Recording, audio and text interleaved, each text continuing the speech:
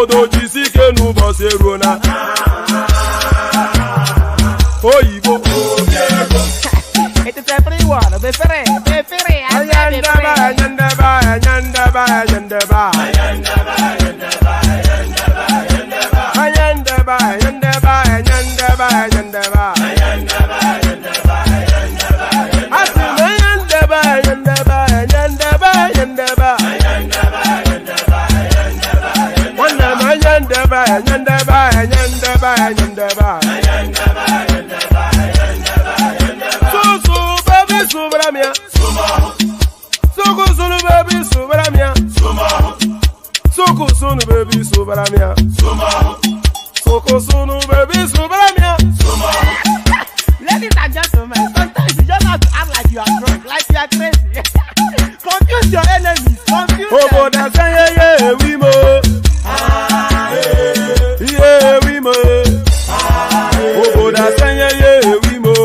Asai got one to go, here, dear Google.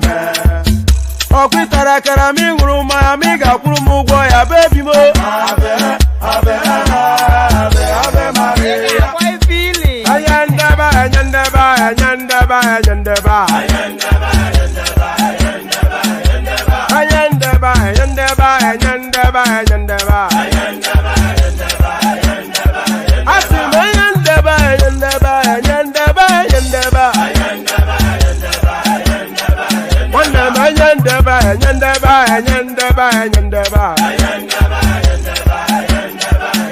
so baby subramia soko sunu baby subramia soko sunu baby subramia soko sunu baby subramia ase kwa nefo jabanye si akuna nyeze bamkambasi ozo. Since I was born, but now I am getting youth. Akuna mota akuna koga. You know, I have been decoding what that music is actually saying somewhat, and there's somewhat of a lewd undertone to it. Lewd, L-E-W-D, lewd. There's, that's what I'm being led to believe, that there's somewhat of a lewd undertone to it. So I'm not quite sure, but we'll still ride with it because it's not the signature tune of the platform. So there it is. Since I was born, and now that I'm getting old, da ba da da ba da da ba da da ba da. So whatever it is I said. So all in agreement with that.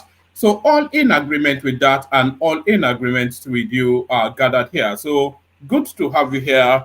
Good to be in your company. And how are you? So there it is. Good to have you here. Good to be in your company. And how are you? I hope you've had a wonderful day. So the weekend now in the full throes of it. So you know, there's this culture. You see, I'm having to drink this thing, but the what pops out has broken off. So let me just remove that. Yeah, it's water. Yeah.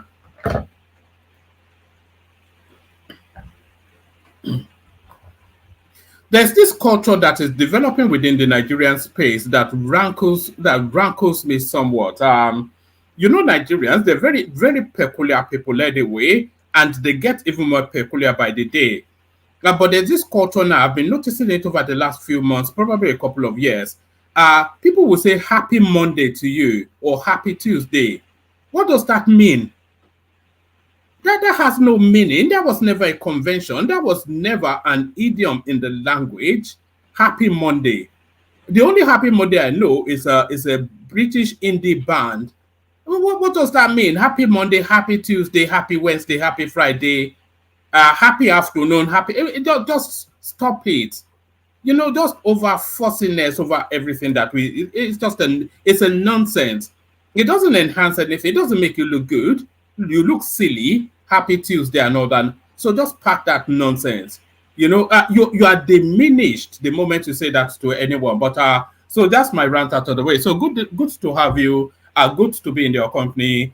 And how are you? So how are you? The usual protocol, click on the like button just as soon as you're coming in. Subscribe if you haven't done that already. Hyperlink that says StreamYard invites you into the studio. And there is a $sign at the bottom of the screen that invites you to tip in the direction of the platform. So do all of that. So those are 4 sequence of events. Click on like. If you are not already subscribed, click on subscribe. If you want to come and join the conversation, click on the hyperlink that says StreamYard, and really to acknowledge just in the direction of the platform. If you want to donate to the platform, click on the $sign and empty the contents of your wallet in there. So all of those.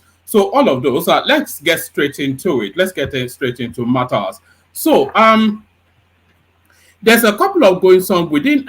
Before I even bring this up, it seems suddenly that cement has become the metric by which we are measuring the Nigerian economy. I don't know quite how that has happened, but everybody is now chasing the price of cement up and down the streets of Nigeria and alarming and screeching and howling at the moon that look, oh, it is now 10,000 naira. When I thought the measure of the metric of measure of the Nigerian economy was Gari.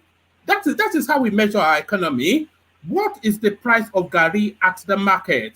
And from that, you get a good temperature of the economy. And then they're screeching and squealing from Abuja to Abakaliki. Hey, oh, look at it has hit 19,000 naira in Sokoto. But get lost. Have you fed first before you are buying cement? Go and feed yourself first, and then enhance your skills, and then you wouldn't concern yourselves about the price of cement. Screeching and squealing all over the nation. Look, what's all this nonsense? Nonsense, but that nonsense now has gotten to the higher echelons of society, and it looks as though the foremost address in the country is looking to take steps in that direction. Federal government summons manufacturers over rising cost of cement. So, federal government summons manufacturers over rising cost of our cement.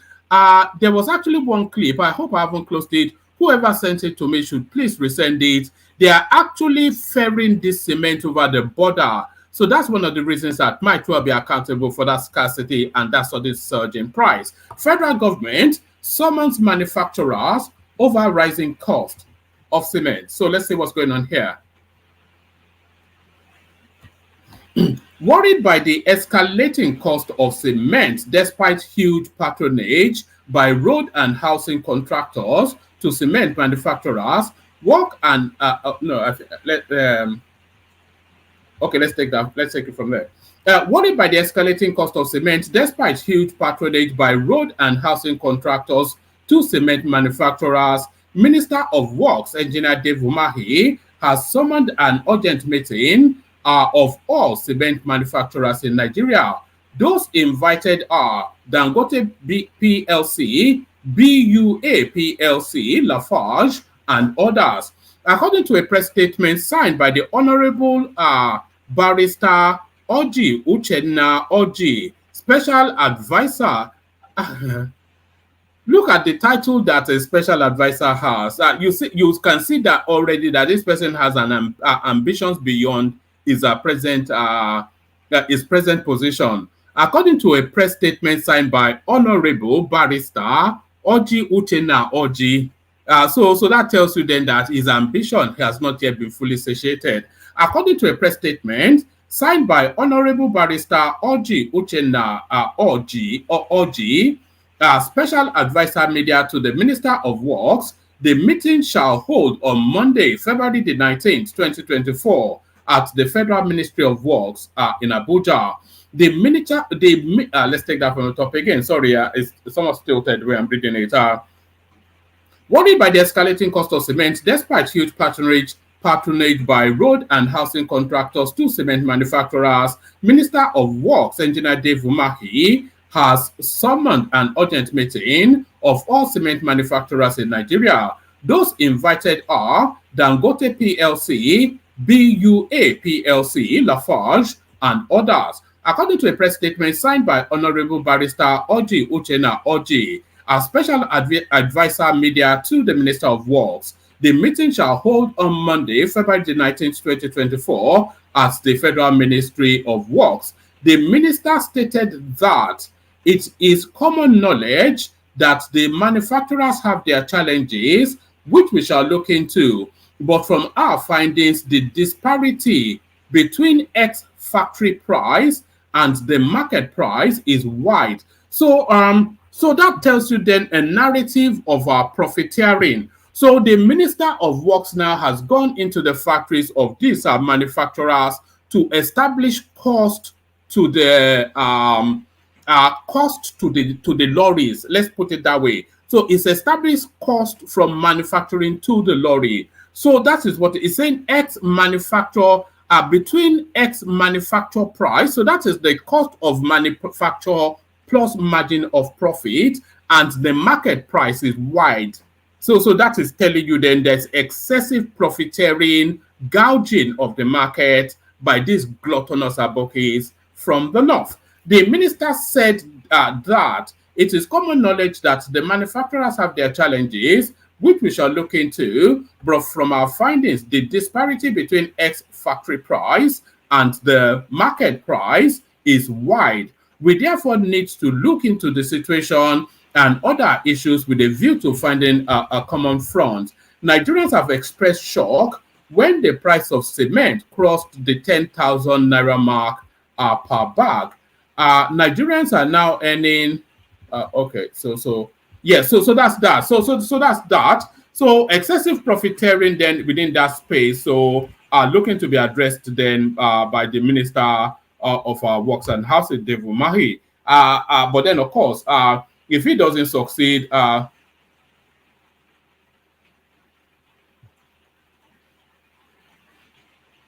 sorry, can people hear me? Dewale is telling me that he cannot hear me. Sorry, Bishop, can you hear me? Can people indicate that they can't hear me? Yeah, very, very loud and clear. All right, brilliant. Let me put you to the back again. Thank you, Bishop. So yeah, let me go back to the next story. Investors show confidence in Nigeria as foreign capital rises by 66.27% in Q4. So this is good news for Nigerians, bad news for the obedience, I suspect. Nigeria witnessed a significant uptick in capital inflow, marking a 66.27% surge when juxtaposed with figures from the third quarter of 2023. The numbers rose from a previous $654 million in Q3 2023 to $1 billion and $1 billion $900 million in $1.09 billion. Let me put it that way. In the final quarter of the year, signaling a robust recovery and a positive response to the economic strategies President Bola Tinubu's administration deployed to enhance the nation's investment appeal. So there it is right there. It is working. It is working, and it is working in record rapid time as well. If you're looking at the turnaround, what Tinubu is turning around is wrought from 1960 till 2023, and is doing that in 9 months. So I'm not quite sure if that guy is not a magic man. Nigeria witnessed a significant uptick in capital inflow, marking a 66.27% surge when juxtaposed with figures from the third quarter of 2023. The numbers rose from a previous $654 million in Q3 2023 to $1.09 billion in the final quarter of the year, signaling a robust recovery and a positive response to the economic strategies President Bola Tinubu's administration deployed to enhance the nation's investment appeal. As documented in the recent report by the National Bureau of Statistics, this rejuvenation in capital importation underscores the effectiveness of governmental policies and highlights a year-on-year growth. Comparatively, the Q4 2023 figures slightly surpassed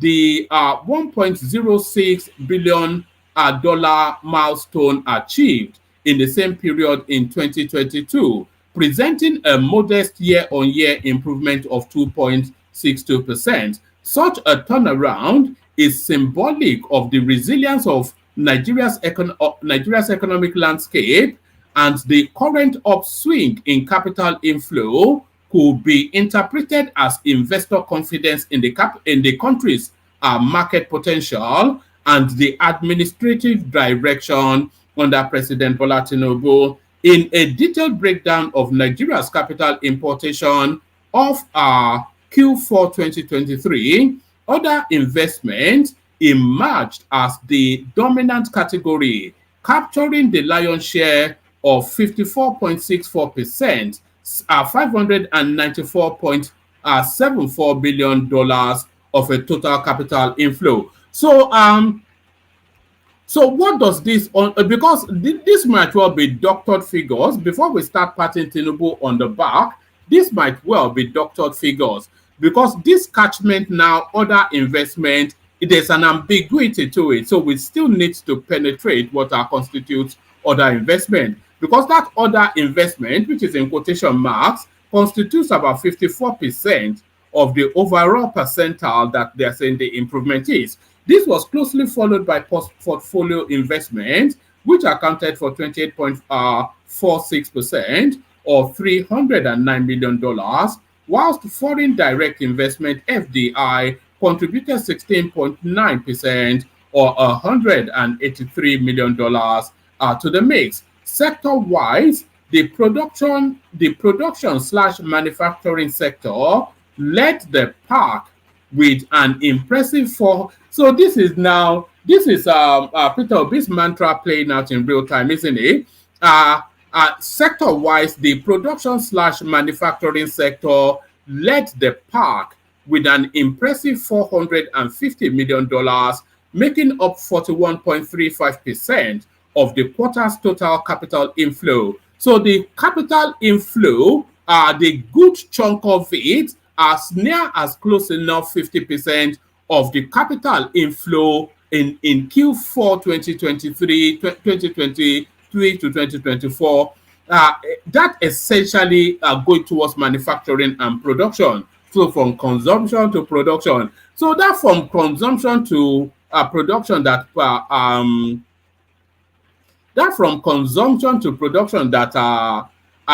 Peter Obi was gnashing at the teeth over for however long. That's just pedestrian stuff, by the way. I think anybody with an IQ 1 digit and above, that's just pedestrian stuff. There's no such thing as from you need to you improved productivity enhances the market, which encompasses manufacturing, service providing. There are people, there are IT specialists that are digital nomads living in Nigeria, contracting globally. So that's a form of it. So it's more complex than just pedestrian low level yam and red oil from. So it's more complex than that. Sector wise, the production and manufacturing sector led the pack with an impressive $450 million, making up 41.35% of the quarter's total capital inflow. The banking sector followed suit, securing $283 million or 26.03% of the investment, with the financing sector. Origin of the foreign capital. During the observed period, the bulk of Nigeria's capital importation was significantly influenced by investment from the United Kingdom. So it's the UK now that is showing that confidence now in the Nigerian economy. And the UK are always the first movers, by the way, because there's nobody on this planet that knows where why profit is more than an Englishman. Forget the Americans, so they know it is. During the observed period, the bulk of Nigeria's capital importation was significantly influenced by investment from the United Kingdom. This led the chart with a contribution of $267 million, representing 24.55% share of the total inflow. Mauritius.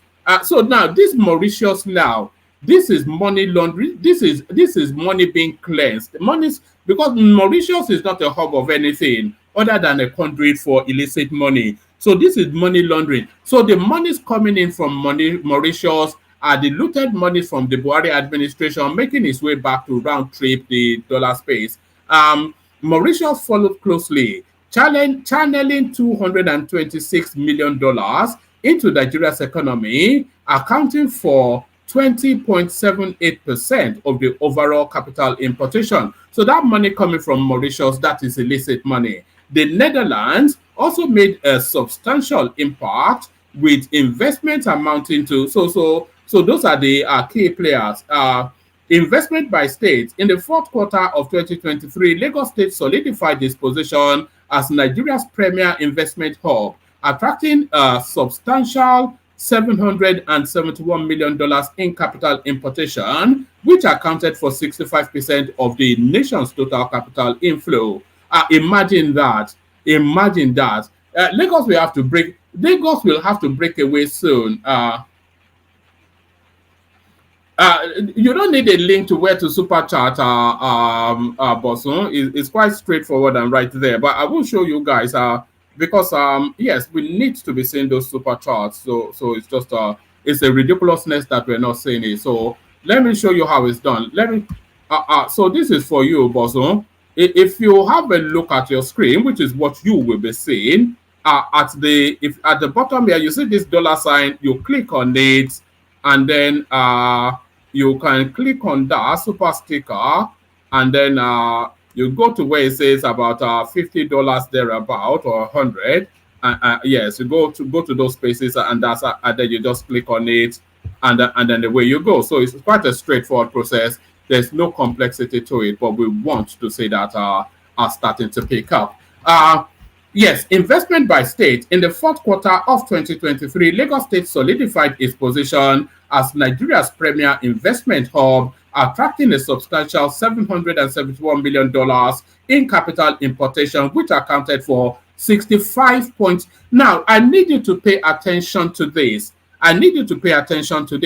Of the capital inflow in Q4 2023 that came into the totality of Nigeria, Lagos State, the ones that came into Lagos State accounts for 65.38%. So pause for a moment. We have 36 states in Nigeria plus the FCT, but Lagos alone. So essentially, Lagos is the beacon that draws in money into the Nigerian firmament. So they said, what was the figure they said? They said they got about $1.something billion in capital inflow from that particular catchment space.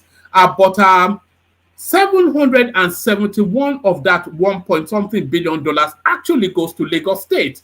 So do you see, remove Lagos and Nigeria collapses. That's just essentially what it is, in spite of whatever it is that the Malams have looted. So there it is. In the fourth quarter of let's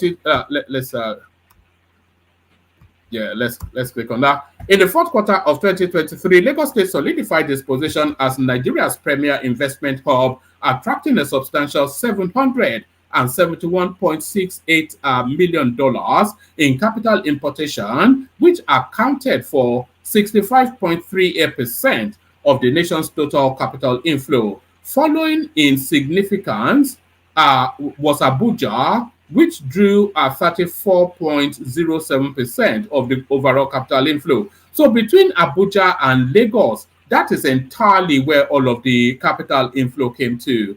River State also featured in the investment map, albeit with a modest sum of $6 million, making 0.55% of the total capital imported into Nigeria. So there it is. This makes for quite interesting reading. Makes for quite interesting reading. This is the one that I was telling you about earlier on.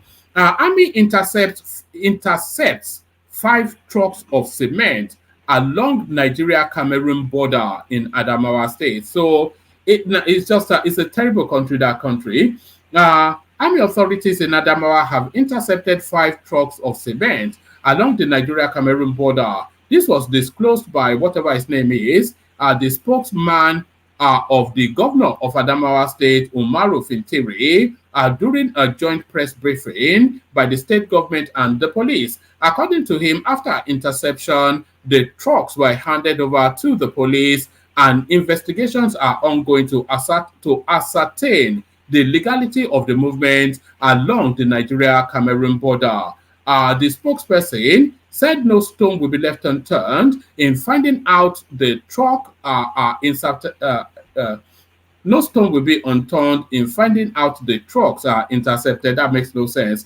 This development is part of efforts by Adamawa State government under the governor of whatever his name is, to fight against economic saboteurs aimed at reducing the hardship the people are going through. So that's just it's just a myriad of problems within the Nigerian state. A myriad of problems within the Nigerian state. But this now next headline is just as predictable gets. You all know what they are like over there. Once they've drunk their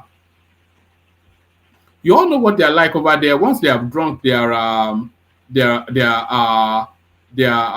sapele water. What am I talking about? It is this. Confusion rocks. It's not on the screen. Yes, confusion rocks Edo APC as two candidates emerge as governorship candidates. So only in Edo State, you go hear more and all of that kind of behavior. Two aspirants emerged as the Edo State All Progressive Congress governorship candidates after the party's primary polls conducted on Saturday in preparation for the September election. Imo Governor Hope Uzodinma, who chairs the party's committee for Edo, pronounced Dennis Idahosa the winner, scoring 4,483, whilst Gideon Ikini came second with 700 votes. Also, something Uzuamaka, the state returning officer, announced Senator Monday Okpagbolo as the duly elected winner of the primary, scoring 12,145 votes, whilst Mr. Idahosa scored 5,536. Mr. Uzuamoka said the Imo governor's position as committee head was merely ceremonial and had no power to support or thwart the legitimacy of an elected candidate. But Mr. Uzodinma insists that his declaration of Mr. Idahosa as the victor was valid, even though the coalition center was attacked by thugs who scattered and destroyed the chairs and tables at the GRA venue, leading to election officials having to move to another venue. APC at the national level threw its weight behind Mr. Uzodinma, saying only Mr. Idahosa will be recognized as the party's flag bearer. So how to lose an election 101? This is just what they do in already. They are just going to lose that election, and the Labour Party is already threatening the mainstream in Edo State, and they are still back to the traditional ways of sending thugs to go and disrupt our party primaries, and then declaring by fiat as somebody that is not the will of the caucus that is meant to select or elect.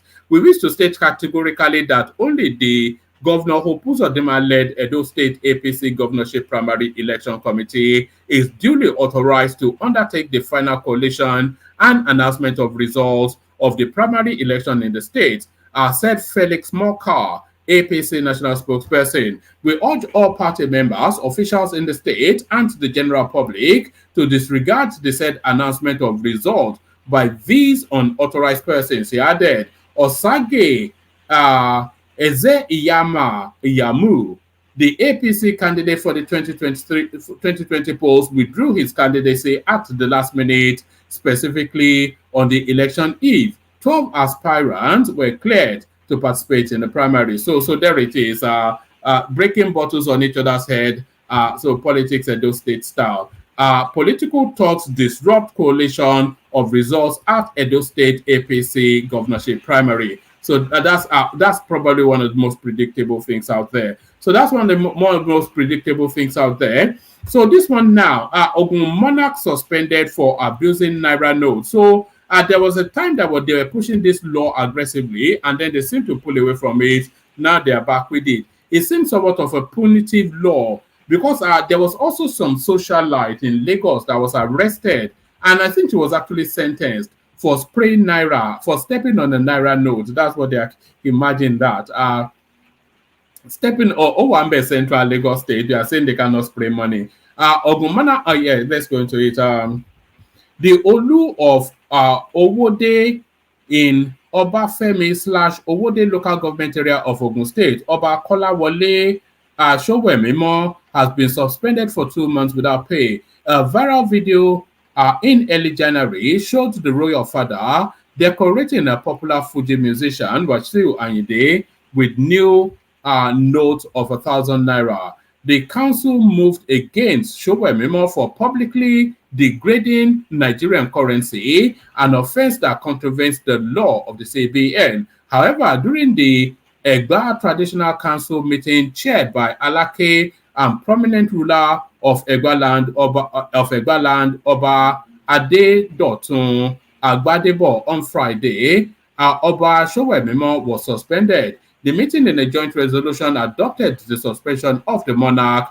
following the recommendation of his ethics committee, which declared that during the period of his suspension, he should not parade himself as a traditional ruler. It was further gathered that the resolution emphasized that Sowemimo should not be invited or seen at any government or public function as a traditional ruler, and for 3 months should not receive any payment. The chairman of a 3-member, so this goes deeper than him just spraying money at Fuji Reggae. So they've been eyeing him up to set him up. So he has offended beyond he has offended beyond they are just using this as a portal because this seems somewhat excessive. He did not kill anybody, he did not rob anybody. Right, the chairman of the 3-member ethics committee of the Egba Traditional Council, Oba Saka Mate Milola, who read the report of the committee, said the committee came to its decision after examining the viral video in which Sowemimo breached the ethics of a Yoruba traditional institution by defacing the Nigerian currency. So they set the precedence or the precedence for this with this guy now. So they now have to follow through. And you know how much the Yoruba Obas, how much they lost after Owambe. So the next one now from that council that goes as spraying the Naira note, he now has to be following it's the same fate as this guy. The committee chairman, who is the Olowu of Owu, said findings revealed that the embattled traditional ruler was seen holding strewn Naira as a bead and hanging it on to the neck of a musician in public. So how is that quite a crime? The chairman added that a lot of public condemnation of the act inundated the council with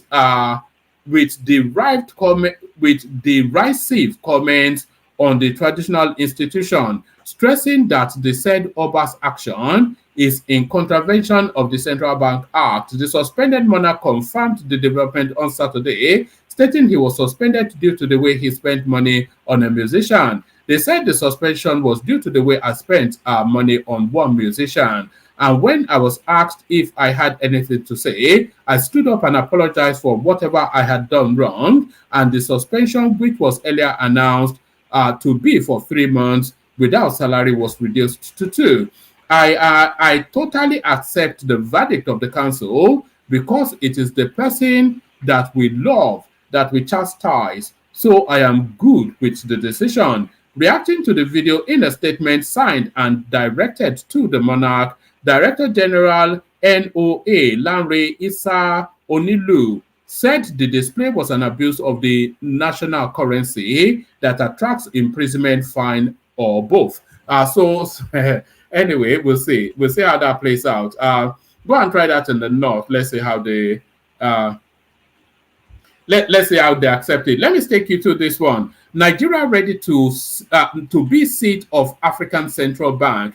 So this is an idea whose time has long come, and the time is now. There should really be a centralized African bank, and it can only there are only 2 spaces that it can be, either in Ethiopia or in Nigeria, because traditionally Africa goes to Ethiopia, but I think Nigeria being the financial hub of President Bola Tinubu says Nigeria is ready to host the African Central Bank in line with the vision of the Abuja Treaty. He said this at the 37th ordinary session of the Assembly Heads of State and Government of the African Union in Addis Ababa, Ethiopia, on Saturday. The president said his administration would engage the African Union Commission in collaboration with member states to ensure that the bank takes off as scheduled in 2028. So that will be in his second term. With the North, Tinubu said that Africa's success in addressing its challenges hinges on the firmness of its resolution are built on a foundation of deep-rooted solidarity if it is to avoid perpetuating existing problems and creating new ones. As a continent and as individual nations, we face strong headwinds and difficult hurdles threatening to complicate our mission to bring qualitative democratic governance and economic development to our people. Many of these obstacles, so it goes on and on. I actually have a clip of his speech. We'll see if we can listen to that or not. We'll see if we can.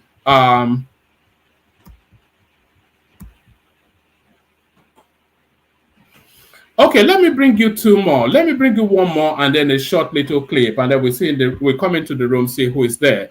To this one now, Africa's booming business opportunities. So what are they?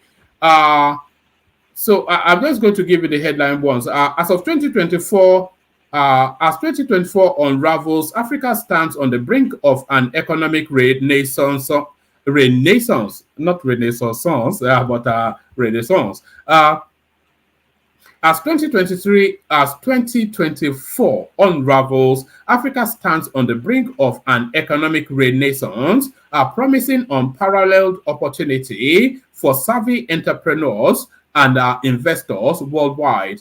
With a dynamic blend of technology, innovation, youthful demographics, and policy reforms, the continent is poised to redefine its role in the global market. So renewable energy takes center stage. So renewable energy, agri-tech, sowing the seed of innovation, fintech, bridging the financial divide, e-commerce, the digital market booms, healthcare and health tech, a vision of universal access, education and edutech, unlocking potential, infrastructure and tourism, building the future, manufacturing and tech innovation, the new frontier, the road ahead.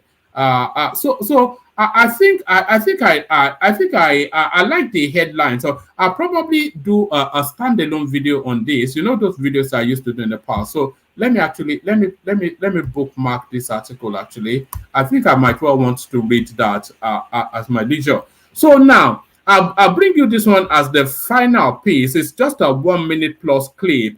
So the Alaba market has now been moved. Not the Alaba market, though. I think the Alaba market is going to be moved anytime soon anyway. So that should give the obedience something else to crow over. But in this instance, the computer village market. So it says breaking Lagos state government to relocate computer village from Ikeja to Katangora in Abule Egba. So when I first saw Katangora, I wondered if it was somewhere in Adamawa, but it's in Abule Egba. So now let's now hear why all this is taking place. So let's listen to this. We are trying to reorganize all our markets. I'll give you an example. So in Ikeja, we have the computer village. You know, the computer village is being relocated. So we're relocating them to Katangwa. You are something. So it's not just the computer village alone. There are other activities that will happen in the Katangwa market. You know, in the next coming weeks, you will see government efforts on Katangwa. So we're moving those people who seem to be on the road in Ikeja, also obstructing traffic, into a proper market, big enough with all the services, including creche for their children, even schools, playgrounds, mosques, churches, and some accommodation and hotel facilities. There are some storage rooms, warehouses, you know, so we're trying to do things in a proper way. So we are working on all of these things to make sure that we regenerate, we redevelop, we renovate, we conserve, we conserve, you know, anything that we need to do in terms of the terminologies that we have in urban development will be put to play in Lagos in a way that you are going to have a greater Lagos rising. All right, so there it is. I think they're trying to clear out that Ikeja space. Don't be surprised if they relocate the don't be surprised if they relocate the airport as well. So don't be surprised. Plenty of room in the studio, by the way. if you want to come and join, click on the hyperlink that says StreamYard. You'll have the window of the Kegite music to do that. So I'll play the Kegite, and then hopefully by the time I come back, the room has populated. But first, the Kegite. Only water, where they see my water. Oh yes, water. Only water, where they see my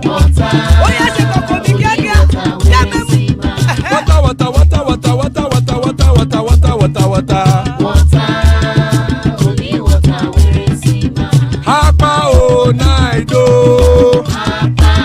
Hapa oh naido. Hapa you don't come oh.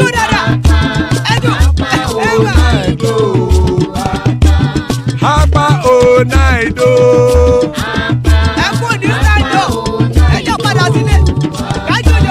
Oro keke elemu ye o. Ide shodi ya keke elemu re o. Bobby master keke elemu re o. Chifu Waila ti keke elemu re o. Eruku lele elemu de.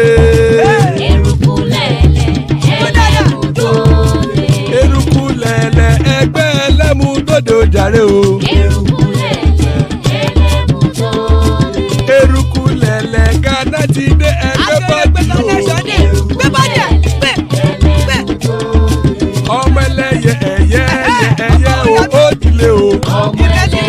Oduyẹla ẹyẹ o odile o.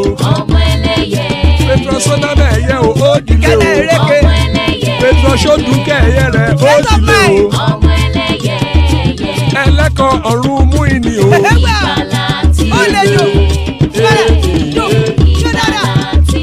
Àkùkọ ọ̀run mẹ́kọ̀.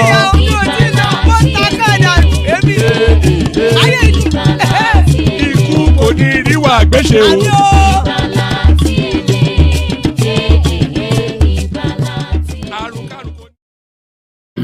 And there it is right there.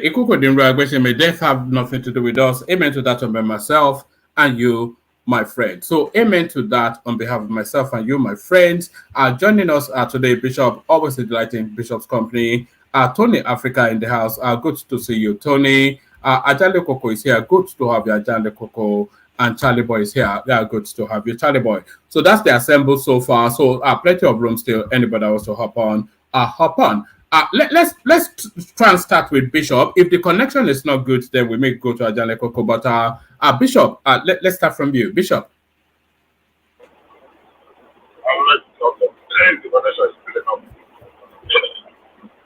Yes, yeah, we can hear you. I think it's always the Bluetooth, isn't it? But let's go with it. Let's go with it. Let me start you off from the space. Then this push to have the African Central Bank situated in Nigeria. So I kind of think of another place that best fits. We have the biggest economy, the most entrepreneurial of people, and the most active business space. So certainly it should be in Nigeria, but I'm even surprised that there's not an African central bank already, Bishop. Well, let me start by saying good evening, everyone. Please bear with me. I'm emotional as usual. I'm emotional as usual. Well, it's not going to be handed over to Nigeria on a platter of gold, especially considering the number of Nigerians that are presently actively engaged in the global art of the market in Nigeria. So other people who want to give Nigeria a run for it, do we deserve it? Yes, so does other people. Is it really long economy? Of course, we should have had it like years ago. But you remember every attempt to bring a stronger African Union from when Africa countries metamorphosed from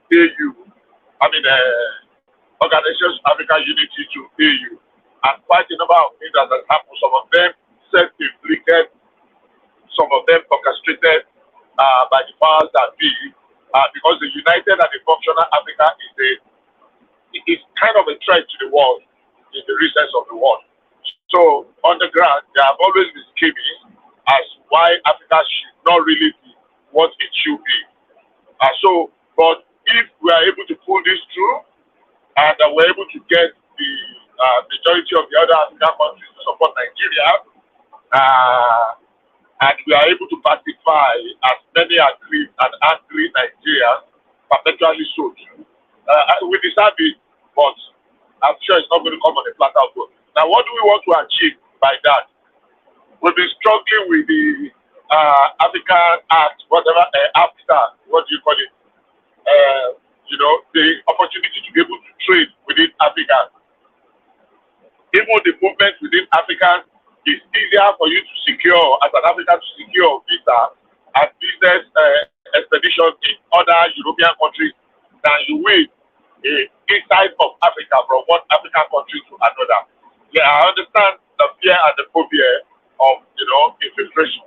But truth is this, yes, it's a welcome development, it is long overdue, and we need to work for it, because it's never going to be handed over to Nigeria on a platter of gold or silver as it used to be. When it comes to discussing the merits and the demerits, what are the functions, what are the things we are going to be laid on the table, what do we really want to achieve with that, then it's a completely different thing. But it is very necessary, and it's a welcome development. Thank you. All right, brilliant. Let me take you to this space, Bishop. It is disturbing but not surprising, because this is what we know this space for. Confusion rocks Edo APC as two candidates emerge as governorship candidates. So this is just typical of that Edo State sort of type of politics. What are you making of the goings on then in Edo State? Well, they've never really managed Edo well after Oshiomhole, both at the party level and at the state level. And that's a fact. And it's very contentious now. So I really don't think APC must win Edo State. Whoever is going to bring good governance, I don't know those two gentlemen. I only know in the Hausa. But when I first heard in the Hausa, I thought it was in the Hausa West in the Hausa, who was the former House of Rep member, also Honorable West. I know that.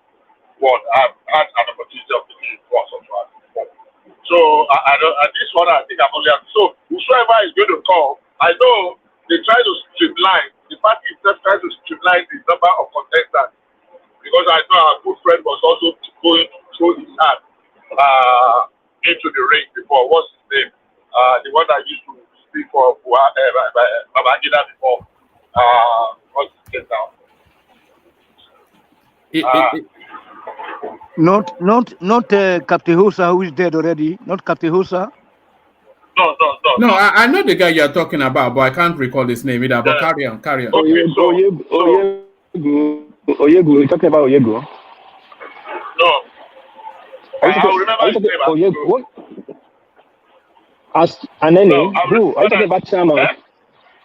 Are you talking about former Babangida? But let's not get hung up on the name. If you can't, I know. Former Babangida waiting. Former Babangida what? Spokesperson.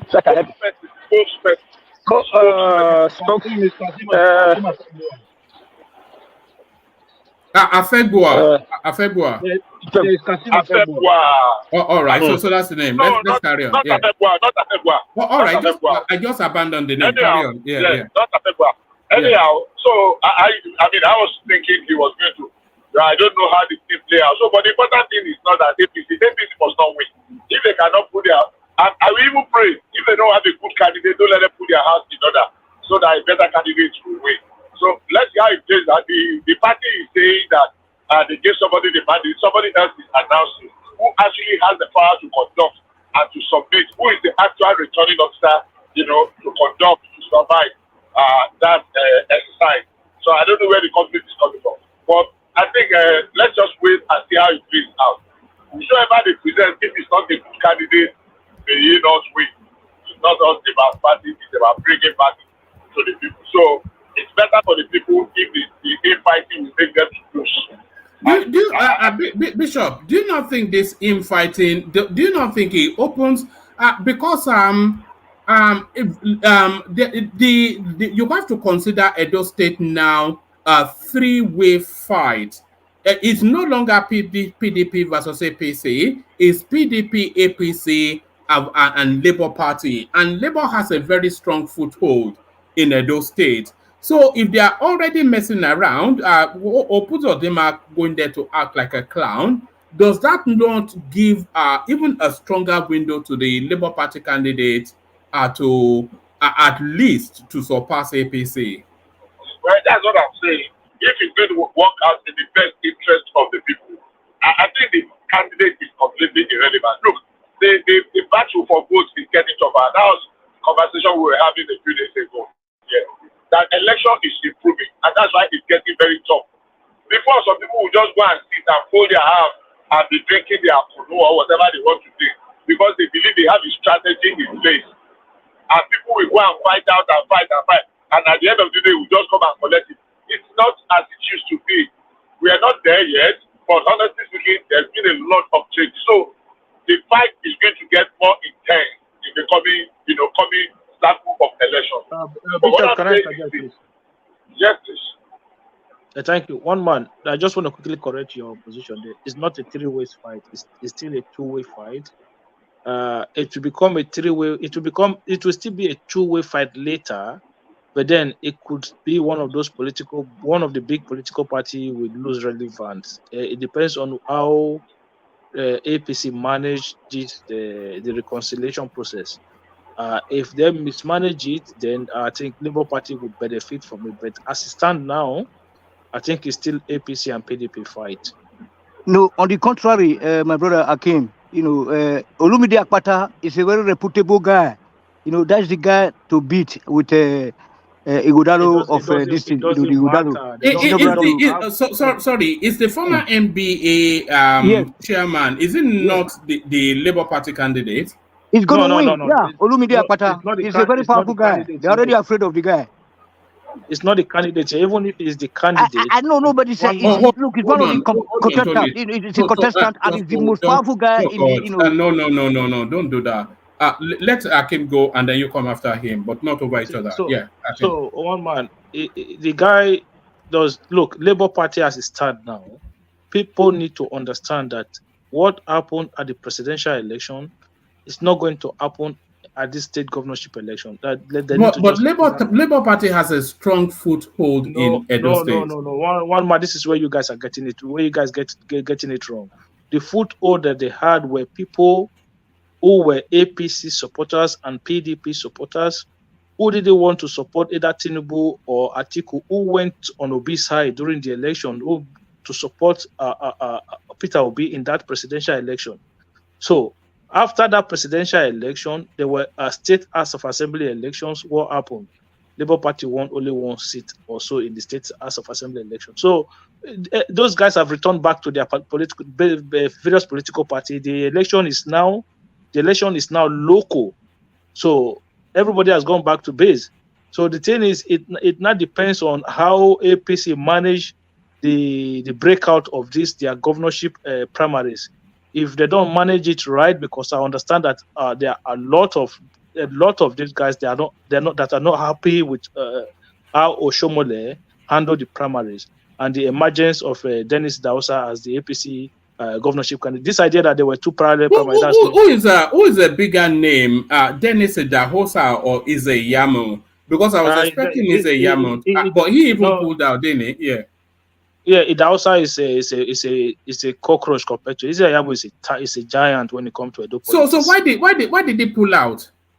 Yeah, but because Oshomole was not ready to give him the ticket. Oshomole, don't forget that all of these things is coming from the National Working Committee. So it doesn't matter as long as Oshomole is there. He is the leader of the party, and whatever he says goes. So he has chosen Dennis Idahosa for a while now, and those guys were trying to battle it out with him. But these results are not it's not like they hold the primaries, and the primaries is really. They really count the result. They wrote the result and they just came to announce the result. So these guys are not happy. Ize Yamu, not just Ize Yamu, you have someone like Clem Agba as well, who was a former minister for budget and budget planning during the Buhari. But in my opinion, they had better candidates than the person that they ended up choosing. APC were like who is PDP presenting? I think that PDP are going. They're definitely. I think there's 100% going to be Aswa Igodalo. Igodalo is it the deputy to? So they are going to bypass the deputy to. Yeah, of course. Shabu is not there, man. It's going to be Aswa Igodalo. And the problem with APC right now is that they've chosen a candidate from Edo South. Obaseki is from Edo South. You know, I don't think it's going to bode well for them, because people are going to play sentiment and people are going to say, look, fairness, equity, all of those things are going to come into play when that time comes. And I don't know how Oshomole is managing this. I think, in my opinion, I think he's got it all wrong again. You know, when they just have this stubborn head to do whatever that pleases them, I don't know how he ended up with and they are saying the Olumide something from Labour Party. He's not a contender.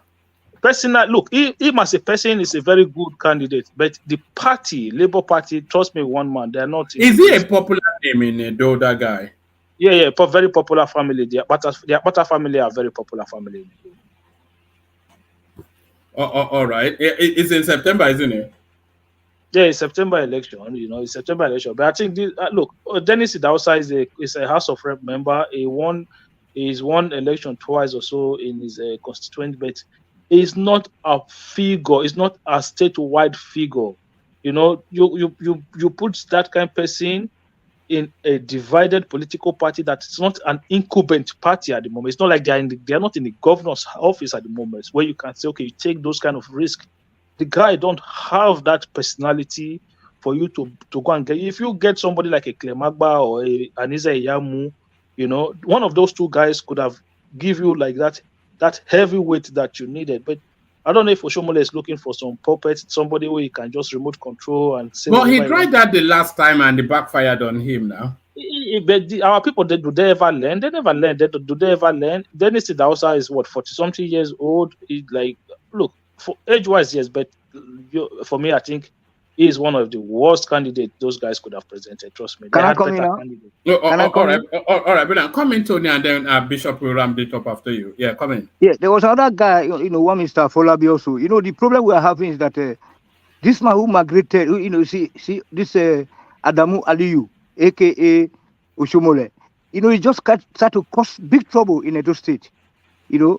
So that is why we are saying that the Yoruba people are the most civilized people in Nigeria space. Do you know that there's big problem, you know, that people are saying that, okay, the mother of, Igodalo is from Ibadan, and the other one is from, even Ambrosali's mother is also from Ondo State. But they don't, look at the way the Jebus, the Egbas, the Oyos, they just kind of like unite together. Our people don't unite, you know, they don't unite. So the problem is that this Olumide, you know, Akpata is a very nice guy.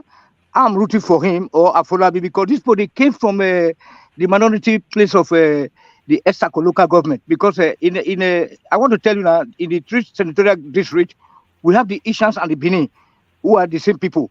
Then we have Akoko Edo, who are Yoruba, 100%. You know, and then they went you know, put them together in the same senatorial zone with all these Hausas, all these Harunas, you know, Buba, Baradimas. You know, like Adamu Aliyu, like who is known as a Shomole. That's why the complication is there. People of Akoko Edo and all one local government, like Sobe. Have you heard of Sobe? You know, woman Sobe. No. Okay, no, but Bishop, we know that Bishop. You know, Sobe people also, they are 100% Yorubas. Then in all one local government, you also have some Yoruba. If you go to Benin City, you have Yorubas. So you know, Yoruba speaking tribes. You go to Usen. You know, around the Ovia local government before, you know, Okada, all right. Have Yoruba there. So the problem is that who is your candidate here? My candidate? No, yeah, I don't have a candidate. I don't need any election because the country is not ready for an election. You have no state prosecutors to look after the campaign donations and the organizing election, no national census. So, you know, it's just the survival of the fittest. You know what I'm saying? Just survival of the fittest. But I don't want equity, like Ajani Kubiri say. We want to hear some Yoruba names, some Ijo names. Ijo, we have Ijos in Edo State. We have Yorubas in Edo State. We have the Owans and the Sobe people.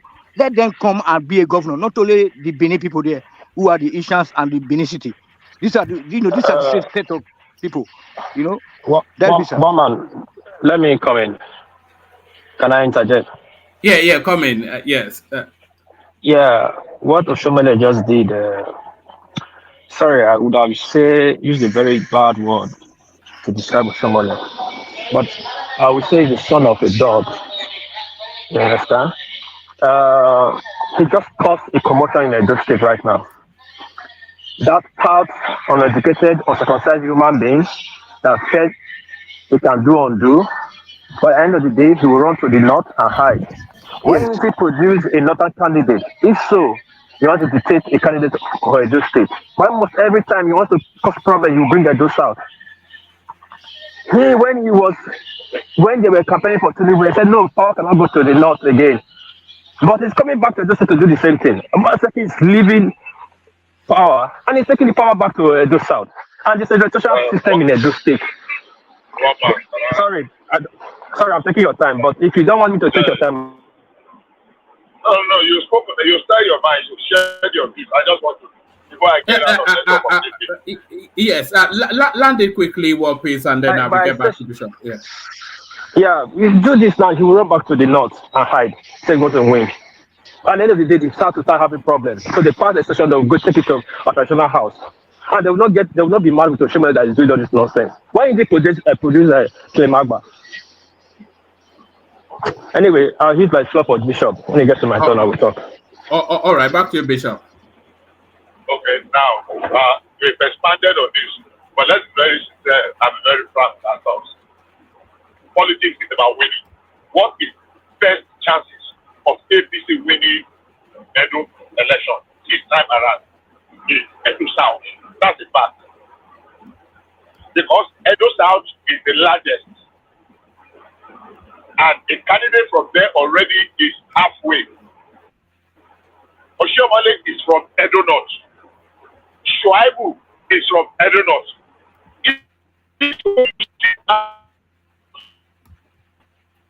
I think you're not getting out of network, Bishop. Yes, let me make him. No, guy, just settle down. Okay. Yeah. Okay. Bishop, I think we lost you. Going back to Oshomole, I mean, I really can't find where you have it. On Eze Yamu, I was praying Eze Yamu will not come out, or if he comes out, they will not pick him. For 2 consecutive elections, they supported Eze Yamu. The day they announced election and after he lost the election, he withdraws into his shell. You never see him participating in party activity, no matter how national or remote it looks. He only waits on the next election to come and throw his hat. That is not how. That's the same thing many people were blaming Atiku from. You cannot just turn yourself to a perennial contender. Now, the idea of it is the turn of the South, it is none of the West, it is none of the East. Look, those are internal arrangements of parties. It does not reduce. That's what PDP were telling us when Atiku needed to run. That look, hey, it is not our party that is there. Our party has only. So this present government is PDP. I don't have a dog in the fight. I don't support any of the candidates. But to demonize Oshomole for strategically laying the cards on the table and see what gives them I'm not saying the best chance, a better chance that will give them a shot at the Dennis Osadebe house is presenting a standard because it will slot it between Apata. I don't think that you see, like you were saying, it's a three-way. I agree with when he said that it's not going to be a three-way thing, really. Honestly speaking, I think at the moment, Olumide Apata is a little bit overrated. And people expect so much. I don't think he will be able to push up. But it all depends on how the other something plays out. If Oshomole can hold the knot, and deliver it, just that fraction is whatever this in the South is going to present that will give them a good fighting chance. So for me, it's about politics, and for politicians, it's about winning. It's not about considering and you now present a weak candidate, and at the end of the day, you just go there to show, to just pass the election. Bishop. Sorry. I know. Sorry, before you land. Even though Oshomole South, even though Central and North produce 100%, and South produce 50%, South will win. Oshomole is inconsequential. Like you know the Edo State election, we control 68% of Edo State, the South. Go and check it. That's what I know now. That's what I just said. Sorry. Let him go. Okay. No, I don't want to chip it this. I don't want to chip it this, Wama, please. Chip it in and then round it up, Bishop, and then we move on. Our king says that all Edo people are his children, that he wants this to go to the central. And you know that we always go with our king. So we go with his direction. Tony, don't be saying things that you don't know. When did you hear that again, Tony? When you say things that you don't know? It's a speculation going. Let me tell you one thing. Hold on. Tony, you cannot do that. No, the political gladiators of Edo State have been concentrated on the Edo Central. Hold on. Chief Nahoro. Abdul Sali, Tony Anini, Tommy Kimi. All right. You know what I say? Yeah. All right. Thank you, Tony. Yes. Tony, you see, Edo, we can draw another Kogi from Edo. It looks like Edo South carries more than about 60% of the total, all the traps are there. No, Tony, it's all right. Let Bishop just round it up. I want to move on from there. In size and consequence, after Edo South is Edo North. Edo Central is except that everybody can come, but will there ever be that agreement? And that was exactly what played out in Kogi. Edo Central is like the Kogi West. You understand what I'm saying? It's just like the Kogi West where, I'm not talking about Edgar. In size and the relevance when it comes to election. But for me, if that time comes, and everybody can look at who is the better candidate that comes with something, because in fairness, no state in Nigeria have gotten their fair share of good governance. Not people do. Some people move the needle, you can see some things, foundation, but when other people come and they don't build on it, and nobody can build a state in 10 years. Talk less for 4 years.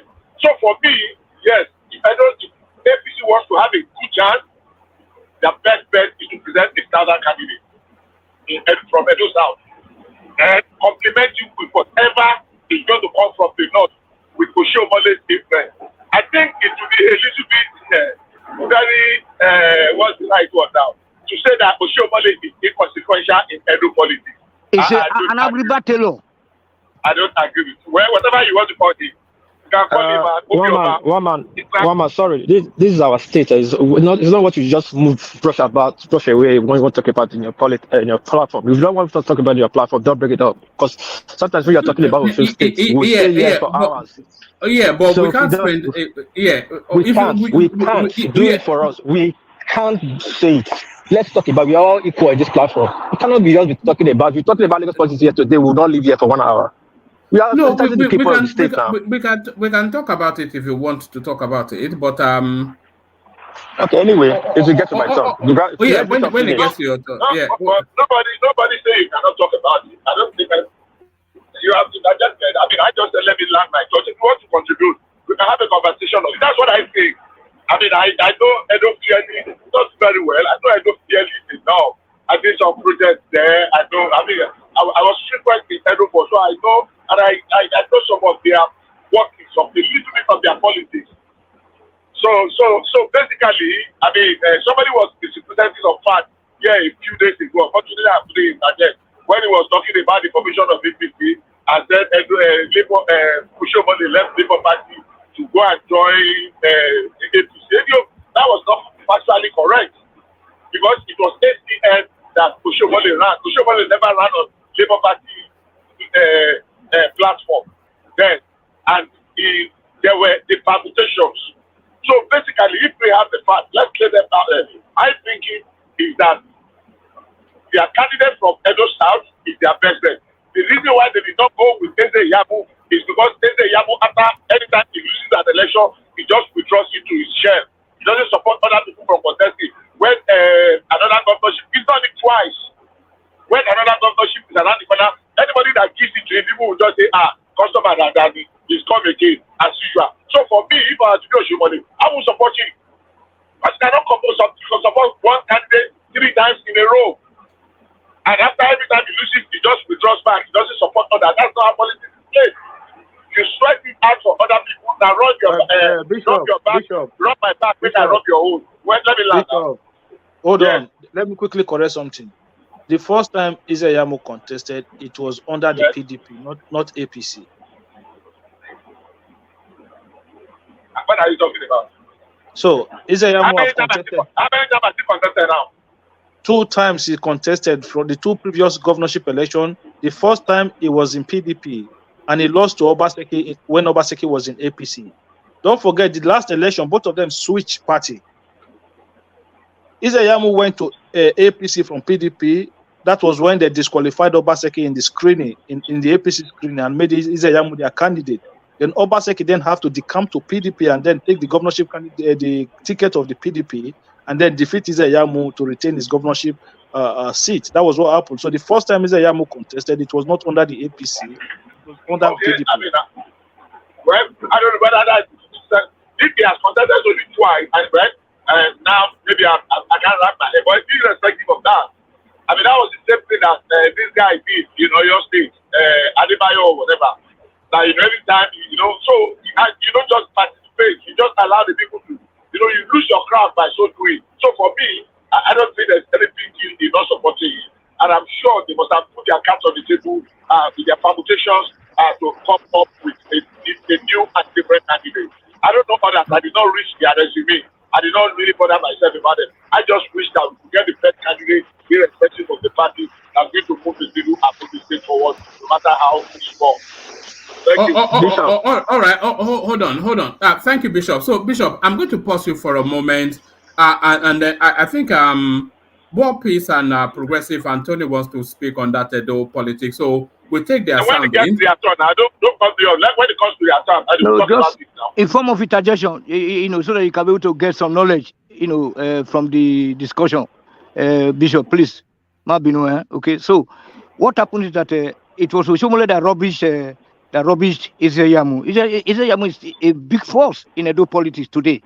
And yesterday he did the needful by withdrawing his candidacy, and then declared for this guy Monday, Mr. Monday Okpewolo. So, and then all the social media supporters of Yamu, they have already switched over to that guy, and they say that guy is stickily rich.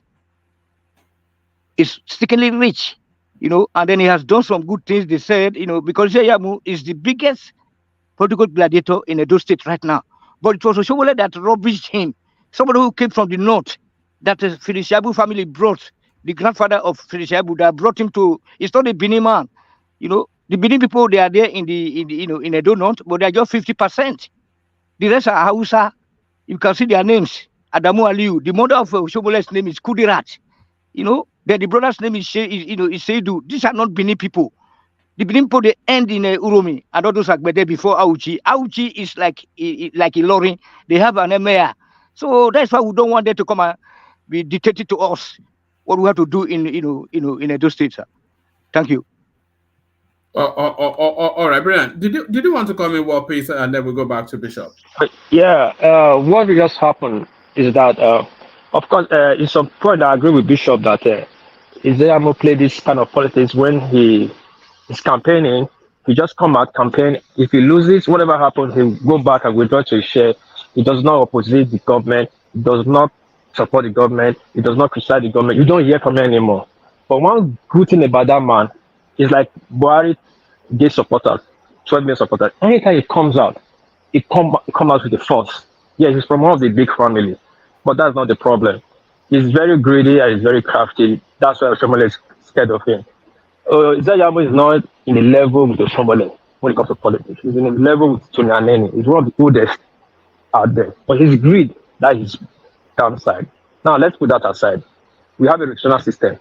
There's a thing we say in Benin, I want now, what you don't want somebody to do to you, don't do it to others. Regardless if the South, the Central and South have some scuffles. You don't politicize it. We rotate it. We have to be fair here. We know APC wants to win election. One APC wants to come back to power. But Edo election is very different from other elections. First of all, people underestimate Edo election. Lagos is just a little bit of vote higher than Edo. Edo have almost 2 million votes ready. 1% voted all the time. So it's a state to reckon with. Not even Port Harcourt. Go and check our past 2 election cycles. We produced almost 800,000 votes, both sides, to 1 million. So it's a big state when it comes to election. Almost everybody is politically, whoever have the awareness. Aware, yes. Voters awareness. Everybody's voting in those states. We're good about this thing. Now, Oshomole cannot dictate who's going to be the next governor in Edo State, regardless. Forget they want to come to power.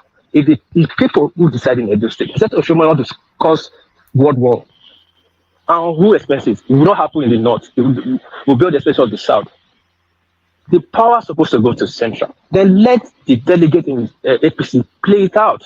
If they decide to give it to somebody from the south, it will be a fair game. That there will be no misfeeling. You don't just come a day before election and announce and say they are giving order that the side must be the governor.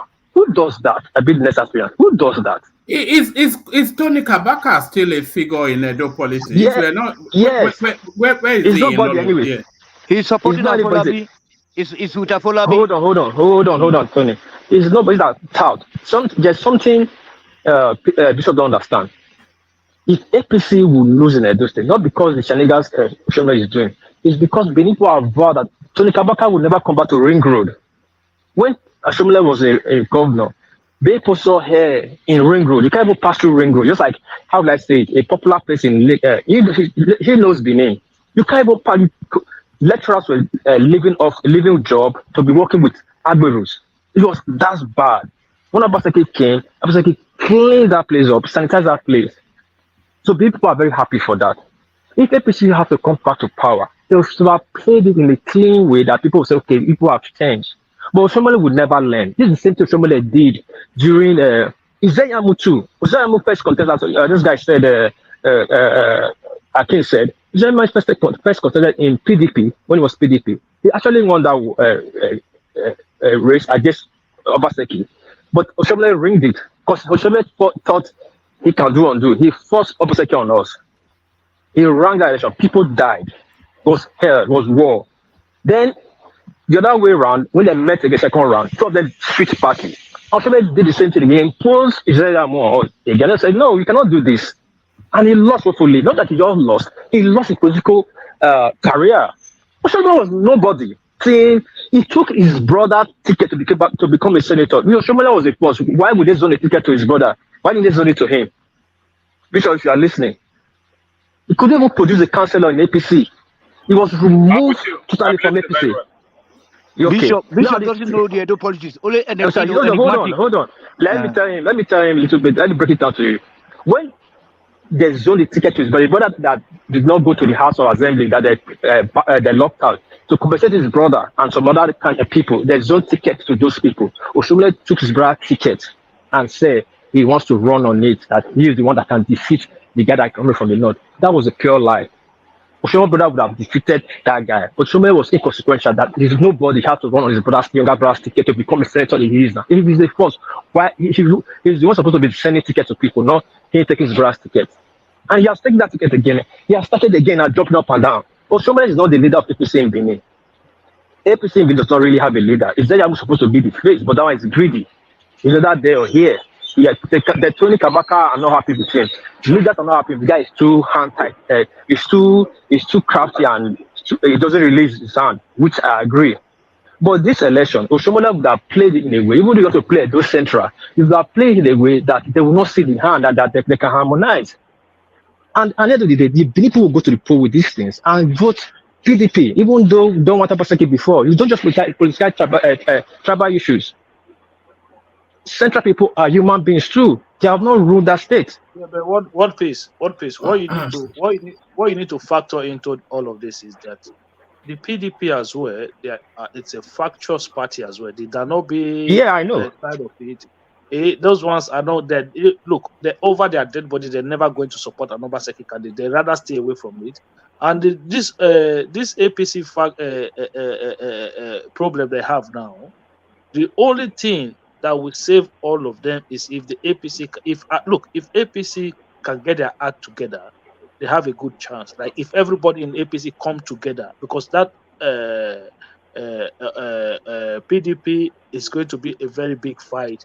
But if APC don't get their act together, I will not rule Labour Party out. That's the truth. If APC do not get their act together, because those guys that would leave, not that they will leave APC, what they will just do is walk on the ground for Labour Party, and you saw how deadly it was at the presidential election.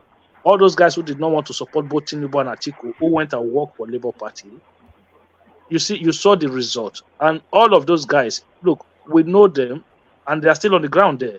Some of them, a lot of them have gone back to their political base, PDP and APC. If it happens again, Labour Party might win the election. We must move on. Just the last tip. No, not the last tip. Akim, you know, Eze Yamu is a very big political force in Edo State, my friend. So, he has collapsed all his supporters now to this guy, Mr. Monday. And that Mr. Monday is a very powerful guy. You know, Tinubu, they said Tinubu love him. You know, everybody love this guy. So, you know, so Eze Yamu collapsing his structure to this guy, my friend. Just go. I know your name is Akim. Probably you are coming from Auchi. That's why you are trying to fight for Oshomole. Oshomole is, it's not an Edo man. Are you on alcohol or something? When did you hear me? I'm smoking cigarette. It's on something stronger than alcohol. It's on Okay. Where did I stand for Oshomole? Let's move to the next topic. All right. Take us to this space. Federal government summons manufacturers over rising cost of cement. So, it's actually Dave Umahi that is leading that space, and he has gone to check from the factory all the way to the loading trailers. He's checked the price, and he's telling us that from the factory, ex-factory, there's too wide a gap between the ex-factory price of cement and the price at the market. And it's alarming that the price should be falling because the government is moving towards cement as a main hub for road construction and all of these things. So what are you then making of this stance now that the government is taking against the price of cement? Okay, number one, I don't think it's the function or responsibility of Dave Umahi to do that. There's a ministry in charge of trade, and there are other agencies of government and parastatals that should be able to look into that. Manufacturing Association of Nigeria and others, chambers of commerce, what have you. So I don't think it is in this place. That's number one. Number two, there's a lot of groundwork that needs to be done. What is going on in our country is two things from my layman point of view. Price gouging, number one. Some people are just taking advantage of the volatile situation. And number two, we are experiencing a lot of hemorrhaging. We believe things are really expensive in Nigeria, which I agree. But our neighbors see a cat in that. A lot of things that we think is really expensive, people are coming to buy it and they are taking them out through the land borders. I'm not even talking of the one that they are freighting through shipping, through air lifting now, because a lot of food is going. So they are taking advantage of that. Can you actually stop people from selling their market for exports? It's not under restriction. I don't think so. I think we need to work hard on increasing our production and making our currency to be stable, so that somebody will not just come with $100 from outside, and the $100 will do the magic of $200,000, because of the current situation we are in. Yes, I say there probably would not be an easy way.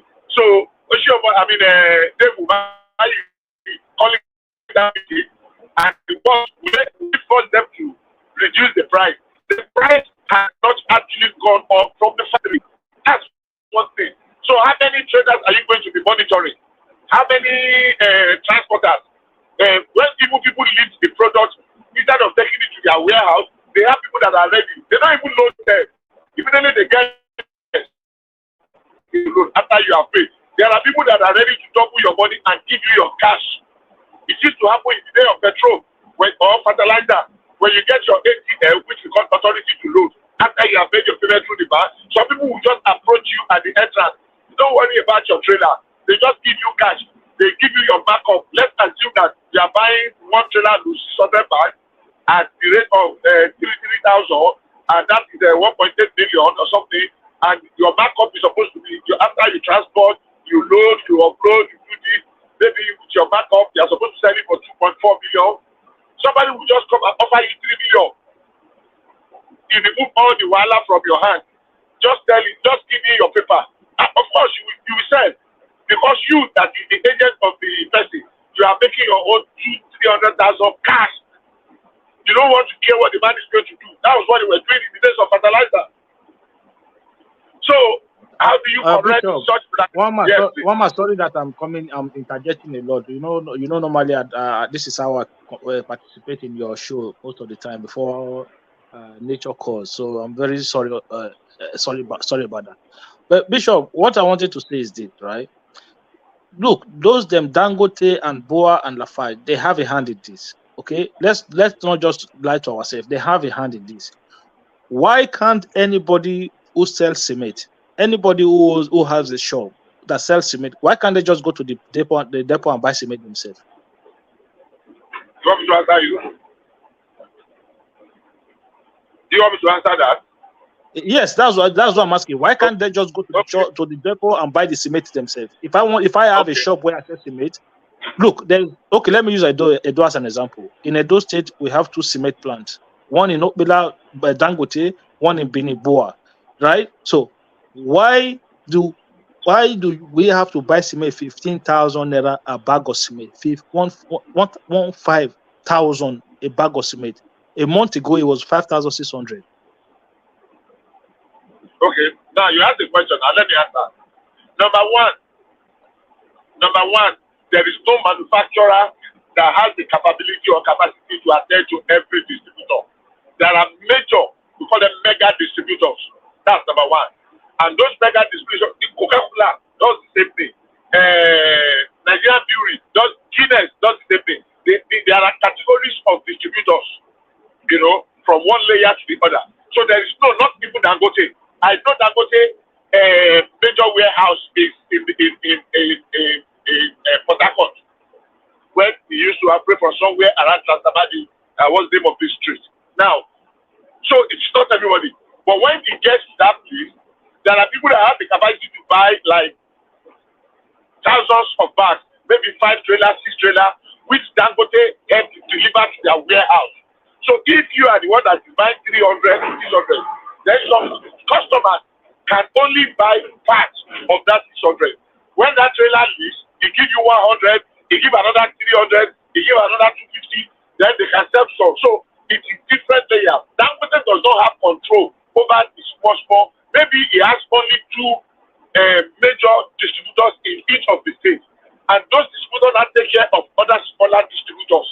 That is how marketing works. There is no marketer in Nigeria that has the capacity to serve every distributor. Both the one that buy 1 trailer and sell it for 1 month, and the one that buy 20 trailer and sell it in 3 days, they are not the same thing. But all of them have their price regime. That at the end of the day, Bishop, Dangote used to do this. Dangote used to supply direct to all retail, everybody that sells cement. I know because I know this for a fact, because I know an Igbo man who used to sell cement in my area, right? This man ordered direct from factory, and they will come and deliver a trailer of cement to the shop. He's not ordering from factory, but you will believe it. Let me tell you, he was not ordering from factory. Okay.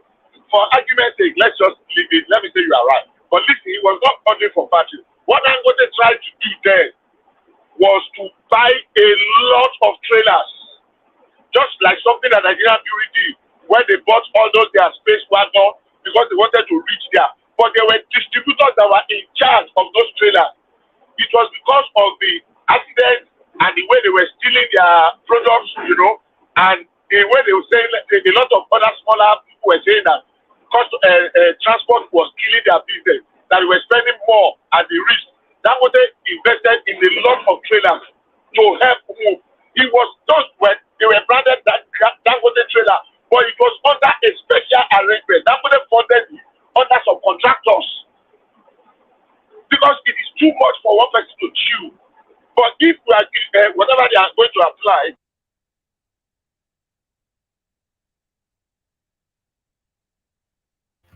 Are you there? Have we lost you? All right. I think we lost him.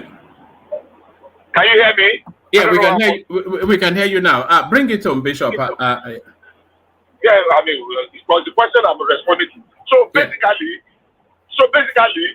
when Dangote tried it, of course, a lot of people still abused it because it's going to be too much. Dangote has plants, then he has major depot. People now move from that depot. He tried to make it easy, but people will know what is going on today. I don't know if it has reached 15,000. If it has, just like one man said in his opening, why suddenly cement is not the yardstick of measuring poverty? I thought we said people were so poor they were not building. That Nigerians are no longer building. There's supposed to be a glut in that market. Immediately it crosses 6,000 or 7,000. People should not be buying. Because you don't build in a hurry. I thought there will be a glut now that nobody will be buying cement. But lo and behold, they are producing more and people are buying it. That has defied logic. Every reasonable logic. Because if it is not carry, that people must buy. Cement is not a must. If I have a project and I have planned my project and the price and that gone like over how many 100%, I will suspend it for now. It's not like I can finish the house tomorrow and I'm moving it. You understand what I'm saying? So, but the cement is cheaper. The cement is cheaper in the foreign countries, neighboring countries of Africa, of West Africa. What the hell are you talking about? That's why the government should come into it. Hold on now. Don't tell me what the hell I'm talking about. Cement is not cheaper in West African countries. Because if it's cheaper, why would somebody come and be buying expensive there and export and go and sell it cheaper? How are we reasoning it? And you seem to have abandoned the people. You seem to have abandoned the people. You are enjoying your USA. Thank you. Bishop, no, it's Tony. Yes. He says Tony was talking. Sorry, Bishop, you are right. For the Akin, those trucks you see, it's not owned by Dangote. If Dangote truck buy somebody today, if you go there, you will find that it's just only Dangote sticker is there. It's not the owner of the truck. Just branded. It's just branded. Yeah, because let me land. Hold on. This headline is for Tony. It says army intercepts 5 trucks of cement along Nigeria-Cameroon border. So that is to tell you then that cement is not cheaper in neighboring countries if they are smoggling cement out of Nigeria into neighboring countries. Okay, I'll quickly touch this. No. Say for Tony. For Tony. So, woman, that is exactly what I was talking about. This people now, Dangote is now taking care of his kings. The kinsmen in the neighboring countries. I'm forgetting us. No. Okay. All right. Okay, please let me respond. One thing I would say, yes, most of the Dangote cement, that is the system you want to use on his controller system, is dealers. It's like 3 or 4 dealers buy all the cement he has. They produce every year. That just will sell to distributors. That's that. But again, why can't the Dangote and Lafayette release the price of cement to everybody just like Coca-Cola do? Everybody does it. And Indomie, they all have a fixed price per pack, but they sell cheaper to the dealers. If you say your cement is Dangote cement is 7.5 as today as TV, then everybody knows it's 7.5. Then they supply to dealers. That's a good idea. Hold on, Bishop. That's a good idea, actually, Tony. If they were publishing... It's what is talking. What pace? Yeah, it doesn't matter. If they were publishing how much the cement was meant to be ex factory, then it will be very difficult. Then people can then argue the markup. So let them publish it. Okay. Let them publish it. One man, please permit me to just interject. Let me answer one piece, really. I beg you. Then we'll have more.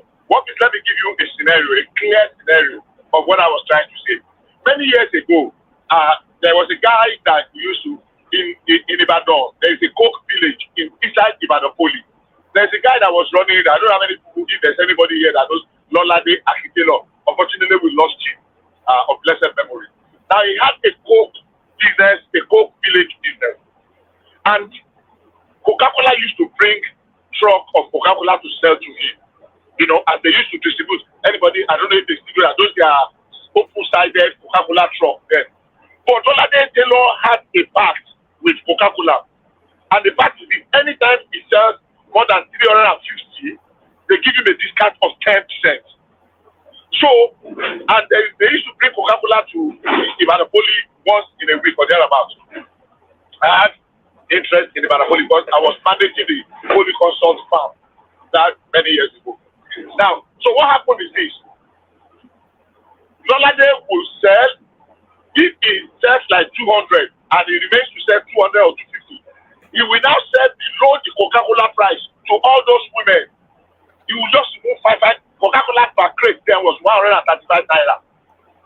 135 naira per crate.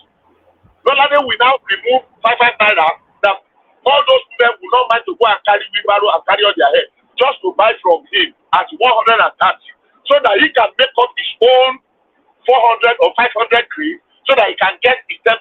And the question is, how come Lolade was selling below Coca-Cola price? Many people don't understand. But because of the benefit of what he was getting, because that 10% alone, now that is some of the dynamics of market and marketing. People apply it, people in this something. Coca-Cola cannot stop it. They don't have control over that. They cannot stop it. He has met the threshold and the requirement. Dangote cannot stop its major distributors. If what they are applying is not undercutting, if it's not cheating. So people devise different means, you know. Bishop, the only problem is that Bishop, this is what I'm saying, right? If I have a shop and I want, say, 3,000, 4,000 bags of cement, I should ring Dangote and send my own truck there to collect it. Why can't anybody just do that? Look, I pay for my goods, send my drivers there, pick it up and bring it back. Why does this look? This middleman of it, this is the same thing that is going on in all this dollar and everything, rent seeking everywhere. Somebody go and get cement from the factory and then they call a meeting and say, okay, we're going to sell it for 12,000 naira. And that is it. You can't do, look, they'll ring first the price and you cannot do nothing about it. So if you create a system whereby anybody can have access to that factory and get their cement, yeah, you go and ring fence your own price. If I go and get it from the factory, I can sell it at my own price. What is the problem with that? All right, Bishop, respond to that, and then after that, we move the conversation on to Akeem. Bishop, to you. Bishop, can anyone hear me? Yeah, I can hear you, woman. Bishop. Are you there, Bishop? Yes, I'm hearing you. I want to be sure you are hearing me. Yeah, we can hear you now. So respond to what Akeem said, and then after that, we go on to Akeem. Like I said, I don't know if there are people. I believe that there is a threshold that you want to buy, you can go to Dangote. The only problem is I don't know whether you will get it immediately or you have to wait for some time. But I'm sure if he sells and there are people and they know they can get it, they will go there and get it. So let me just, I don't know how that space works now. I don't. So I will not want to give an answer that the only ones I've spoken about are the things I've experienced before. And at least a little bit of experience I've had. But on this one, because I was there in that space many years ago. That distribution or something. So, but I don't know how it works now because everything seems to have gotten out of hand. So, I will not be able to Yoruba answer to that your question. If Dangote, somebody wants to buy 3,000 bags, because there is always a threshold. If you are buying social amount, they will attend to you. Not everybody that wants to buy 1 trailer load, 2 trailer loads. No. And they want people that come regularly. It's not you that will just buy 1 trailer load today and go and wait for another 6 months, or 10 trailer load today, you wait for 6 months. No. It's just like off-takers. So let me just accept that. I don't have answer to that. We can move to the next thing. All right, brilliant. Thank you, Bishop. So thank you, Bishop. So let's go on from you, Bishop. No. Yeah, there's one topic, please. These only 2 topics we have today because of the interjection. Yeah, we have been 1 hour into it. So let's mix up the voices. Okay, let me say this before I go. I know, it's just my thought. So permit me, give me 2 minutes to place my thoughts. The sacrifices people are making in Nigeria, whether necessary or not, is irrelevant. But if Tinubu is bold enough to inflict pain, because it was the right thing to do, the necessary thing to do, not the right thing, to inflict pain by removing subsidy of fuel, removing the arbitrage on dollar exchange, but he's still going ahead to continue the stupid subsidy on pilgrimage. Whether it is Mecca or Jerusalem, it is the most senseless, irresponsible, insensitive, cruel, I don't know the right adjective to use to describe it. And it is, I don't know, I really don't know. Because I try to be sure that it's not true. But it's becoming a reality that government is coming again to intervene, something we should have stopped years ago, like many years ago. Stop the sponsoring of people. Stop subsidizing people to go to pilgrimage, to go to Mecca, to go to Jerusalem, which is supposed to be. So if Tinubu, with all the pain he has inflicted in the removal of subsidy, only for him to be subsidizing going to one Mecca or one simply Jerusalem, then I don't have what to describe it. And it's a shame. Thank you. All right, brilliant. Thank you. So Akim, you're up next. So Akim, where do you want to come into it? Should I bring you into it from this spot? Because for all of the bad news that we're hearing in Nigeria, the green shoots of recovery, it continues to spring and blossom. Investors show confidence in Nigeria as foreign capital rises by 66.27% in Q4 2023. So Q4 2023, of course, the last 3 months of 2023, firmly within the Tinubu administration, but the eye-popping amount 66.27%. That's quite a leap, and a lot of that money coming from the UK. So what are you then making then of this now renewed invest? And they are attributing it to investor confidence in how the economy is being managed. So what are you then making then of this green shoot of a bounce back that continues to blossom? Yeah, but what do you expect? Capitalist people bringing their money into a country that is moving in that capitalist direction, regardless of the effect on the ordinary citizens. Look, I don't have issue with the policy direction, to be honest with you. But government have to be careful not to cater too much to this business, so-called quote-unquote investors. Okay, so government should always understand that their primary responsibility is to the people. So if there are policies that that yes, it's going to be beneficiary business-wise, but on the other hand, if it's going to be harsh on the people, then you have to look for a way to mitigate some of the pain. One man, look, monetary policy, financial policy, let's be honest with ourselves, but I think we are heading in the right direction in the way Cardoso is doing things. I don't have issues with it. I think, in my opinion, this direction need everybody to come together. And I think the state governors are performing abysmally when it comes to this. If they look, they have been a disaster, all of them. I would probably say maybe excluding Lagos State to a certain extent. What do I mean? Do you know that? Sorry, Akim. Do you know that a huge chunk of that inbound investment it goes to Lagos? Lagos State and Abuja gets 90-something% of that inward inflow of investment, and the next one next to him got 0.55%. Of course, that is that. Look, that one is understanding that Lagos State is going to get huge because Lagos has nearly everything. In terms of insecurity, it is very low in Lagos. In terms of infrastructure, they have better infrastructure than any other state in the country. Transportation system is better. Look, so they have. It's a place where you want to live. You understand? So that is understanding. But what I'm trying to explain to you, one man. At times like this,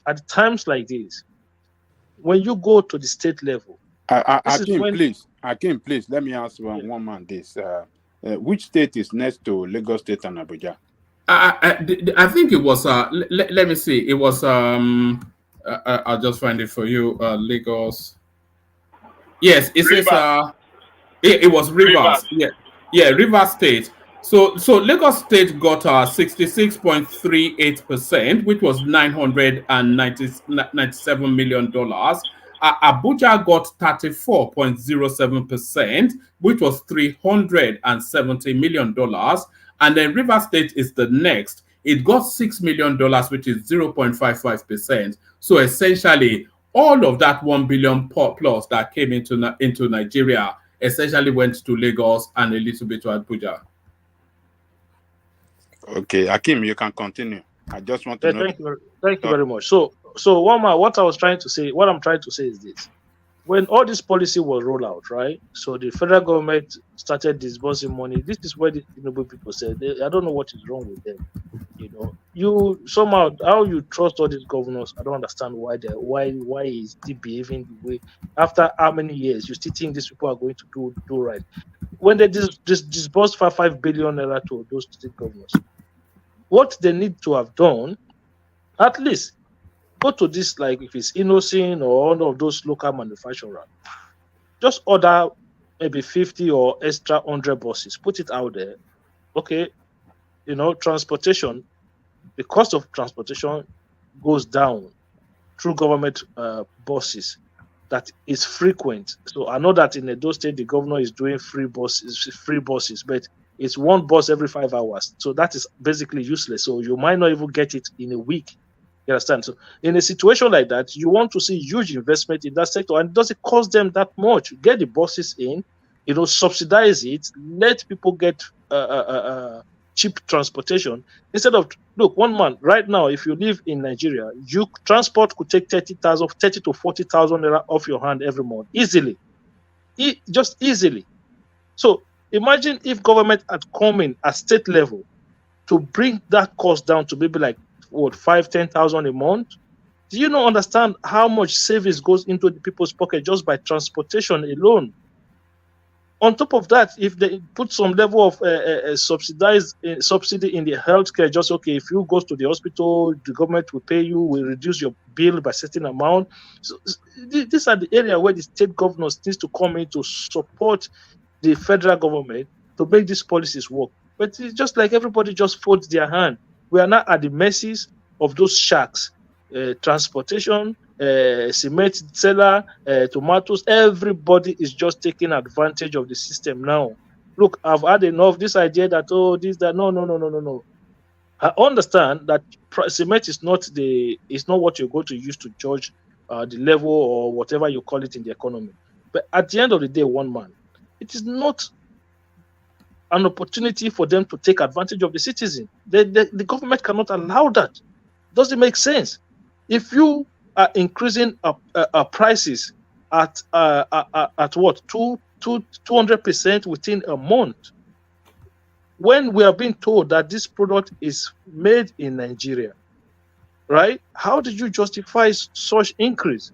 For me, it doesn't make sense. So the way I see it, whether the investment come in, that they don't come in, but government needs to make sure that they are not trying to solve one problem, then creating another problem. You know, trying to woo in businesses, trying to bring in investors, then the citizens are going hungry, the citizens are struggling, the citizens are suffering due to those policies. Government must look for a way to balance things. Those money are going to come in, they're going to make it headline figures, fine. But what about the hunger? So those things must be addressed as well. So I'm surprised that this government, they are not even looking at it holistically. They're talking about releasing grains. Buhari released grains, tire. Buhari released grains. We did not see chichis. When are these people going to? You release grain, those people will just hide it. Who is going to release the grains? Is it not the government officials?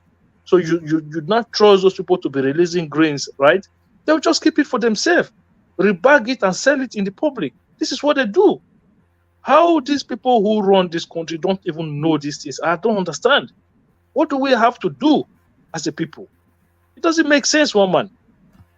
Okay, how many times has Tinubu ordered them to release grains? Have you seen the effect in anywhere? Have you seen the effect of the grain anywhere?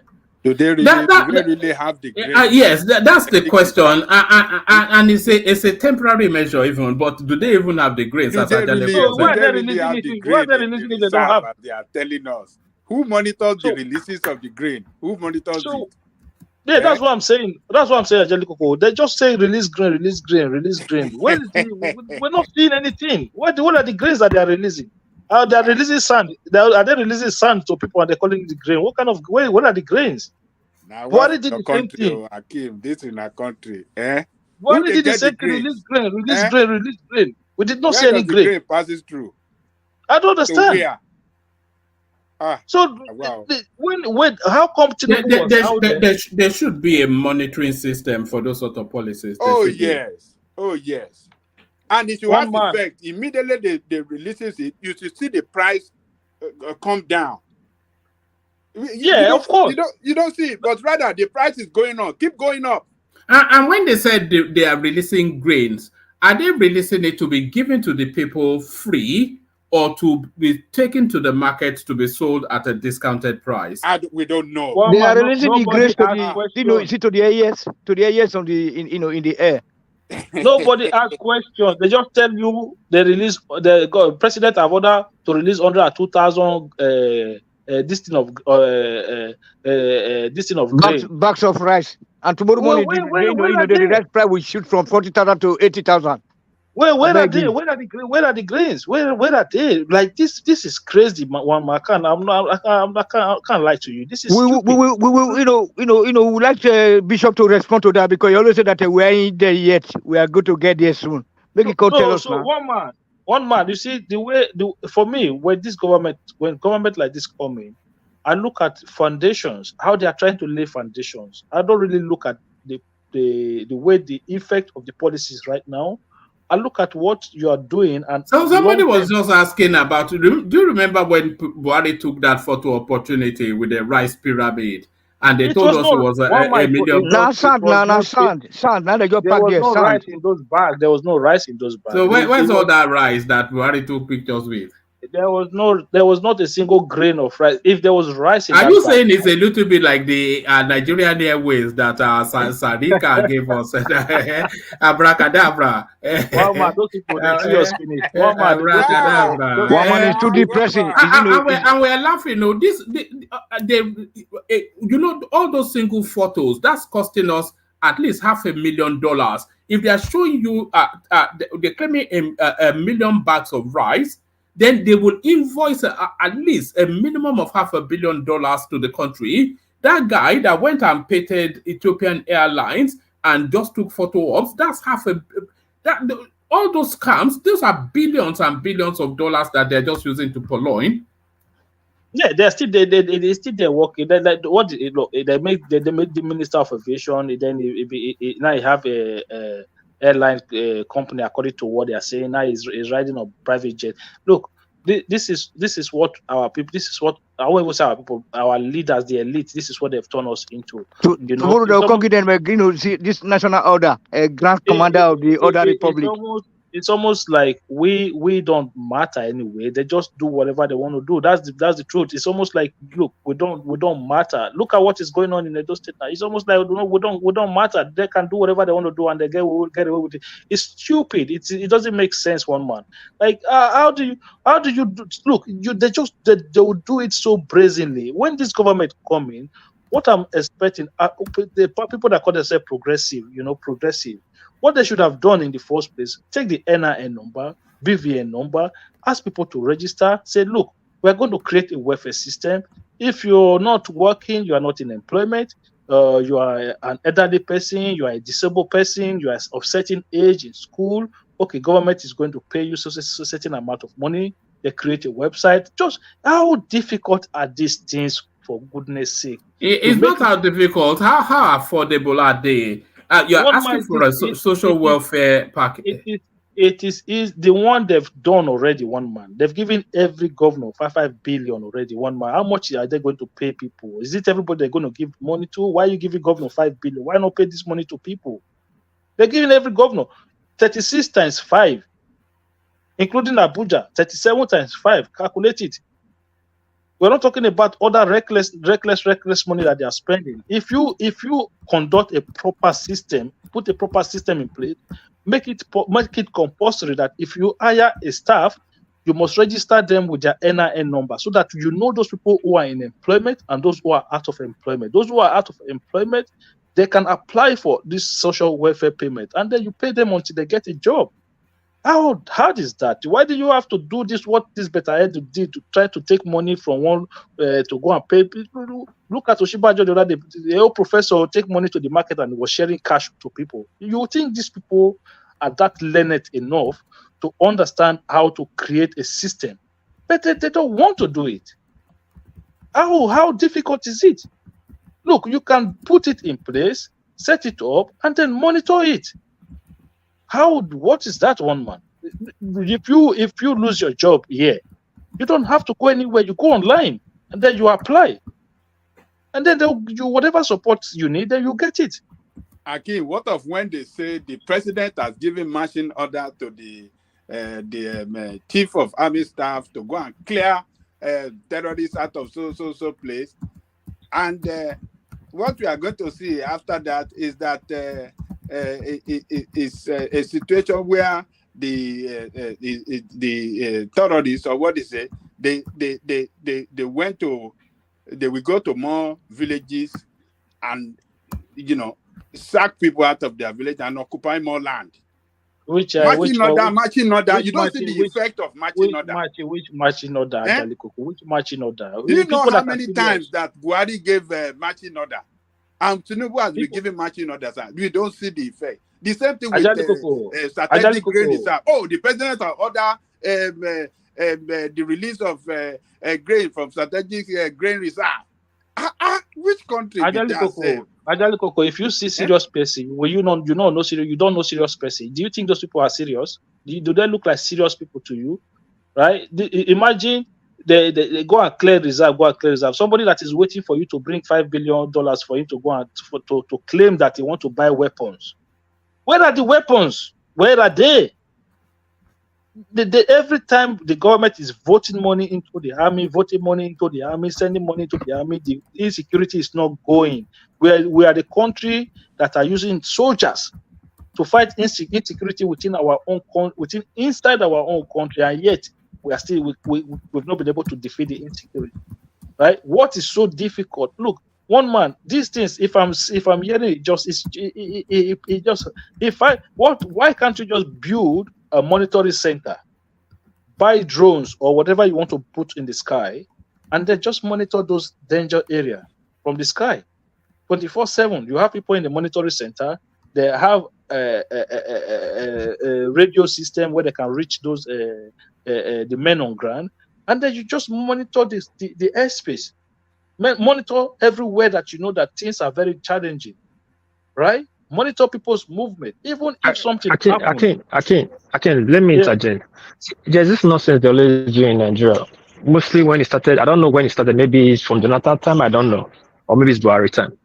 Before in Nigeria, if Nigeria procure or buy anything, acquire anything, they only announce it when the things is available for us to see. They'll display it. I remember that time Bangladesh bought some jet when General came to fly one for us that time. Phantom, I think something Phantom. But these days, during Buhari time, you hear that we are allocated money to buy weapons, but the weapons you will not see. We don't even know how you say they'll release 1 billion to buy a weapon. Okay, maybe they said they'll buy 20 planes. And they will see 2 planes, but we'll assume it's 20. Did we see the 20? No. Edo State here, just like he just launched surveillance camera all over the state. When he was building it, we didn't hear it. When he was starting it, he didn't launch it. He launched it when it's finished. It's called Arase Center. Named after the command center. I was saying it here that somebody was laughing at me. I was saying it here that somebody was laughing at me. Right now, I said every entrance point into a entry point in Benin has a camera. That's how government operate. That you have respect and you trust them. Come and show the finishing work. Not come and ask them how to start this work. Okay, you're going to start the work. When will the work finish? Finish your work and show the people. It's just stupid, man. They're talking about investment. One man, what about this? The Edo State emergency call number 112 and 765. Is it working? How would I know? I'm not from Edo State now. Tony, you cannot call it from abroad. If you are in Benin, call it. And the police will appear to help you, or the ambulance. It's not. This is how it works, right? So it's a call center. So they have a monitoring camera across the city, right? So when you call them, you will tell them what is going on. So what they normally do initially, because every community now have a vigilante that is registered to the government. So they will first of all contact the vigilante to go and assess the situation. But in some cases whereby it is a more dangerous situation, they will straight away contact the police to go there or contact. You say police again. The police that is coming from the north. Abi, okay, that is clear. Okay, did you want the answer to your question, or you want to be tried? Yeah, thank you very much. Thank you very much for furnishing me this information. That's all it does. It will just say some random something. The issue thing, but how can someone invest in your country when terrorists are killing people in mosques and churches? No one's gonna invest in your country. Which are terrorists not killing people in America? No. We have to stop doing that. I'm sorry, we have to stop doing that. No. Which country are terrorists not killing people? No, we have to stop the water bars. We have to stop doing it in Nigeria. Enough with that. No. What do you mean? What about? Where are you picking up these terminologies from? This is why I have a problem with the old generation of Nigeria. I have a problem. Yes. Let your boy speak now. No. Have a problem with the old generation, but speak to the facts. Terrorists is not killing people everywhere in Nigeria now.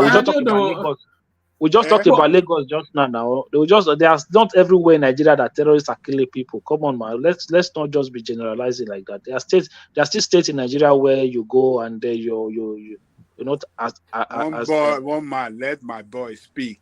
Chaso, speak. Let us hear you. Waiting. One man, please can I go to the Edo State? Yes, I know that's where you want to be. Give us a concise and a coherent understanding of what is going on in Edo State, because it seems as though the politics in Edo State is stuck in a time warp.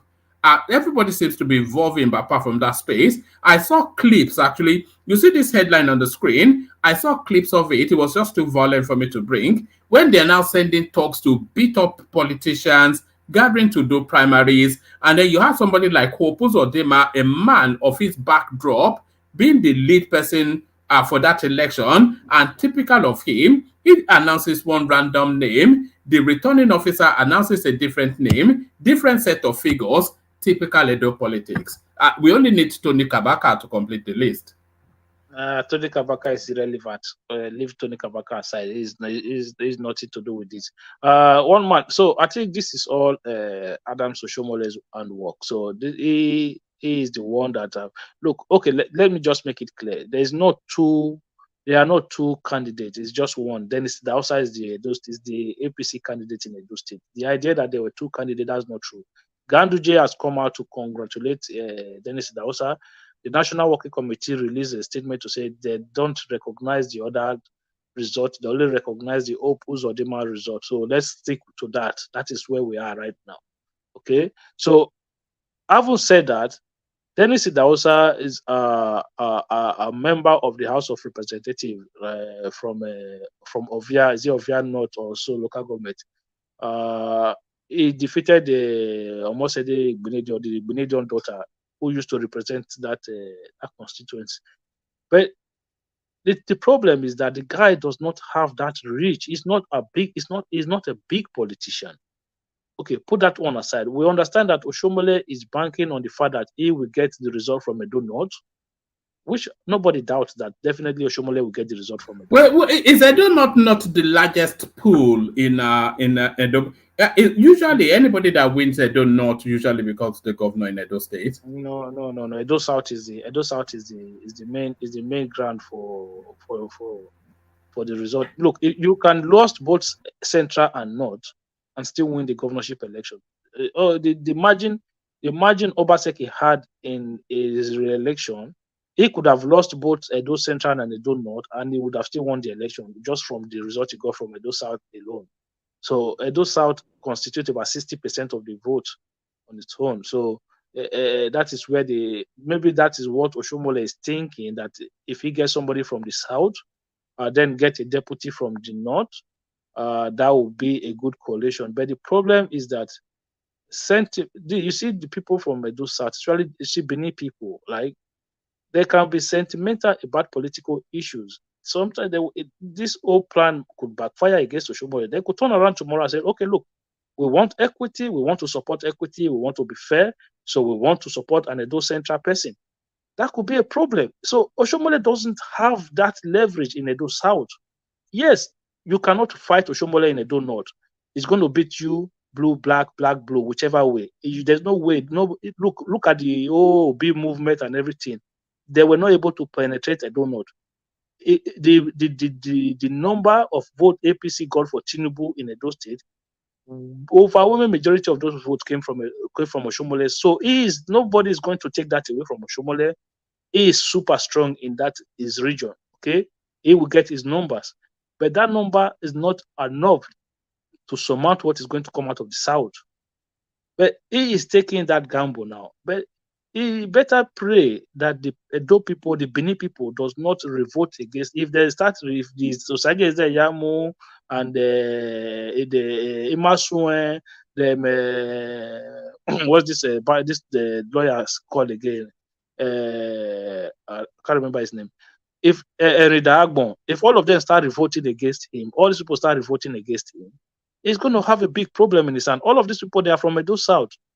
And many of them did not like the way he conducted these primaries. Okay, so if you look at it now, when Isayamo stepped down, he went to support somebody from Edo Central. When this other guy again stepped down, the one that stepped down late this morning, that one also, I think it was Lucky Maswell or one of them, or that one also went to support somebody from Edo Central. So you can see that they are already fighting against Oshomole's candidate. And if he doesn't handle it well, not only that they will lose the election, they might even come third if he's not careful. The only reason why I will not say APC will come third in that election is because of that vote that Oshomole is going to bring from Edo North. If not, he will be looking at a defeat right now. Again, I don't think Oshomole will get that vote from the North because Agba, this person is going to court. So Agba is a strong force at the North that will fight against him too. What Oshomole just did was really wrong. I understand APC wants to win. It's wrong, but let's be honest. Nobody can know both Agba. Look, that guy beat Philip Shaibu black. He beat Philip Shaibu blue black. Philip Shaibu is stronger than Agba in the North. Hold on. See what they would have done, and what I think they were supposed to do, that when they open the ticket, everybody goes to the field. They're the South and the Central that will negotiate their way. If they negotiate their way on the field, that okay, the Central said, okay, we are stepping down for the reason that we want to win, want APC to come back to power. Everybody will understand, and they will pick a candidate that will represent them. But you don't just call a date for the election and impose a candidate on APC when it's not indirect primaries. It's not indirect primaries; it's open primaries. That's what's getting everybody angry. As you said, when I was watching Zayamo stepping down, who is going to support? Whoever Zayamo support is likely going to be the super force. And he went to the Central. That's supposed to be a signal to Oshomole. Zayamo control Orion one, Bobaka to Oredo by large extent. Now you have a divided house. Then on the expense of we the South to be taking the fall, then here in the North we hide his head. People don't even know the nonsense this guy just caused right now. Those people need to be look. You know, this guy elsewhere in Godalo is gathering force. Is gathering serious force. You know, they need to be careful. You know, they need to be careful. PDP might win this election. I'm telling you now. That man, look, is trying to detach. It's not a might. You, as you say, you know, those people. Revolt already started. Since I know my group people. Revolt already started last night. Obaseki just beat them to the floor again before going to the war. He just beat them. Obaseki is always ahead of them. I'm very hungry. I wanted people to beat Obaseki in this chess game, but now the Obaseki just let the game so easy. Edo people decide. You cannot really decide for Edo people. People will now move to have party with Aswe. That's what I'm saying. So the guy is already making. It's one person that is campaigning rigorously, is visiting people, is going different corner, is talking to people, is going different places. You know, so the guy is even trying to detach himself away from Obaseki in a way, trying to say, look, no, I'm a man of my own. Look, if it's money, the guy is stinkingly rich, he has the money, so you cannot even talk about that.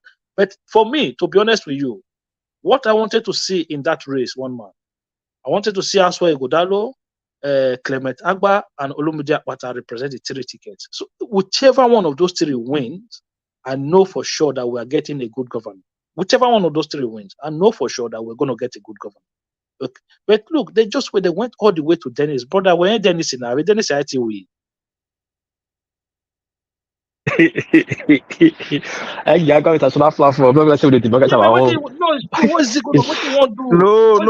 talk it. You have to say it. Say to the people to understand. Can I ask you guys one question? Yeah, Larry. Yeah. Can you please talk to the capacity of those guys? I know it's politics and all those things, right?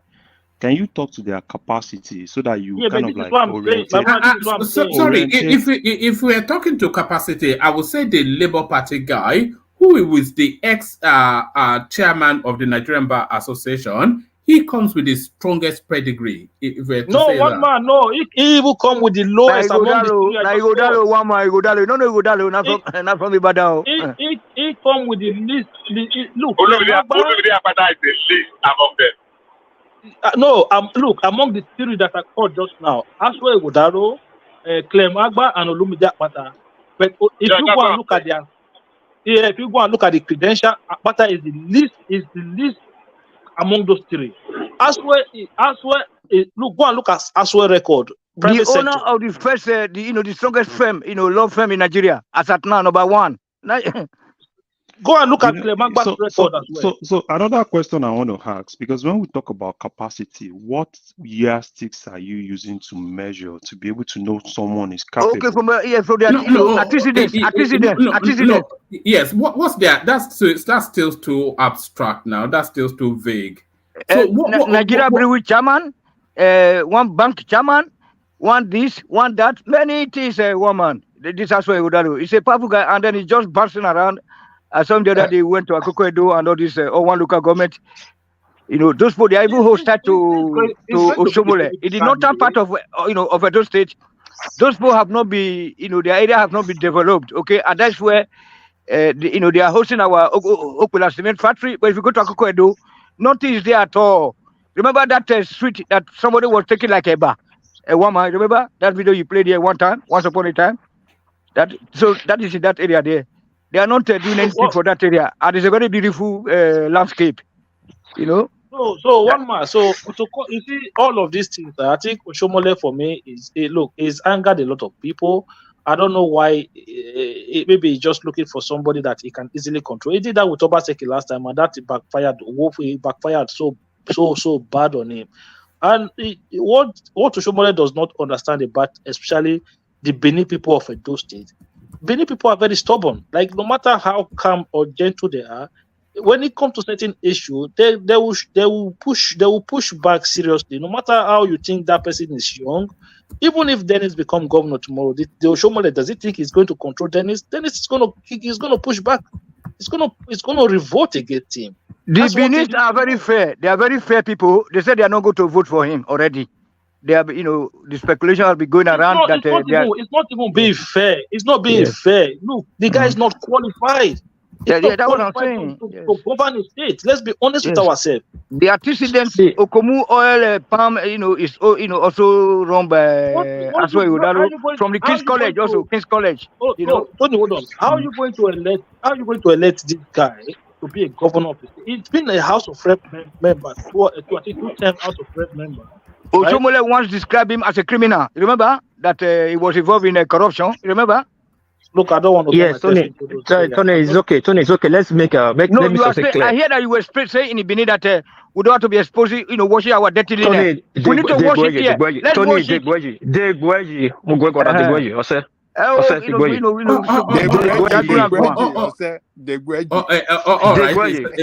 right. Let me ask you one more. No. I can't talk to my dad like that. Don't let me talk. It's rude. Let me talk. Larry, let me answer your question. Benin politics is very different from Nigerian politics. Family root matters a lot in Benin politics. Those people, they just called. Asa is from a big family. Akmata is from a big family. Clemagba is from a big, is a prince. It matters a lot. By the time you bring somebody unknown, it becomes a problem. Imagine you want the Obas, the kings in the county or central or south to be standing up for one known person. It matters. When you say capacity, it comes from the family roots. Why do you think Uzziah is always pulling crowd in Edo State whenever there's election? Think about it. I use the floor to you. How do you think with all the problems? Let me ask you one more question, and then we move on from Edo politics. Who do you think is going to win? Akim? In honesty, one man, I cannot put my hand on it right now, to be honest with you. It depends on how they all manage. Look, Labour Party is going to be there. Like, it's going to be like a open door, right? And it has to be an open door. If they try to have this closed-minded to say, no, that means we just have to pack them one side and write them off completely. But if they have like an open door and just wait, let these people shoot themselves. Sorry, me using that word. Let these people just deal with themselves and then embrace those people who are disenfranchised from these other parties. Then they have a big, because the fight, one man, let's be honest, is going to be in the south. And the only reason why APC will have a chance is that if these three parties then split the vote in the south, then that gives APC victory, because Oshomole, trust me, is going to be a one way in the north. It's going to be one way in the north. There's no battle there. But in the south, if APC and PDP does not organize themselves, then Labour Party might take a huge chunk of their vote. Then it becomes a split vote in the south. That can give APC advantage, because PDP will clear the central. That's for sure. But the number is not that much. So it's not like if PDP cleared the central, APC cleared the north, APC still has an advantage. Do you think Peter Obi is going to be a factor in? No. One man, just drop those ones. Forget all those things. That one is nothing. Just put Peter Obi one side. That's not going to work. Labour because Party, I'm expecting him to come and campaign for the Labour Party candidate. We're talking about local politics now. Forget all those things. We're talking about proper local politics. So there are a lot of things that are involved in it. Okay, there are a lot of things that are involved. People, personal interests are involved in these things now. A lot of people's personal interests are involved now. So everybody will know everybody are looking at where to pitch their tent in a way that it will work in their favor. So forget all this, their obedience. That one doesn't work. Look at the status of assembly election. Where was the obedience? How many votes did they get in that one? So let's put that one aside. So the problem is going if the fight is going to be in Edo South, and if APC is not careful, if PDP manage to, because don't forget, PDP is a party that is well rooted in Edo State. They have very big political figures in Edo State. So if Oshomole with this stupidity that he just did now, if he backfire on him, then the PDP is going to win the election. That is how I see it. All right, brilliant, excellent, brilliant, excellent. Let's go from you. I was going to go to Ajale Koko, but I think he's dropped momentarily. So let's go to Larry then, who is with us. Or let's let's go to Larry. So Larry, I'm not sure where you want to come into the conversation. I'm not quite sure how much of it you have heard. But let me take you to a space that I know you monitor. Investors show confidence in Nigeria as foreign capital rises by 66.27% in Q4 2023. So the green shoots of recovery, as I said. Yeah, actually, I think it's good, and I think for people outside, I think it's good to invest in Nigeria now. The only thing that I'm just looking at is how is the CBN going to handle repatriation of whatever some of those people make, because that's one of the key things that is stopping some of those people from coming in. And if they're able to handle that very well, I see some of those people coming in, because it's cheaper for them to invest in Nigeria now, looking at what the exchange rate is really doing. So they bring in small money to invest in Nigeria.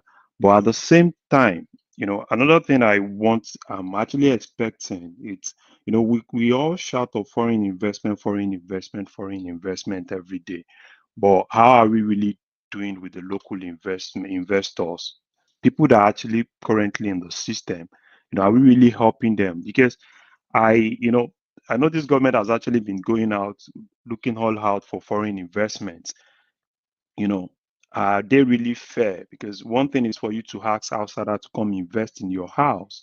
Are you really fair to the people that are currently in your house?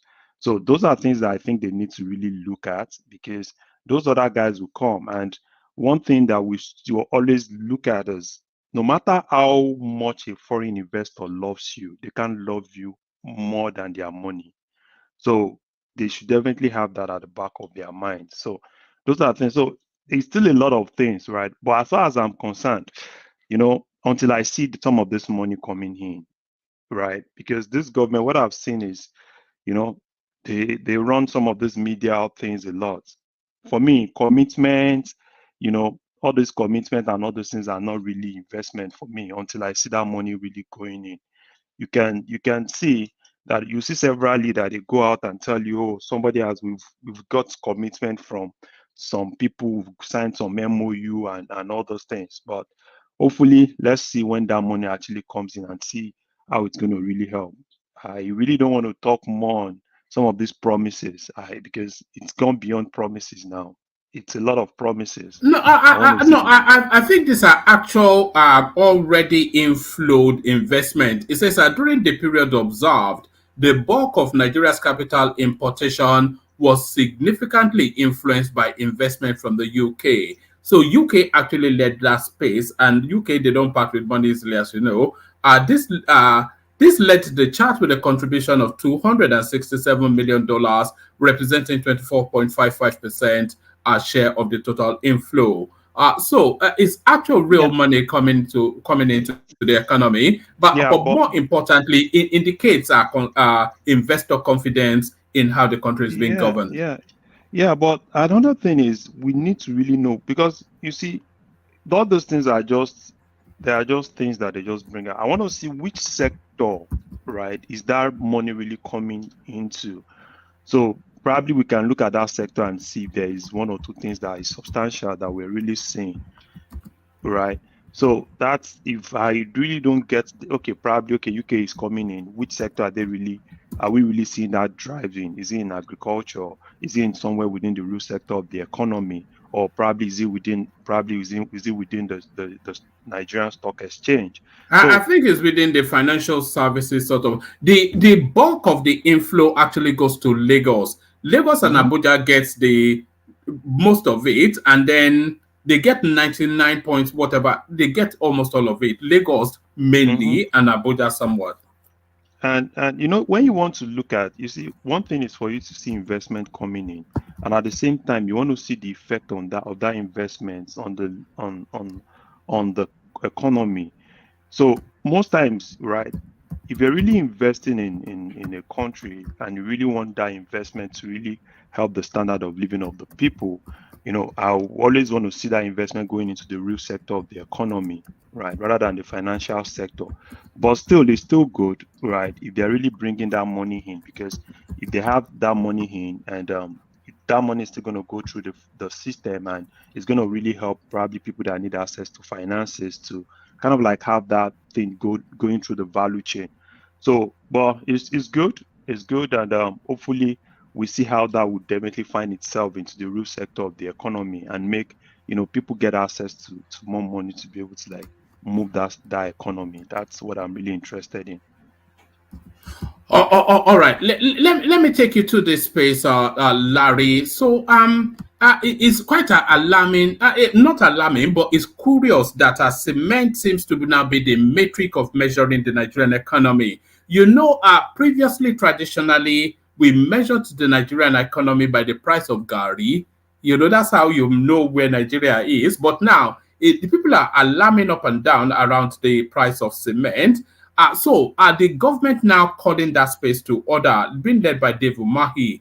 And so Dave Umahi has looked into that space, and it is telling us that there's a huge chasm between the ex-factory price, which is to say the price of production from the factory all the way into the trailers that leaves the factory, and the retail price at the market. So it's an astronomical chasm. So, what are you making of this cement narrative? What do you think is going on there? Is it profiteering? Is it price gouging? You see, for me, you know, that particular sector, I think there is a lot of things that are not really clear to a lot of people. And if you look at it, if you look at the whole thing that actually make up the cost, you can see it yourself and look at it at like, do you really think the actual price of cement now in Nigeria is actually supposed to be the normal true cost of true price that it's supposed to be? So, but you know what you see in most cases, because you see this other guy coming out and saying, "Oh, yeah, I'm going to reduce mine," and Dangote is not reducing, and all those things. So, I think probably if it gets to that point where we have more players in that sector, because if you look at that sector, look at years to years, right? That sector there's this kind of like oligarchy within that sector, where if they see a new runner coming into that sector, they do everything to send that person out. They use the government machinery and everything. If you look at most of the fights that they have, like, you know, the fight they have in Edo, you know, when they were having issue with Ibeto and some of those things. So for me, I think that's exactly where I need the federal government to stand firm, because which I'm not really seeing with this Tinubu government. It's very, very, you know, I'm not really seeing them standing firm, right, on really ensuring that some of those things. Sometimes when you think about probably, you know, having an Obasanjo in Tinubu, right, and remember those days when Obasanjo was having issue with Adenuga, right? He stood firm, and you know, Adenuga had to like find his way out of the country. At this point, I think it's gotten to that point where the government needs to, you know, sit down with these guys. It's not a matter of, you know, oh, what can you guys do for us? It's a matter of, okay, now let's sit down. This is a problem, because if you look at, in as much as we love food, right? At the same time, shelter is also very key. There are still a lot of people that do not really have access to shelter. There is housing deficit in Nigeria. So people, one way or the other, right? Everybody wants to get one or two things. You know, when you see a lot of people talking about cement, it's not really the big guys. But if you look at those people that are kind of like, okay, if I could actually do a 2-bedroom, right, probably somewhere remote, do a 2-bedroom, I could actually live there with my family, and it's going to really save me from renting at a very exorbitant price in Lagos. You see a lot of people leaving Lagos to go to somewhere like even Ifo, somewhere, in Ogun State, at least. And if you look at what they build, it's kind of like something very small, at least that they could actually, have access to. So, and those things are really getting out of the reach of most of those people now. And it comes to those big guys, right? Because these big guys kind of like determine that sector, because there's nothing you want to build in Nigeria. And look at the kind of houses that we build in Nigeria.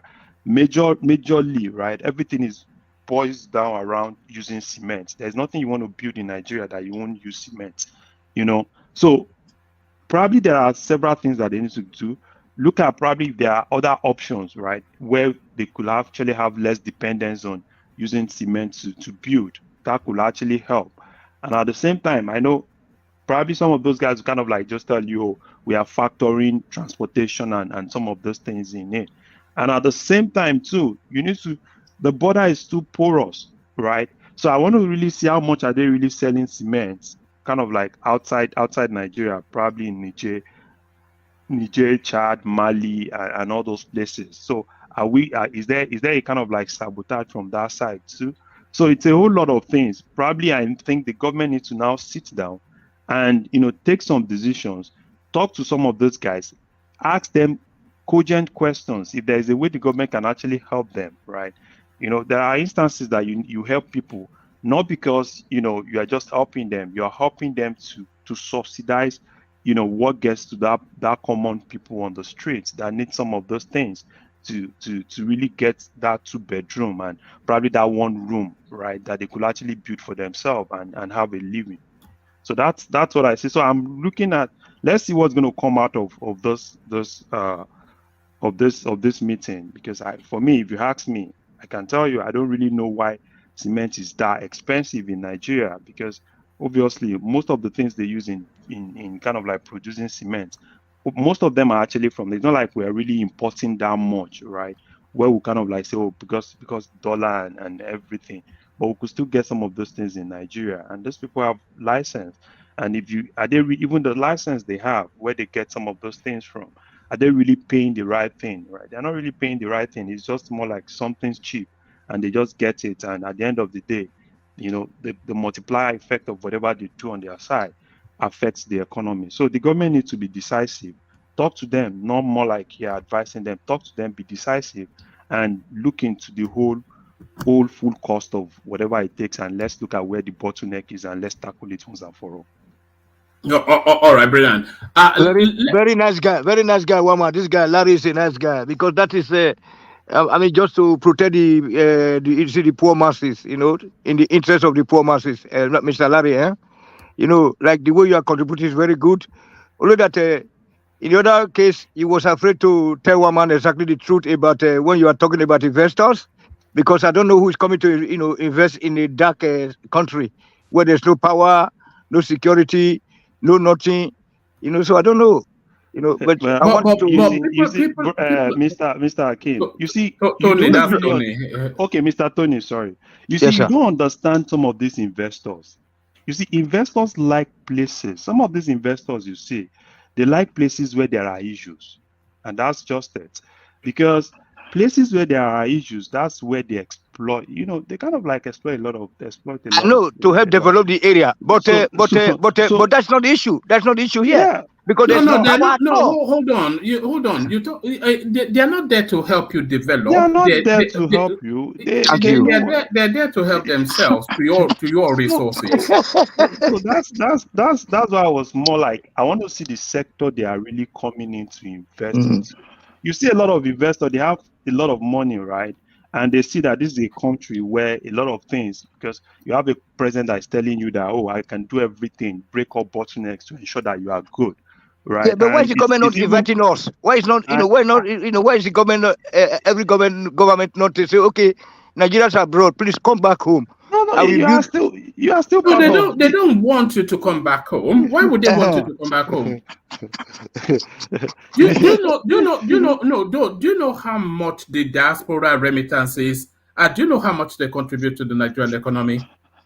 You are very right, Wama, because they want you to stay where you are. You are very right. You are very right, Wama, because all the governors candidates and now say that like you say, Yamu said that I will come and pick you from the airport if you are leaving diaspora, and then this Aswe Godalo will say that those remittances you are sending, I will invest them where you know it's just like Banana Republic. If I say bush animal forest now, they say no, black would not be forget the bush animal for a moment. But you have to stay on board with what is going on. The investors are not coming to help you build your country, and they're there to make a profit. If they are able to help you build your country in the course of them making a profit, then that's well and good. But they're not charity people. They are businessmen. I get you, sir. I get you. It's a pity. What's the pity? What's the pity? No, it's too depressive, man. Because but why are we going backward? Because back in the day, everything was so nice. Oh, I don't know. When was no, things were okay, Wama. You didn't grow up in Nigeria. I grew up in Nigeria. Of course, I grew up in Nigeria. What this utopian? Coming to school is not, and then maybe from there, Papa will carry you go to school. Then when you are on vacation, they come out. Me, I go vacation. I will take tuke from Ijebuode or from Ibadan to Lagos. Go with my family. So you know do those cantina. No be like say that you can carry you. So what do you know about the country? These people have been saying investing in Nigeria for how many years? And just too like shit. What's going on here? How do you know Nigeria is like shit? I've been to Nigeria. Nigeria has not. No. When have you been to Nigeria? Tell me when you've been to Nigeria. I've been to Nigeria a few years ago. What do we don't be silly? You No. Hold on. You've only been to Nigeria once in your life. That was what you told me the last time. Yes. And that was several years ago. Yes. You only know of Nigeria through the fact that they tell you that you're Igbo or you're from Nigeria. You have no concept of Nigeria, do you? Yeah, but I have family back home between the city. You have family back home. Look at this guy. No, Mr. Larry, are you still there? Mr. Larry, are you still there? Yes, I mean, how do you feel, sir? So how do you feel? How do you feel in stomach? Like we can't even just refine our oil and then make use of all those byproducts. Like all those, sorry, what do you mean we can't refine our oil? We can't. We cannot. One man, no, but I mean, at least there were factories for students on vacation. They can go and do some work. What are you saying now? You said we can't refine our we cannot, oil. We cannot now. Okay, why should they? And hold on. A major oil exporting country. 1 second now. You know where the frustration always is. You said that we can't refine our oil. And I said, why are you saying we can't refine our oil? And then you were saying there were factories. So what you are saying has no correlation with petroleum engineers are dead. My uncle now he just died. Pius, he was a petroleum engineer. You said, guy, my God. You said we can't refine. Can you just hold on? You said we can't refine our oil. And I'm asking you why you are saying we can't refine our oil. So I'm not asking you about your uncle, God rest his soul. I'm not asking you about factories. So just stay with what you said. Stay there and have that conversation. Yeah. Thank you, sir. I mean, it's just like stomach aching when a major oil exporting country talking about subsidy. I mean, can we just suppose our situation will tell to Saudi Arabia, Qatar, oil is not subsidized in Saudi Arabia. No, but at least, but it's available. Look at their streets. Look at the condition of the people. My God, no. Stay with what. Look, this is where don't go on a tangent. Just you're an engineer now, so you must be able to focus. Stay with what you are saying. You said I'm asking you: is oil subsidized in Saudi Arabia? Somehow, but it's not. It's not be announced. I mean, like building a road, building a bridge, be announced. My God. One man, you already blew my mind. No. It's all subsidized in Saudi Arabia. Yeah, every country they could do that, but they don't have to announce it. They have to make sure that the people are comfortable. No, yes, that so it's all subsidized. If you don't know, say I don't know. It's all subsidized. I don't know. You have to tell me, but they are not suffering. We're not seeing. Okay, let me tell you. Let me tell you. Oil is heavily subsidized in Saudi Arabia. But if that's the case, but we have more educated people, more petroleum engineers that is Saudi Arabians. Back to you, Larry. If you can't hold a conversation, then I can't speak with you. All right, back to you, Larry. Yeah. Okay, you would Nigeria ready to say? Let me take you to this space. I would love to be able to talk to Tony, but it just goes on such a skitty tangent that you can't keep up with. Then bang, bang, bang, bang, bang. It's like ping pong, you know. No, all this be equal, my Oga woman. You know, all this be equal. We're just rubbing our minds over our current situation. That's what I was trying to discuss with the lady. No, but we are not, though, are we? You are just making random statements that does not. All things be equal. All things be equal. All things are never equal. You said we cannot refine our oil. We have one of the top 3 biggest oil refineries on this planet. We have Port Harcourt refinery that is getting the second batch of our petroleum crude. So I'm not quite sure why you would say that when that is categorically counterfactual. Okay. Why is oil so expensive? When you know that, when you know that it is the major product, the major product of our people, the people, they needed to grant their atarodo in the market, generator, because we have no light, no nothing. One man, Nigeria situation is too depressive for me, please. Yeah, no, but that's a different narrative, though. So don't say things like we can't refine our oil when we patently can and we are. Look at the price of gas now, the gas cylinders now to refill. Have you heard it? It's about 18,000. Yeah, but that's a different topic, isn't it? Yeah, everything. Thank you, sir. Thank you for giving me the opportunity to express myself a bit. Okay. Thank you, sir.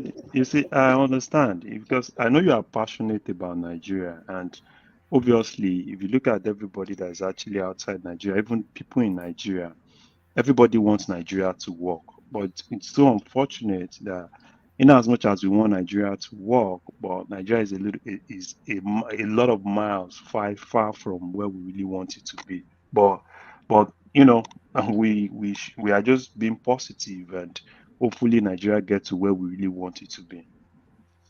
It's just the blanket condemnation of everything that are always. We can unpick and unbundle. There are bad areas that we can discuss. There are areas that we have failed that we can discuss. There are areas that we're making efforts to bounce back that we can acknowledge. And there are areas, especially in that corruption and waste, that we seem to have just, it's an abandonment of excess that we can discuss. But you can't just lump it all at once and just use some scatter catch-all phrase and then throw it in the bin. I mean, it's a madness, But because nothing seems to be working out of 100 items. The police is not working. The police are guarding the baby people, the rich people, celebrities, for example. Then people can't even go to their farms. Everything is just dabaru woman. So where do you want us to start from? 36 years.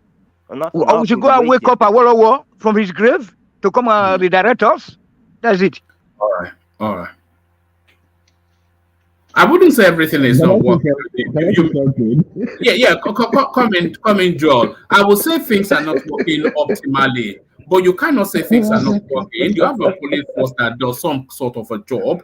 They're not working optimally, yes. You get to the airport, the police or the customs, they try to buy you. You go to the DC, camera is waiting for you on the road. Hold on. When have you ever been to the airport and the custom try to buy you? They will collect your money now. If you not get their money now, you go to a hotel, the police say they will come and buy you at night, take your money. Then you go to your village, you cannot, you build a mansion, you cannot sleep inside. You go and sleep in the hotel. Do you know that when you go to that airport in Nairobi, in JFK, in Heathrow, and then you show your green passport and they give you a hard time, do you know that what you are doing now is central to the reasons why that happened? Why you just make all these anyway? let's hear from you, Joel.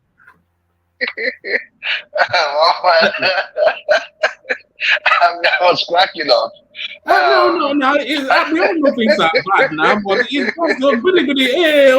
If you, as soon as you hit the Nigerian air space, so the armed robbers Make I hear Zita today. Zita, come here. Into the plane and rob you. And I mean, it's just too wild. But Joel, it really get wilder with it. It's a full moon. It's a full moon, isn't it? Okay. I'm morning, afternoon, evening, wherever you may be listening from. Joel of Nashville One More Show. Well, one more. I think I understood. I understood where Tony is coming from, but it's just that the delivery was a little bit off. But I think I get where he's coming from. It's just the situation in Nigeria. And what is the amount that came into Lagos? It was 771 million. Okay. All right. I was listening to is it the trade minister yesterday or so? And she was saying that $30 billion investment came into Nigeria. No, the reason why I'm saying, sorry, Joe. I think she was talking more of commitment. That she was talking more. Yeah. No. Did you listen to her? She said that it is right here. It is. No. Did you listen to her? Yeah, I did. You can check again. $30 billion. $30 billion. It's more of commitment. $30 billion. Okay. All right. So anyway, if that is commitment, and we've already gotten about maybe say 1 billion. Okay. The issue there is that most of these funds are not even centralized. You mentioned Abuja, and you mentioned Lagos, and maybe Port Harcourt. Now, that is, let me just say, give or take. Lagos about 20 million. Abuja, maybe let's be just nice, 10 million. That is 30. And Port Harcourt, let's say 5 million, or just another 10 million, 40 million. That's just exaggerating the population within these three states. We have a population of over 200 million. So it's just like a drop in an ocean. But it's a step, it's a good step in the right direction. If actually these investments are coming into the country, and we tend to understand which sector these monies are going into. Because I, for one, agree with what Larry was saying about protecting our local industry. This investment coming in, are they coming in because they have foreign finances? So they have access to foreign finance. That's what I was trying to say. And for the local ones, they don't. So they won't be able to compete. So in what sector are they coming into? And if they are coming into whatever sector, how far will they get to other parts of Nigeria? Yeah, but the bigger question, Joel, is that if the investors are coming to Lagos and Abuja, what are other states? Because the responsibility of the state governors is to make sure that the El-Rufai did a lot of it in Kaduna, by the way, when a lot of foreign investments were coming into that space. It's the responsibility of the state governors to make their states attractive to attract those investments. So what are they not doing that Lagos and Abuja is doing? Okay, one man, you and I know that Abuja sells nothing but power.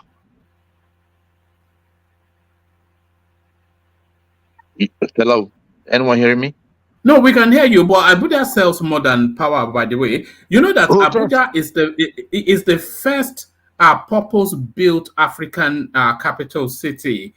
Is one of the most. I saw some Eastern European actually do a documentary on Abuja. Is one of the most one of the planned built cities that has really worked. You know, Abuja is an iconic space in the global firmament, so it stands on its own as an attraction, outside of the fact that there's power there. Yeah. So Abuja, I still maintain what I'm saying. Abuja only sells power. Nobody comes into Abuja to say, oh, they are coming to take, they are producing. What is Abuja producing? Abuja is not producing anything, Mr. right? Joe, can I say So something? go ahead. You see, the problem we have in Nigeria, and particularly most of the states, and why they are not really seeing investments, is you see every state actually have their own core competence. And what you see in most cases is, I don't know if they are not really looking into that. Most of the states are not really looking into developing that their core competence and make it attractive for people to really come in, right? Everybody wants to do the same thing. And doing the same thing in most cases leads to them not doing anything. Take, for instance, now, if you pick each of the states, right, there are some states that are predominantly more of, you know, have one or two core competence when it comes to agriculture. And if the state can develop that particular sector, you see a lot of people that would definitely want to come in. Take, for instance, now, if you look at some states in the east, right, when it comes to, palm oil and some of all those things, they have it in abundance. And what you see in most cases is everybody wants to be like Lagos. And they, in most cases, leave those their core competence. And they are not really selling that their core competence to people outside, make it more attractive. Because an average investor, put yourself in the shoe of that investor, right? Why do you want to go into a place, invest in that place, ensure that you want to make money from that place? And obviously, probably that person is giving you what others are not really giving you. That's why you're taking that money into that place. But investors are not, they don't have an obligation, right, towards putting their money somewhere else. Everybody just wants, the number one thing that investor is looking at is profits. Can I go into this place, make some money, right? I have all the opportunity to get what I can actually get in other places. That's where you see investors going into. Take, for instance, now look at the Nigerian oil sector. You see a lot of people coming into that place then because they knew that what they could do in Nigeria, they can't do it in Saudi Arabia, neither can they do it in Dubai, right? And investors, Hmm. right?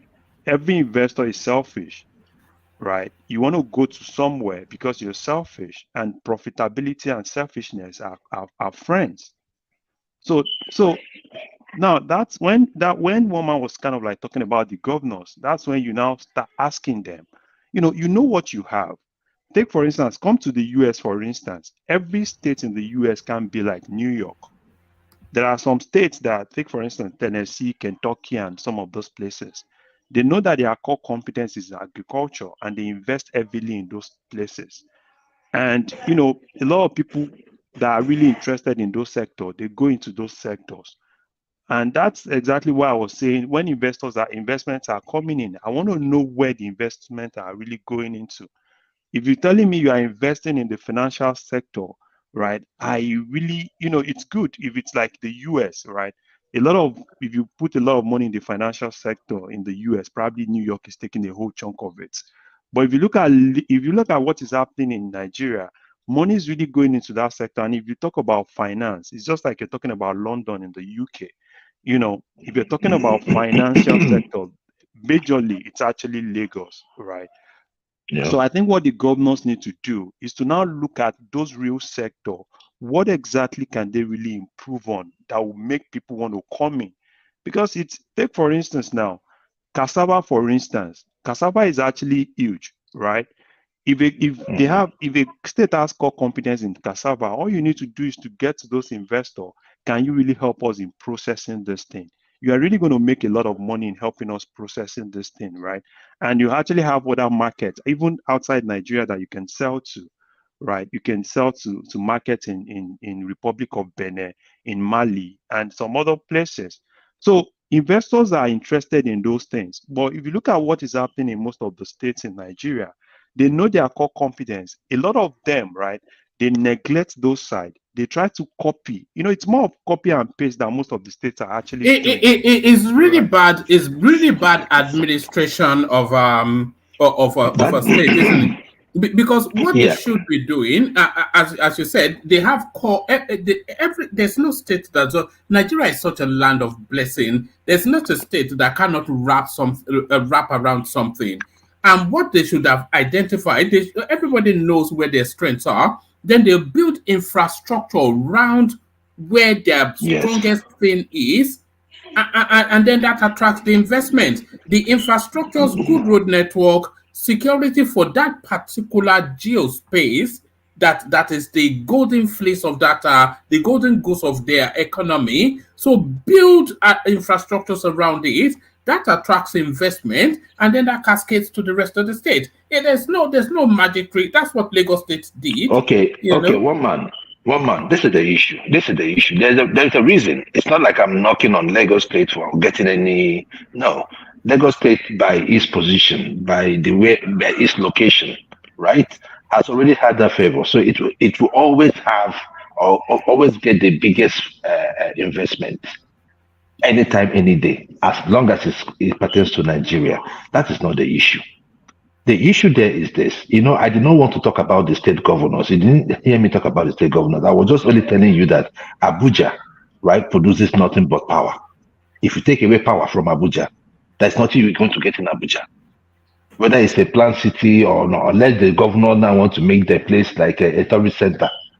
But tourist center is still people that are still going to patronize the place. So it's because of that power that's in Abuja that it's getting those things over there. Now, what sector did they get into? Now, if we are talking about states, what the states can do, Mama, I've told you that we have one of the most useless sets of state governors, and the people being the leaders in that are what they call them. Are the governors from the southeast. I mean, except for Alex Oti. Every other one there is just perambulating, doing nonsense. Look, let me tell you, Obasanjo came down, talking about what Larry was talking about. Obasanjo came down to Anambra State when Soludo was doing, I think, 1 year, whatever, Kineko, right?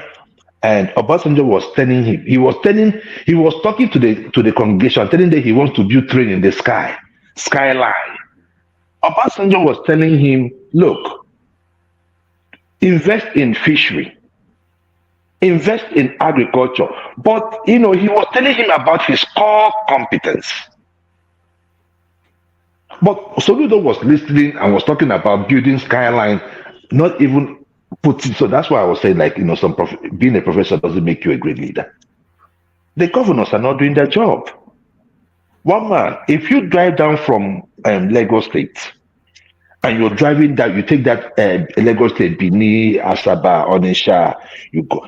The place you're going to stop is Assumpta Cathedral in Owerri. Just 10 minutes, 12 minutes from there, you have the Uguta Lake. I have told you this story here before. When we used to watch so much movies, so my dad would usually take us to go eat fish. So there's a place they call Ugwegwe, because Uguta is like below sea level. So when you get to that top, you can see Uguta just on a view. It's like one of those pictures you see in Oyo State where you can stand on a rock and you can see, like, the roof of the cities, right? That is the kind of topography that you find there. Then, of course, you have the lake. One man, that lake has been there. They cannot develop it. At 10, I told my dad, I said, can they make this Miami? Because those days we used to watch movies. I said, but this place can be Miami. At 13.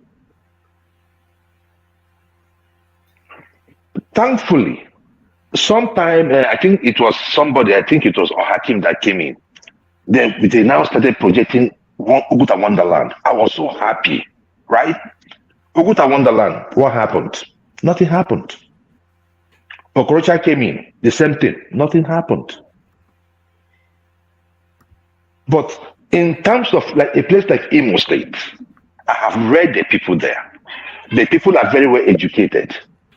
In fact, I would tell you that they're the most educated in the Southeast when it comes to numbers. But the thing there is that they are not like people that always like, they are not people that, go all out to go get stuff like you will see in Anambra, right?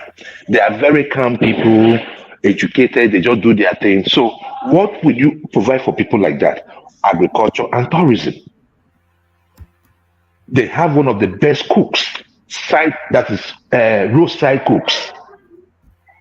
Things that bring people down there. Of course, they have the women. They also have education. They also have universities. But they are governors. They cannot think.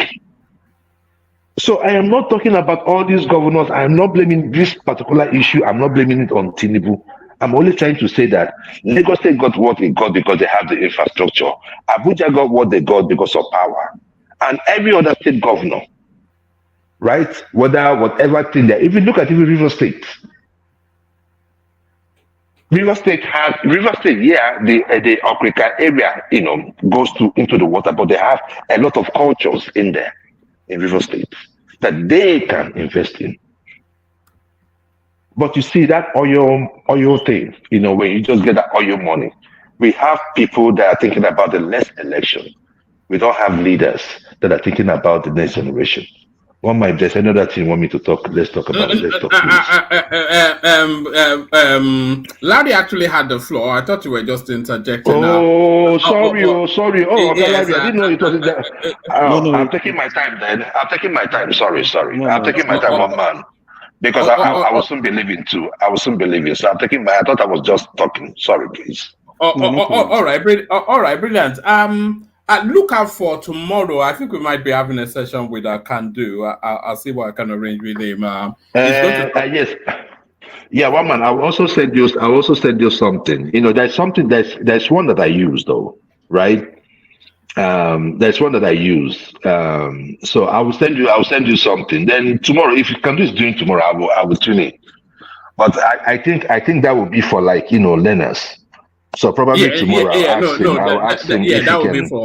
would be for learners because we want to guide people through the whole process. Yeah. Exactly. So that's what I'm saying. I'm not on that. We have to create like a category for it, right? For some of us that are already much into it. I cannot be doing. Yeah, that's what I said. I was going to get his email after all, because I would like to. I know there are people that want to learn that level. I encourage people to do it. Even on my own side, there is this other one I subscribe to.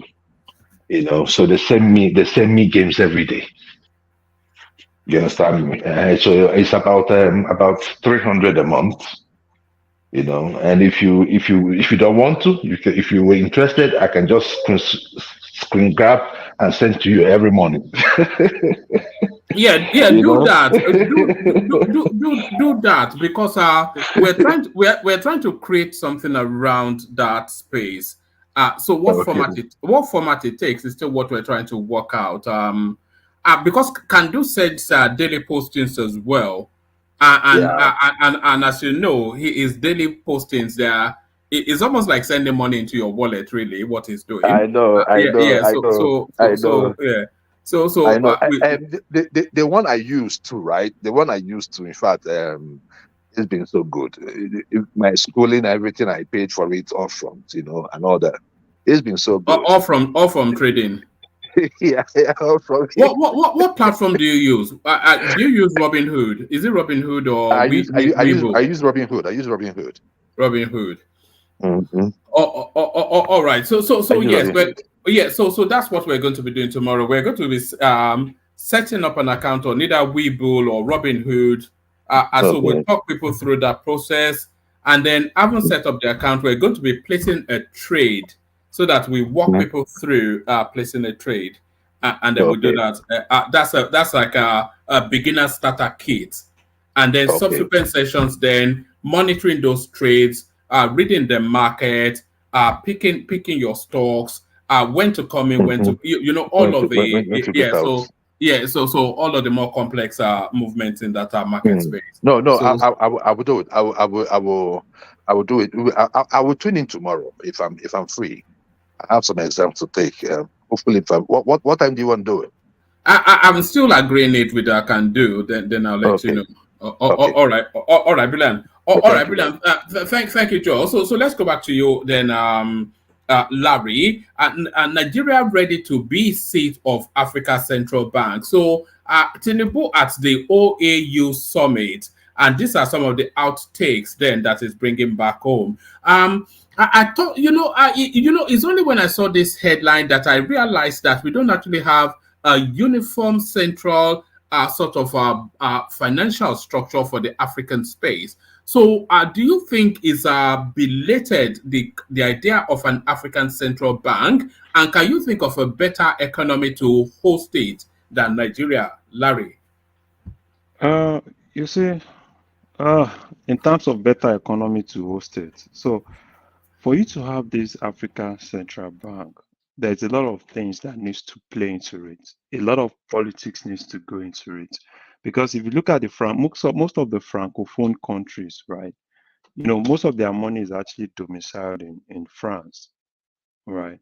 So, but it's a good thing if they could all come together. I know at the point Gaddafi was proposing something like this, right? Kind of like everybody coming in together and keeping the base of our assets in Africa. But yeah, it's good. Tinubu is just only trying to like market Nigeria to every other African countries. But everybody know what's happening in Nigeria. So I just see this as more of a normal marketing strategy. You know, it should just come in and focus more on Nigeria economy. It's good, it's a good thing. Market Nigeria, we are ready to help every other person host whatever assets they want to keep. But it's good for the media. This is just something just as good for the media. Not really. Larry, I've always had the idea that Nigeria should have some sub-autonomous financial space. There's a parcel of land in Lagos called Snake Island. I've Yeah. always thought that they should surrender that space to some sort of international financing that is not overly regulated by the Nigerian space. Is sort of like a semi-autonomous Yeah. financial space Yeah. that Yeah. all of these illicit African lootings, rather than they can come and host their stolen money there and no questions asked.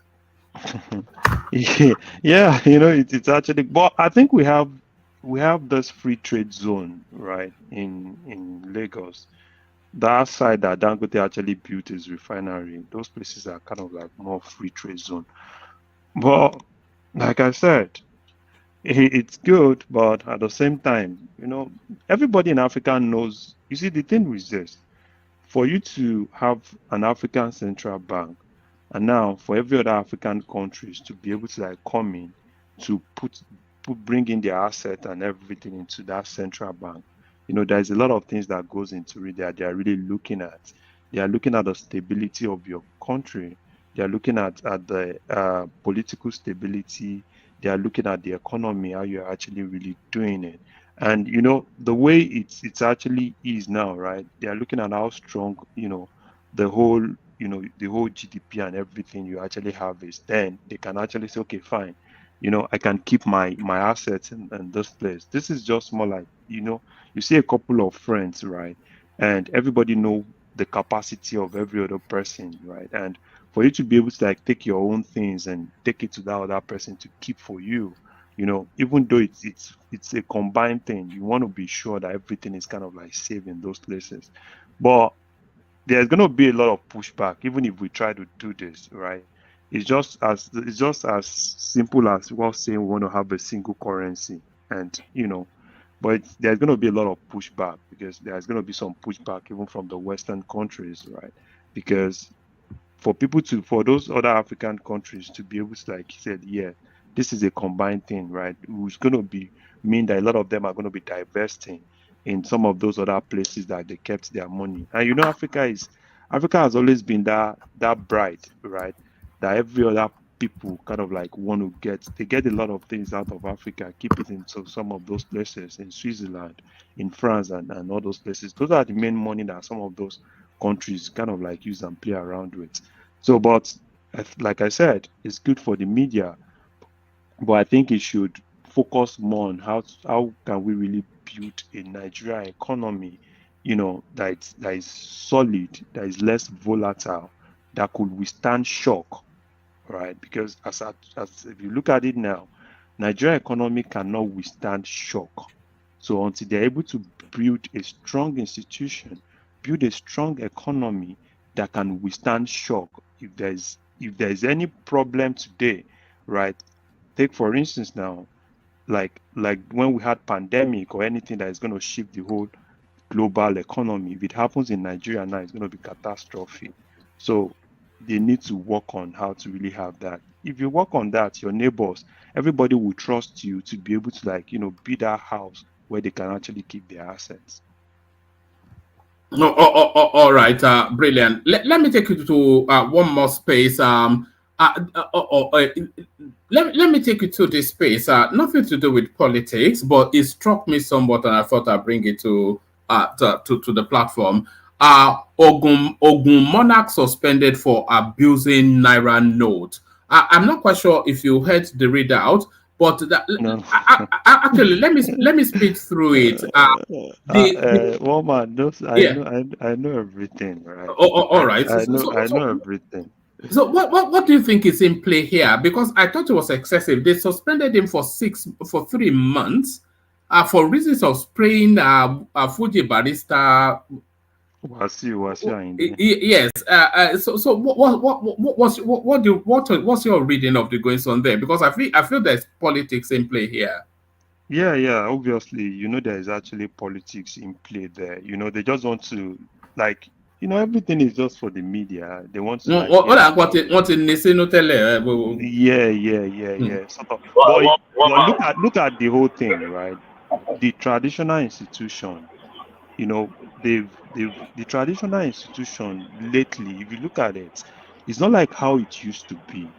I remember those days when we're still in Nigeria growing.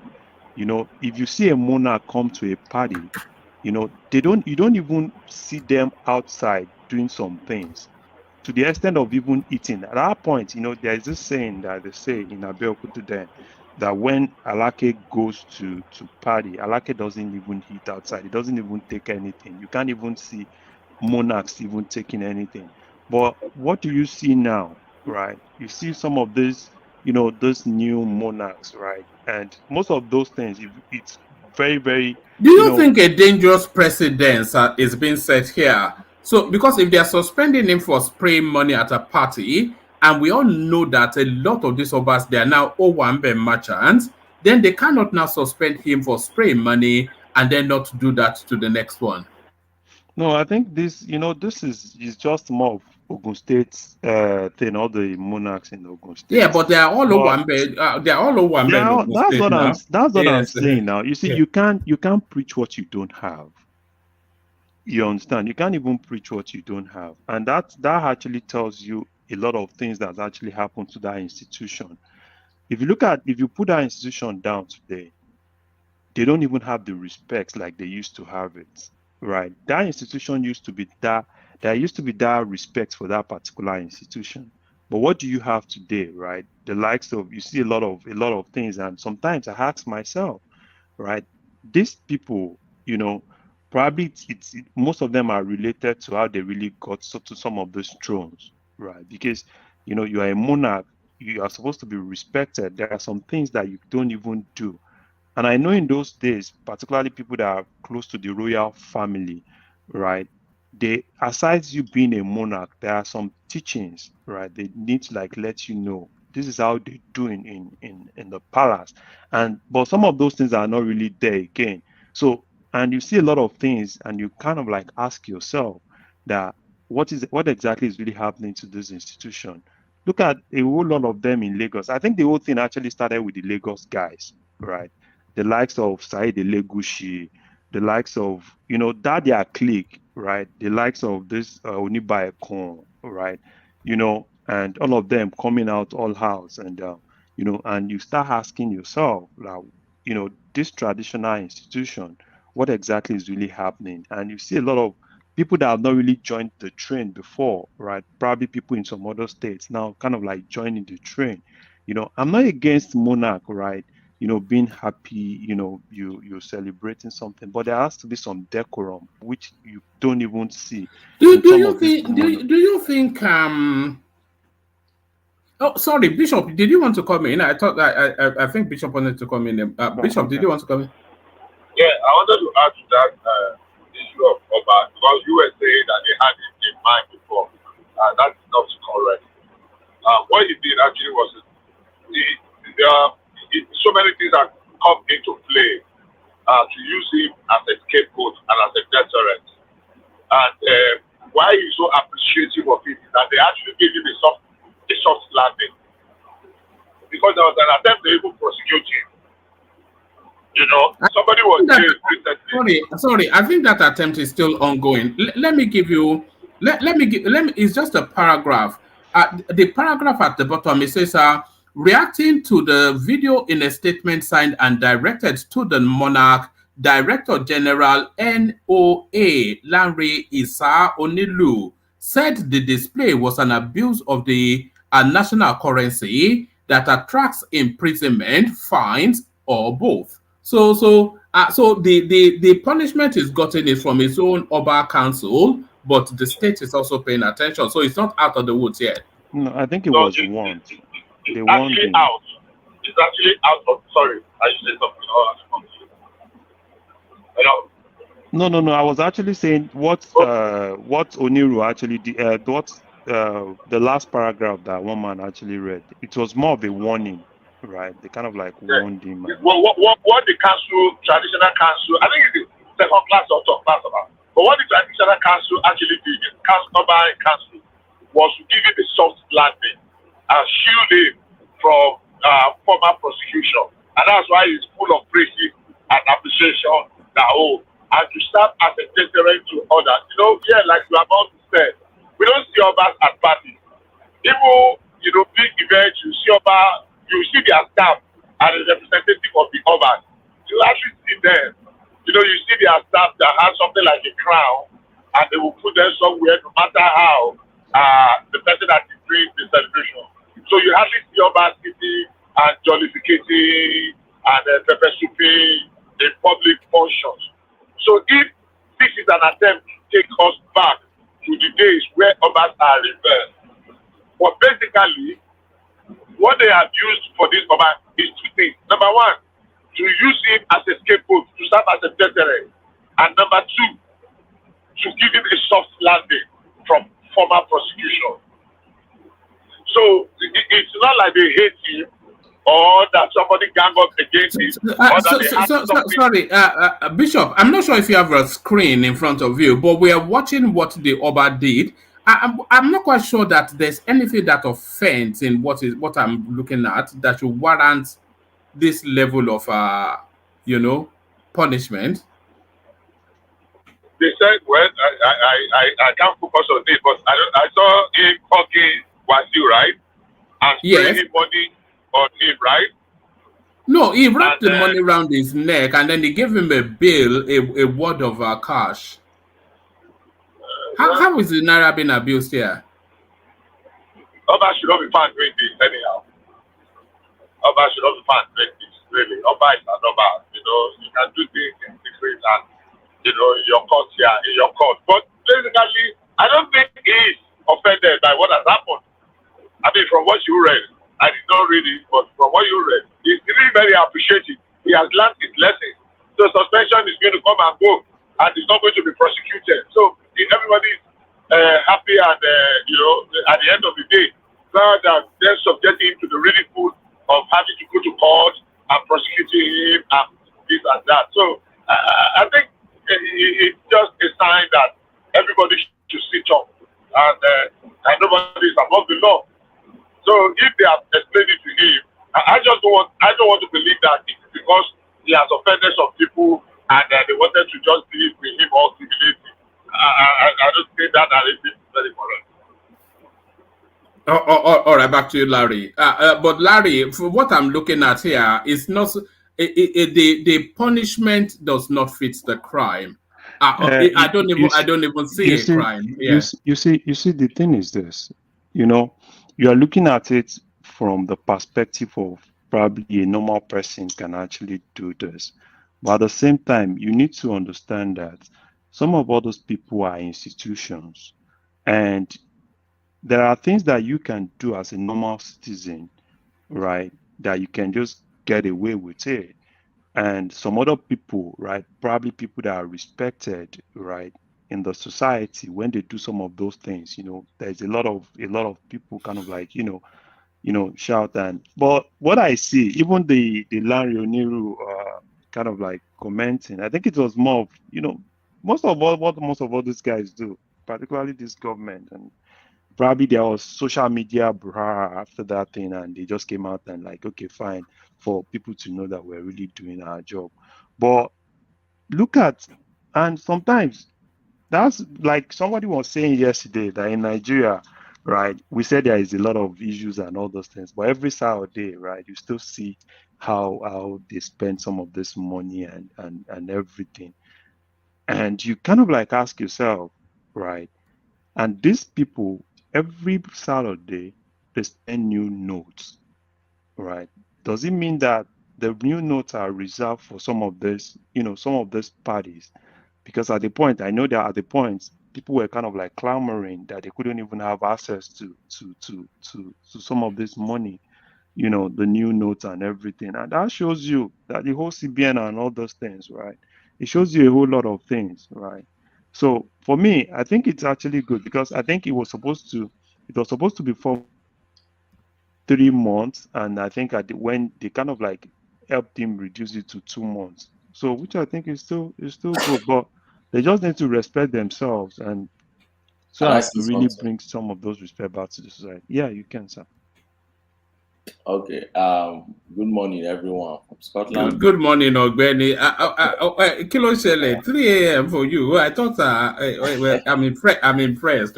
Let's hear from you. Omar. It's been a while. Yeah, it's been a while. Yeah. So let me speak a bit on this Naira mutilation. You see, first and foremost, for me, we can't pick and choose. We cannot be expecting to have a society where there will be rule of law, where there will be equality before the law, treating everyone as equal. And at the same time, we want to be exempting some people as probably special people before the eyes of the law. It doesn't work like that in a society that wants to excel, like we all crave to do. But before I go a bit further on that, let me appreciate this platform. I sent a link on this platform. Let me appreciate all panelists and everybody that do come here to contribute on this platform. I share a link of this platform to one of my big uncles, a professor, somewhere in the US. And he promised to be coming once in a while on the platform. He only joined the platform just 2 or 3 times. And one of the things he observed on that makes a striking difference between our platform here, one-man platform, and other platforms that he has been attending is that we prefer solutions to problems. We don't lament only about problems here. And I was happy when he made that distinguishing factor or mark. That said, so I want to say thumb up, and I want to say we should keep it up. We need to bring solution up. We need to offer solution for our society. We know our country is not where our country should be, but we many of us are outside the country. We've been able to contribute. We've been able to we could from anywhere contribute, to the development of our country. Solutions we suggest on these platforms, they listen to us. I don't think they don't listen to us. Benny, when we used to say they listen to us. I used to think at the back of my mind that we're just patting ourselves on the back to make ourselves feel better. But there's been certain very, very narrow niche ideas that we've discussed here that has come out from people like Cardoso. It cannot just have happened upon it. I think they may well be listening to us, and I'm not even just trying to gas us up. No, I agree with you. They do listen to us because if you observe some of the guys we've been able to bring here on this platform, which you won't expect them probably to be listening to our platform before now, will tell you, oh, we've listened to you. We've heard this on your platform before and others.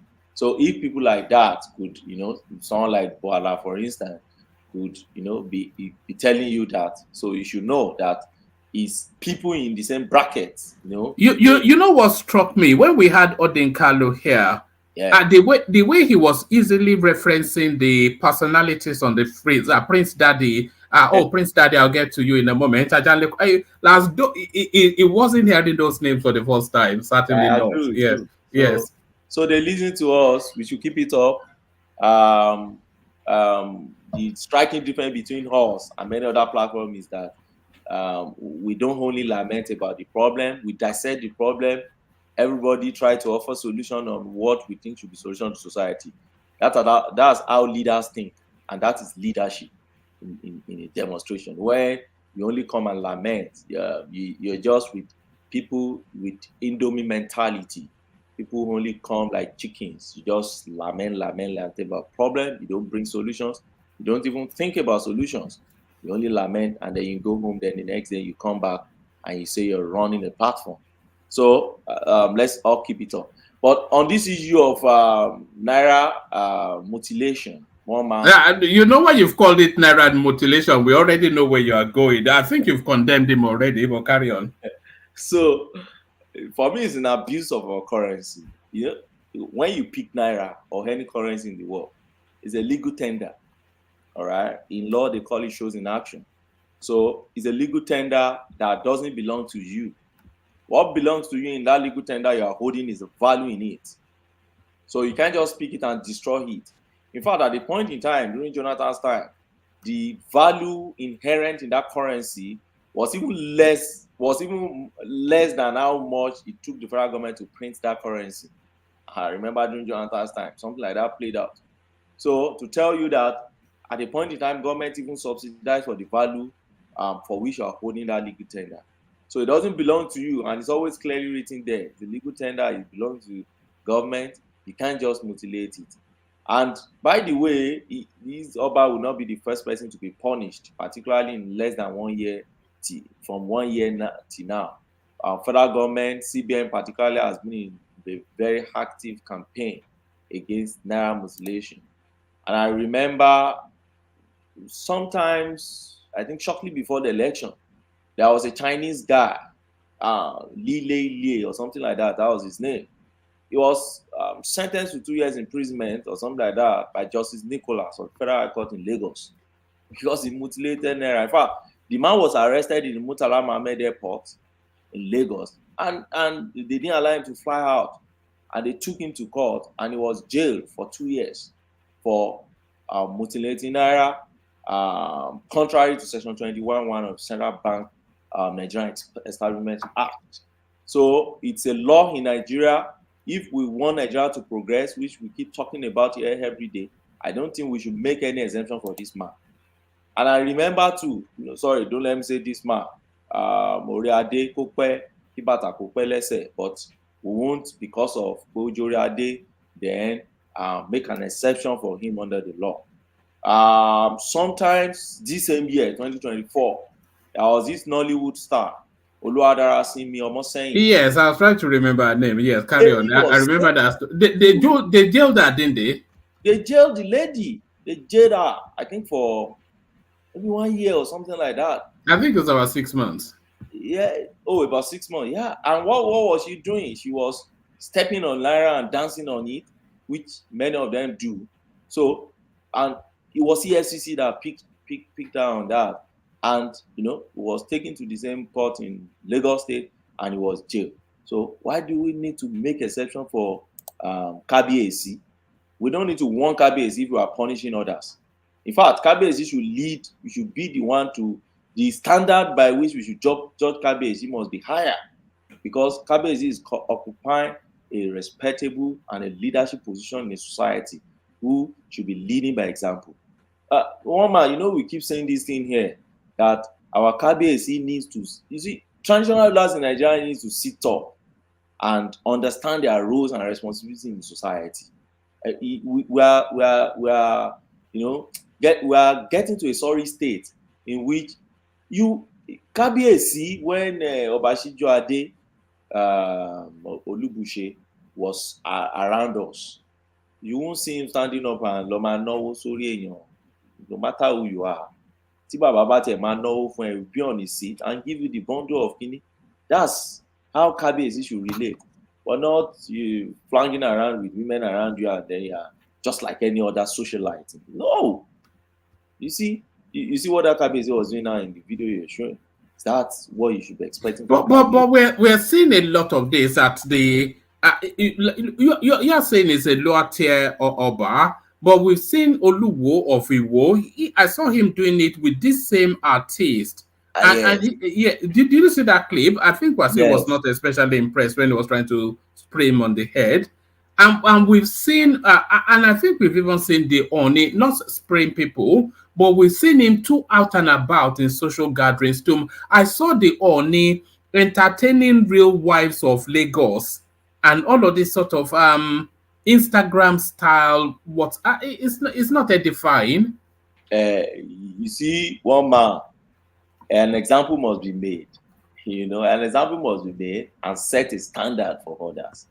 You could recall during King Charles' coronation, I remember vividly, the Archbishop that coronated King Charles oversped.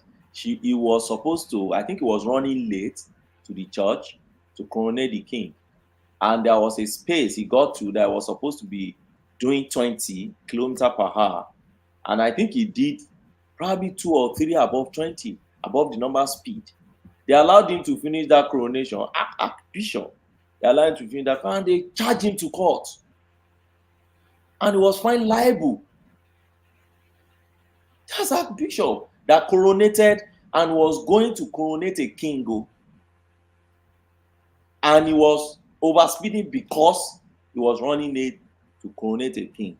That is where system work. So we shouldn't make any exception in our system too. We should pick whoever has run foul of the law and let them get their punishment. We can mitigate, if you plead. We know, in law they will tell you that there is no ignorance of law is not an excuse, but it's a mitigating factor. It's a mitigating factor that you can say, okay, this is Oriade ò gbọ́dọ̀ sun ẹ̀wọ̀n, okay, ẹ jẹ́ ká fi bàbá sí ẹgbẹ́ kan ní police station kan jókòó síbẹ̀, even if it's DSS compound, jẹ́ kí bàbá jókòó sí DSS compound, so that tomorrow another Oriade is not even as popular as this man, as this Oba or any other one, will be more careful. That's my Yeah, Ogbeni, can I ask you a question? Yes, I also have a question, but okay, but my question is just a silly little one. So Larry, just permit me. When you guys quote section XYZ, have you committed those sections to memory, or do you look at the relevant statutes relating to whatever matter you are contending with? Because I know lawyers try to intimidate with according to section, subsection. It cannot be the case that you've committed the whole constitution to memory. Already, it's going to look at his legal books to see how to answer that. No, No, I have to. I've been trained to, keep quiet when the other person is talking. Before you answer, do pastors commit the entire Bible into their head? Where the big reference? All right. No, I heard you. That sounds like a touche, but I still hold to that space that they cannot have committed the constitution to memory. No, but that's I think it's Bishop now. It's Bishop that answered. So Bishop has given a good answer to that. And then you see, legal training takes a lot of years of dedicated reading and studying. You're not, if you go to any law school to start law degree today, I can tell you that before you can come out as a lawyer, it's going to take you another 5, 6, 7 years. So if within 5, 6, 7 years, you have some basic books or laws or statutes that you have to read. If you are reading the same thing for 2, 3, 4, 5, 6, 7 years, you know what it means now. So you must have mastered it. And meanwhile, if you are also in practice, when you see many lawyers that don't quote all these things probably verbatimly or quickly, they are ones that are probably not practicing. If you are practicing with all things, there are tools of your profession. Just like a pastor who is quoting Bible, that's what they quote every day.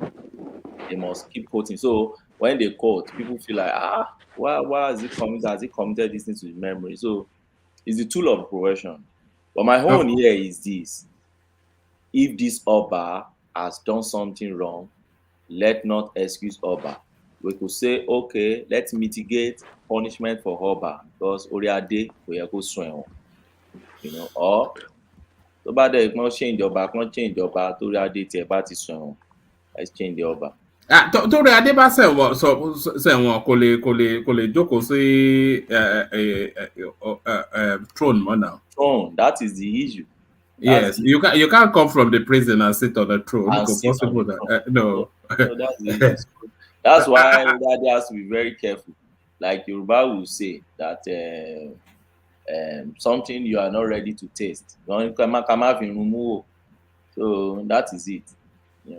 All right. I think Larry wanted to put something to you. Yeah. It's just it's not really a big question like that. So I want to ask, this is not just for Belly. This culture of spraying money, is it safe for us to say this is just peculiar to Nigeria?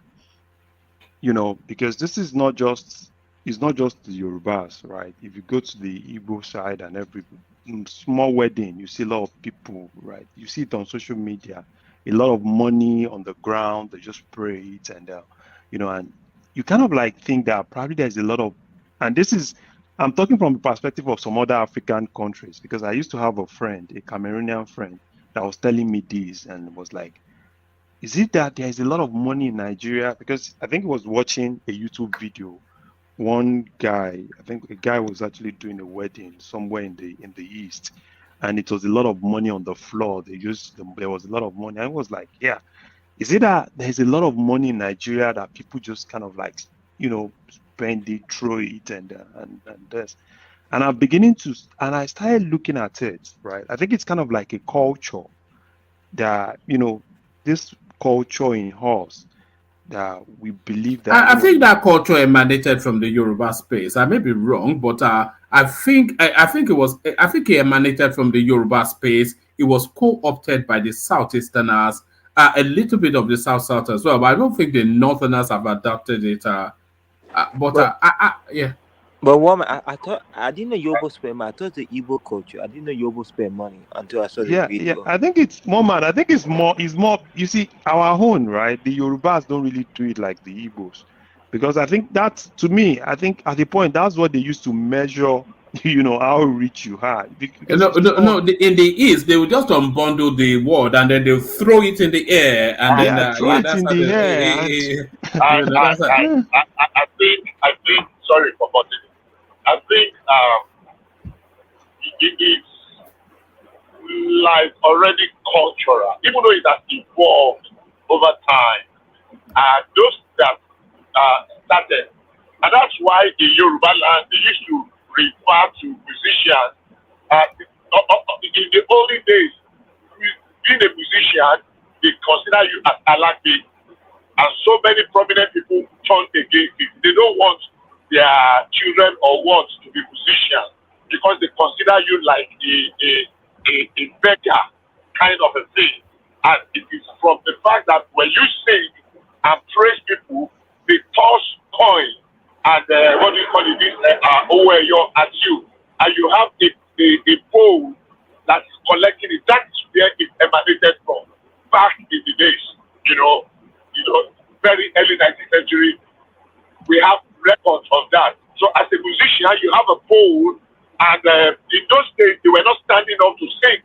And most, if not all, of our musicians were sitting down to sing. And the ones that engage in chiwere, you open your window and you toss coins. And then when they come to your house with their bebe and secretary to wake you up for this early morning, during Ramadan, and they wait, they throw coins. And gradually it started, but I think it's really come beyond us now because a lot of other culture have borrowed it. Can we even Western cultures? Even Western cultures. So a lot of cultures have really bought into it. Even outside Africa, to the west, just like you rightly said. So when we had this conversation a couple of weeks ago, I said, look, is this something that we can suppress or that they're going to? Because I saw a function live here in according to God's own country that whites were spraying money. I was kind of taking about it though. So we have actually, exported this culture that the whites have not taken it to it. They were spraying money, they were throwing dollars, whacks of dollars. So I don't know if criminalizing it is actually going to stop it or just going to reduce and portray it. Maybe people who have something that will be retrievable. It's not going to be money, but like a dummy money, so that after it, you now go back and change it for the real money. But I don't think we can stop it. I think it's gone way beyond that. But it actually started from Yoruba land. Yes, I suspect that it started from Yoruba land. And what you said last there, Bishop, I was just waiting for you to pause so I could say it. So that means then we are minds working. I think there should be some sort of dummy money. In the way that you go to these parties and then you exchange your pound for dollars at the door so that you can do dollar spraying. A bit like that, you just exchange it for fake money. Yeah. But yes. But that dummy money, I know Wasiu actually tried it. You remember that period when they did this during when Emefiele brought that policy where there was no naira, right? So I was watching one of Wasiu's party like that. All of them started doing that dummy money, and people just come in to spray that dummy money, and they do the transfer thereafter. But I have a question for Benny. And kind of like probably you can help us look at this from the legal perspective. I don't know if you've actually seen that bill that Ndume was trying to propose that has to do with wealth, right? Where the government kind of like look at your wealth, source of wealth. So do you think it's a bill that can actually help Nigeria? Sorry. You want to expand on it a little bit for the benefit? So there's this bill that Ali Ndume was trying to propose. Hold on, Bishop. Yeah. I want to help it. I just want to help you. That's the bill. The unexplained, they called it unexplained wealth.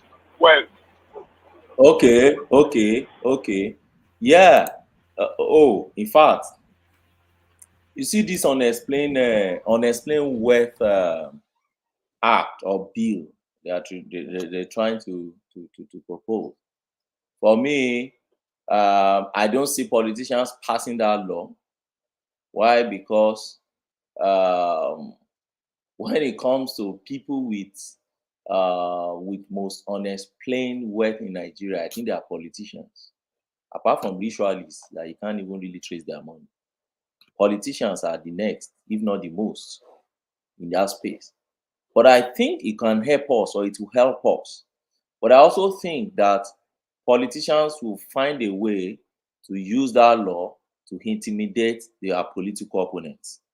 Why am I saying this? Now, if you look at in the UK, for instance, they have what they call unexplained wealth order, UWO, and what does it do?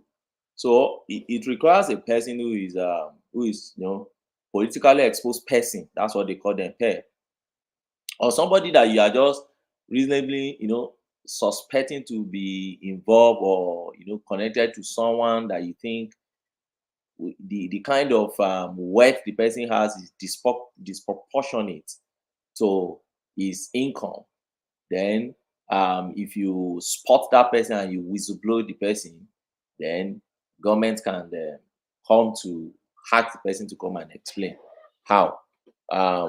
For instance, they know that all that you're collecting in a year, your annual is let's say everything amounts to £60,000, and they realize that you purchase a property outrightly of about £1 million.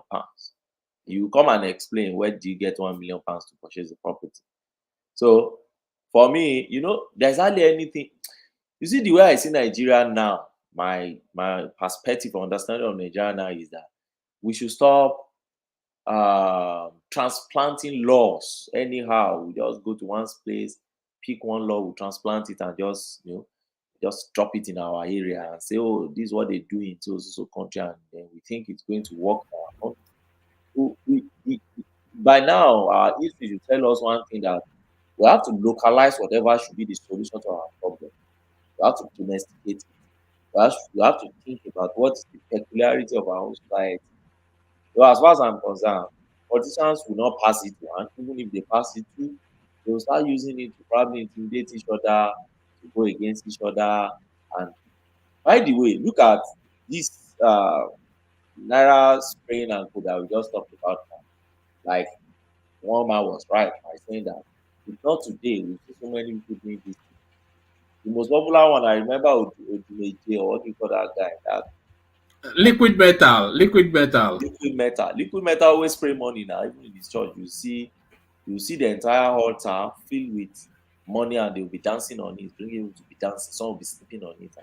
So, has he been arrested? The answer is no. So our selective, prosecution of cases in Nigeria stinks a lot, and so it speaks to why people would even have the boldness to breach the law without thinking about the consequences, because they see examples outside there, which you see everywhere on the social media. They replay it every day, but nobody is asking questions. So for me, it's a good law on paper, inherently good, yes. Yes, can it help? Yes, it can help. But will it be properly enforced? I doubt it. Because as long as, let me tell you, one of the issues many lawyers have identified, as long as you still merge the office of Attorney General and your Minister of Justice or Commissioner of Justice in one single man, it will be very hard for you not to pick and choose what crime to prosecute and what not to prosecute, and which law to enforce and which law not to enforce. And that is what we are still using in Nigeria. Your Attorney General of Federation today, now, 5 days ago, our Attorney General of Federation dropped charges against Omoyele Sowore, and he has the 100% discretion to do that, and he did it, and you can't question his discretion. That is it. So if tomorrow you see what Buhari did now by releasing those 2 governors that were sentenced, with all the effort made by Justice Banjoko to sentence those guys. They threatened her life. They were just after her life and everything, but she took up boldness to sentence them. But he took just one pen by Mr. President, because the Constitution allowed him to do that rubbish, and then he just released them back to the society. When You see, this that's why I have a problem with the Igbo rich people. Why are you spending money? Why are you spending money with? You need to monthly invest in your region. Don't spend money in the wedding. That's rubbish. Well, I don't know why they're doing that. That's not how you develop your region. You know what? All right. Carry on, Dewale. Yeah, I was just trying to there's a slight chance that Tinubu might pardon James Igori. I mean, Igori wasn't convicted in Nigeria, right? Okay, I think that. But I have a question for Benny. Other countries currency, it's spread in Nigeria, in the parties and modulated and all that. And can people be prosecuted for modulating another country's currency in Nigeria? Because the way they dollars some occasion, and if that jurisdiction can be extended, I don't know. No. If you look at that section 2021 of the CBN Act, it doesn't extend to the currency of other countries. It talks about our currency. It talks about the legal tenders in Nigeria. So yes, you could say dollars is a legal tender in Nigeria, but dollar does not gain is how do I put it now? Its validity as a currency pursuant to our CBN Act. Okay, dollars gain it so through our by virtue of exchanging it for the value of naira. That is how you can hold dollar and say this is the value of this dollar in Nigeria. So it's not protected in terms of this mutilation, but like I said, it could be extended to it. Depends on the argument you can canvass. You can extend to it to say, look, it's a legal tender for another country. The moment you exchange it, you can have it within the Nigerian space.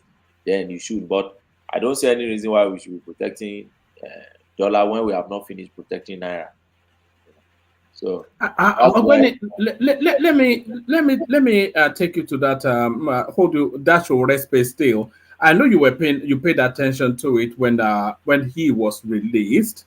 Yeah. So the first thing was that even though the Attorney General used to claim the discretion of his office, a lot of people read it to mean a presidential pardon. So now we know that a conviction has to have taken place before a presidential pardon can take place. So that's the legalities of it. But if at least some form of a presidential largesse, a lot of people read into that. And then they are extrapolating and then projecting it eastward and saying that equal measure should be applied to Nnamdi Kanu. So are you seeing how that storyline, is it playing, have you noticed it playing out in that manner? And do you have any thoughts on it? Yeah, but you see, sometimes it's ignorance, and I pardon many people who most times displayed all this ignorance. Clemency by the executive order, which you call prerogative of mercy, is different from nolle prosequi. And I think I've explained it here on this platform before about the power of the Attorney General to issue nolle prosequi. And I think that was when I was talking of same Kanu Nnamdi back then. I'm not Kanu's fans. I don't believe Kanu should be released. I think he should be prosecuted. But I believe that Kanu should be prosecuted on time. On time. I don't think they should waste time on Kanu's prosecution, except they don't have anything against him. But if I find myself as the Attorney General or the prosecutor to draft Kanu's charge today, I know counts that will charge, that will pick Kanu. There is not, I don't see anything barbara in what they are doing against this guy. Committed so many offenses against I mean we've discussed Kanu on several occasions. So the power that the Attorney General has exercised here is what they call nolle prosequi. What does it do? It's the power that resides within the bosom of the Attorney General to discontinue a criminal charge against any suspect in the court. But the moment that suspect is jailed, then the Attorney General cannot exercise such power again, because that once the court has a say on whether the person is guilty or not, and then probably penalize the person, then you have the executive, which is president of governor, whatever cases it may be. So now exercise clemency, which is prerogative of mercy. Now on the Nnamdi Kanu, I don't think comparing the Nnamdi Kanu case with Omoyele Sowore case, as far as I'm concerned, is what Fashola call unfair comparison. And we commit that a lot in Nigeria. We just pick something and then we start comparing just to validate our narrative or our thinking. What was Sowore? Everybody knew that Sowore treason charges or which they just discontinued were just trumped up against Sowore. Why would you say Sowore treasoning for what? Sowore is a journalist, and for me, I believe that he's being sponsored by some external bodies. I still believe till now that he's getting grants from somewhere. He will continue denying that, but that's my personal belief. I believe there are external forces that are sponsoring Sowore because he's one of those who practically chased Jonathan away from government. In fact, blackmailed that government and ensure that government left. So, yeah. The term in a singular context by saying revolution alone, do you think is enough to convict someone? Because revolution it can be termed in so many ways. Now, calling arms against the government in a revolutionary way, I think that is what can be, can be condemned for. But he never called for arms against the government. He only called for revolution. And I think that's where the government was struggling to actually prosecute them to the fullest, because his own kind of revolution wasn't of calling Nigerians, to take arms against the government, but to take power away from. It described it as a day of rage. That's what it describes. Yeah. It's a call to violence now, a revolution. It's a forceful eviction of a certain authority. Well, I mean, maybe your brother can shed light more to it, because calling for revolution, a political revolution, does not necessarily mean that it's calling for arms or, like you said, a violent way of taking power away from, the constitutional authority. But I think that's where government was having issues for the Attorney General to have deemed it necessary to withdraw the case. What do you think of that? So, let me tell you what I think. I'll still take you back to the law that defines what treason is. And then from there, we can all take it up and look at it, whether what you already did, you can rightly call it treason. You see, law is just a common sense. Section 37 of the Criminal Code Act talks about treason. And how does it define treason? I'll paraphrase it because I don't have it with me here, so I can't tell you verbatimly. He said, if any person within Nigeria, whether you're national or you're foreigner or wherever you are, any person, either within and even outside Nigeria, once you levy war, it uses the word war. You can go and download this section 77 wherever you get it. Criminal Code. It said war. When you levy war against the state, and then that what you are levying must have a purpose. So it goes further to say, so if what you are doing is what you are using that thing to achieve is you are trying to intimidate the president or governor of that state, okay, by fighting them to intimidate them and then overpower them, okay, you are guilty of treason, and then you should be liable to punishment by death, okay, penalty. And then when you look at the section 2, it talks about conspiracy. Conspiracy simply means that all these things we mentioned in one, if you get yourself involved in it by any means, whether you were there when they were discussing it and you didn't whistleblow on time, or whether after they have carried it out, you were the one who helped them probably to cover up, or all sorts of that ways conspiracy can occur. As long as in that chain of events you find a role to play there, then you are also guilty and your punishment is death. That is the definition of treason. So when I pick it, I put one or two things together. What exactly was Sowore talking about? Has Sowore been protesting? Yes, Sowore has been protesting. Is it today Sowore has been protesting? So to now name his protest as a day of rage, is that what now changed the character of his protest? Sowore has been protesting in the street armless. You won't see him with gun or anybody. You will see him with his boys, his guys. They are always in the street.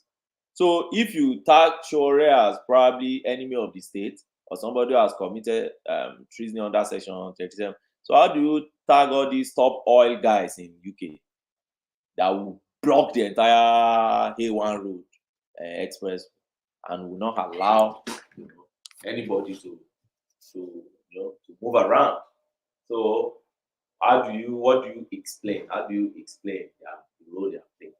So sure, as far as I'm concerned, deserve to be released, okay, because the offense Section 37 of the Criminal Code are under which they charge him. But if you flip what do you think Fagbemi failed for him to have withdrawn the case? You said? On what ground did you think Fagbemi withdrew the case to discontinue the trial? So for me, I believe Fagbemi has seen the proof of evidence. He has checked the board, because don't forget it was this Kebi guy that filed the charge and everything in court. So I believe he has seen the proof of evidence. Abubakar Malami. Malami. So he didn't want to ridicule himself in court, because you don't expect somebody like Fagbemi, who is a fervent litigator or litigation lawyer, criminal trial, to go to court and be doing all those patchy things, and eventually the court will still lambast you. The man will still come back for malicious prosecution, which is a tort, which he will surely get compensation against the federal government of Nigeria. So if I find myself... But before you go further, do you think he can be retried for the same reason, for the same charges? Oh, yes. That's that. So, yes, the fact that you enter non prosecute doesn't mean, and that's why I said it's not clear. Is that not double jeopardy? No. It has not gone through the full trial, full rigors of trial. If you have gone through rigors of trial, that's where clemency comes in, and you can't retry him again. It's as good as nothing happened. But this is not a prosecute. Anybody can still pick him up and say, we are trying you on that. But I don't see that happen under this government again for now. Probably after this government, whoever government comes. Before you round up that space, do you think, this is just me in my own crazy thinking, do you think because it's Yoruba of Yoruba, so you know what, let's just take the fire of this case, let's just extinguish it once and for all, we don't have to prosecute him, he's our brother, let's move on? I don't think so.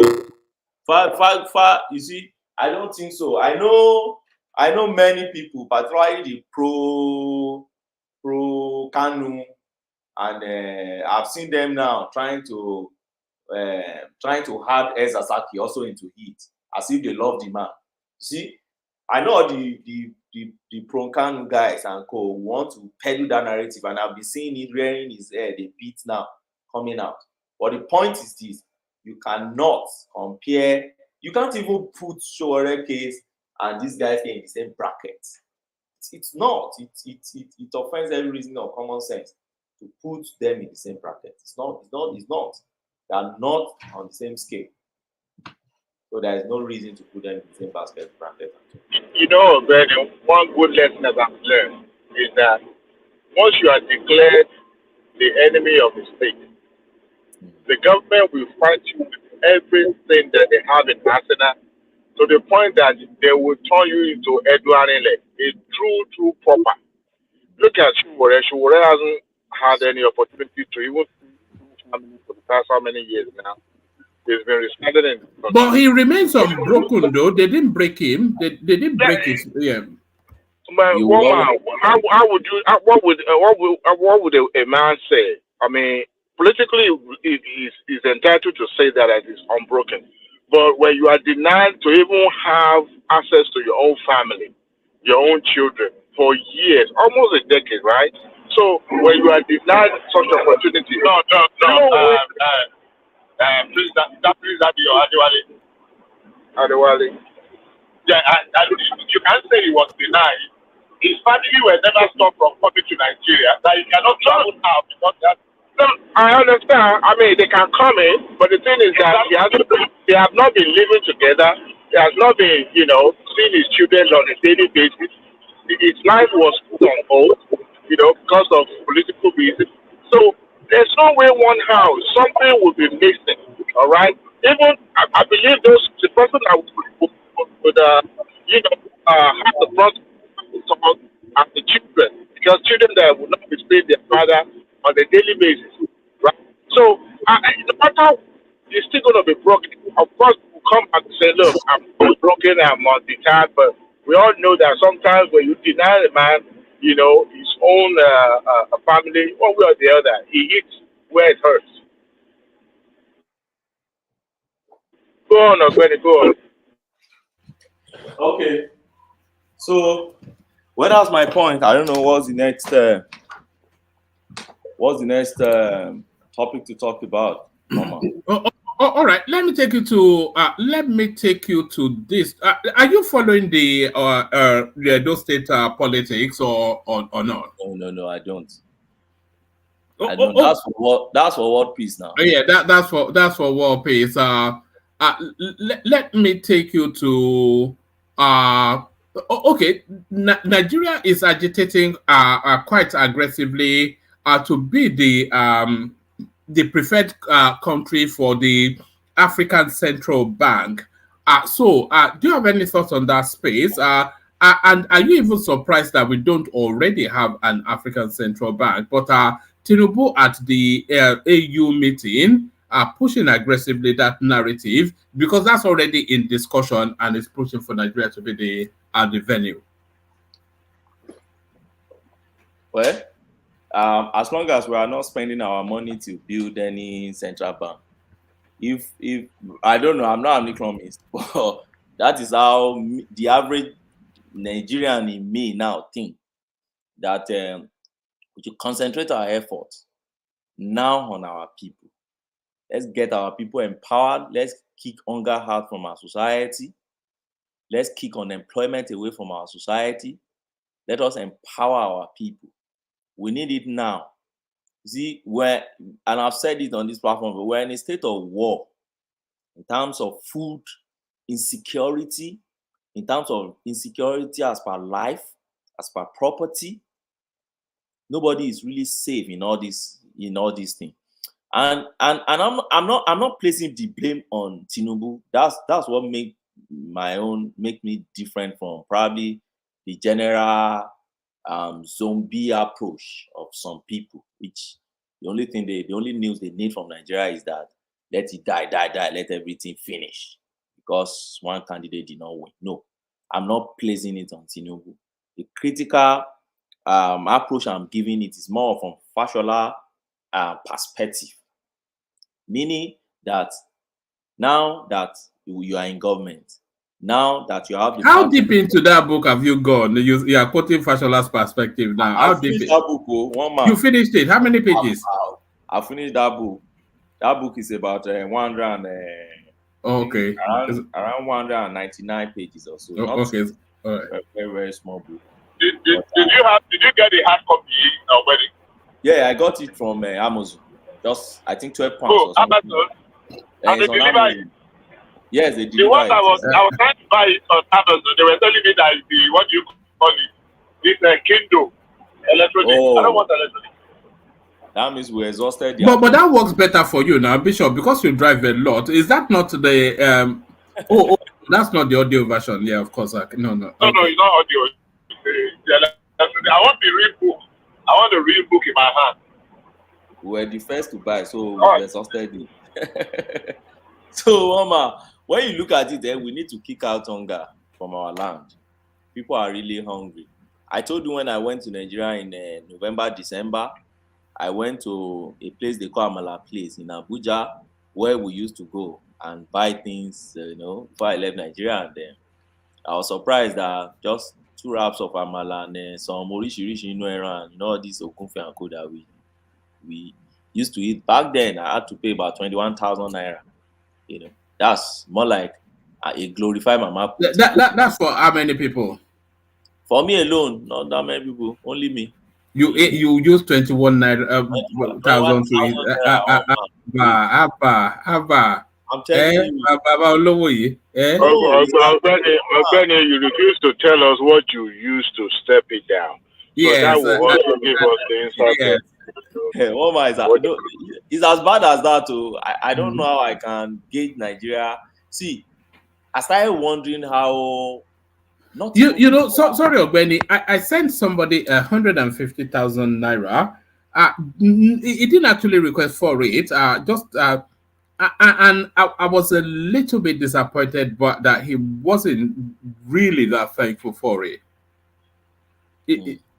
Does that mean that it doesn't translate anymore? Because I thought it was a decent amount, but it wasn't. You know, I wasn't expecting him to be doubling over the phone, but for way. How much is your 150? How much yes. is your 1,000?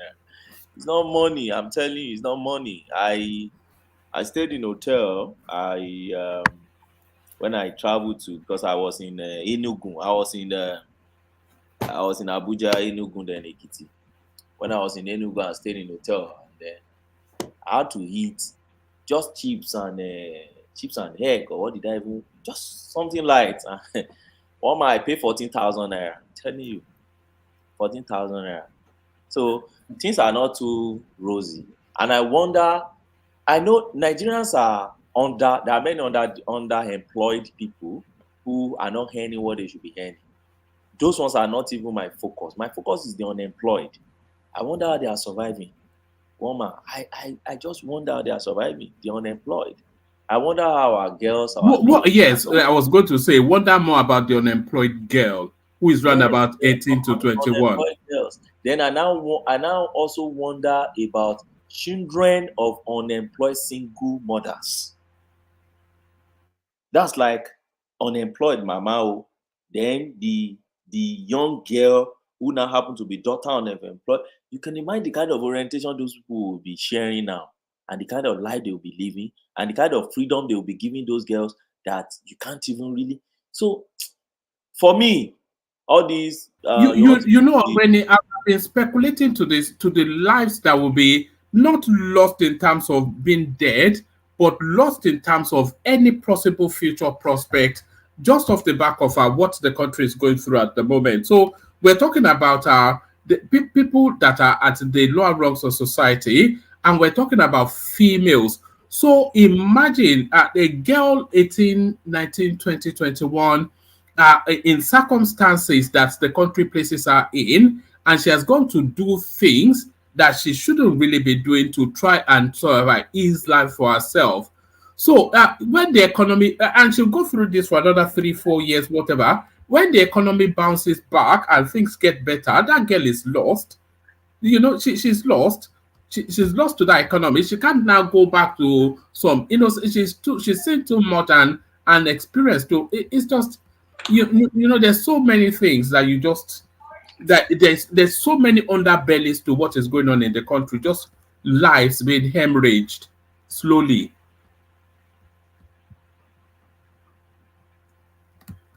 So sorry, is anyone there? Yeah. Let me show you this. Apologies. Let me show you this. This is the narrative. I saw this earlier. It's just what you said, Ogbeni. It's the narrative of this lady. It says a trader rally round widow who fainted due to hunger while selling pure water. So this is the narrative of a woman.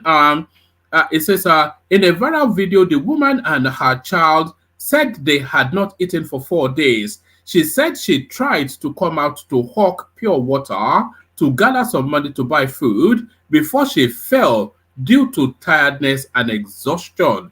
She had her child strapped on her back when she fell. And that is the country that we live in. That's our country. It's so terrible, woman. And I can tell you, yes, sir.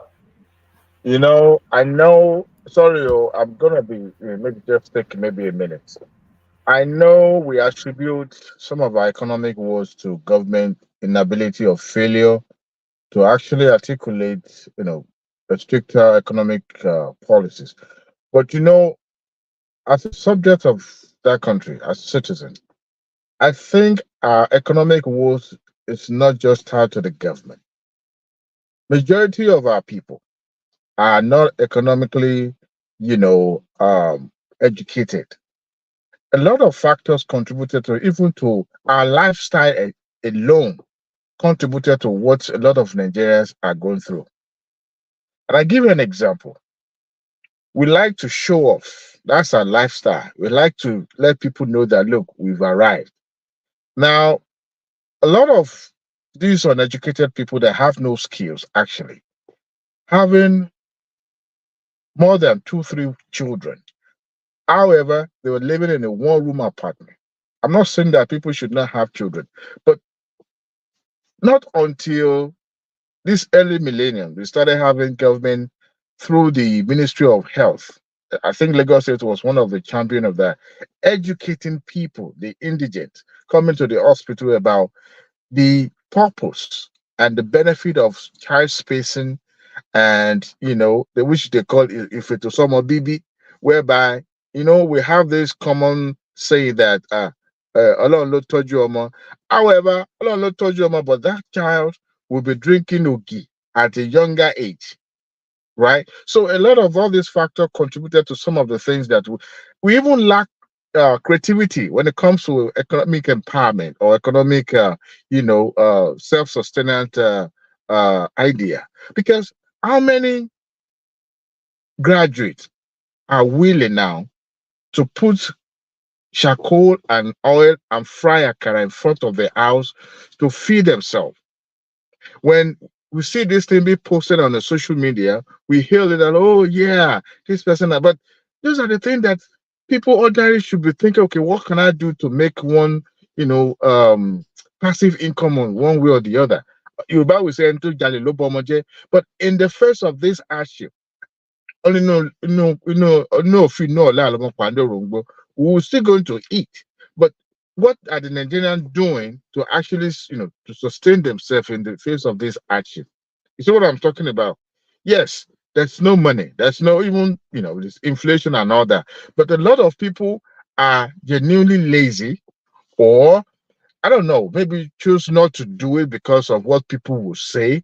In that kind of lifestyle, they will continue to live in impoverished condition. I'm just saying that not everything has to do with government.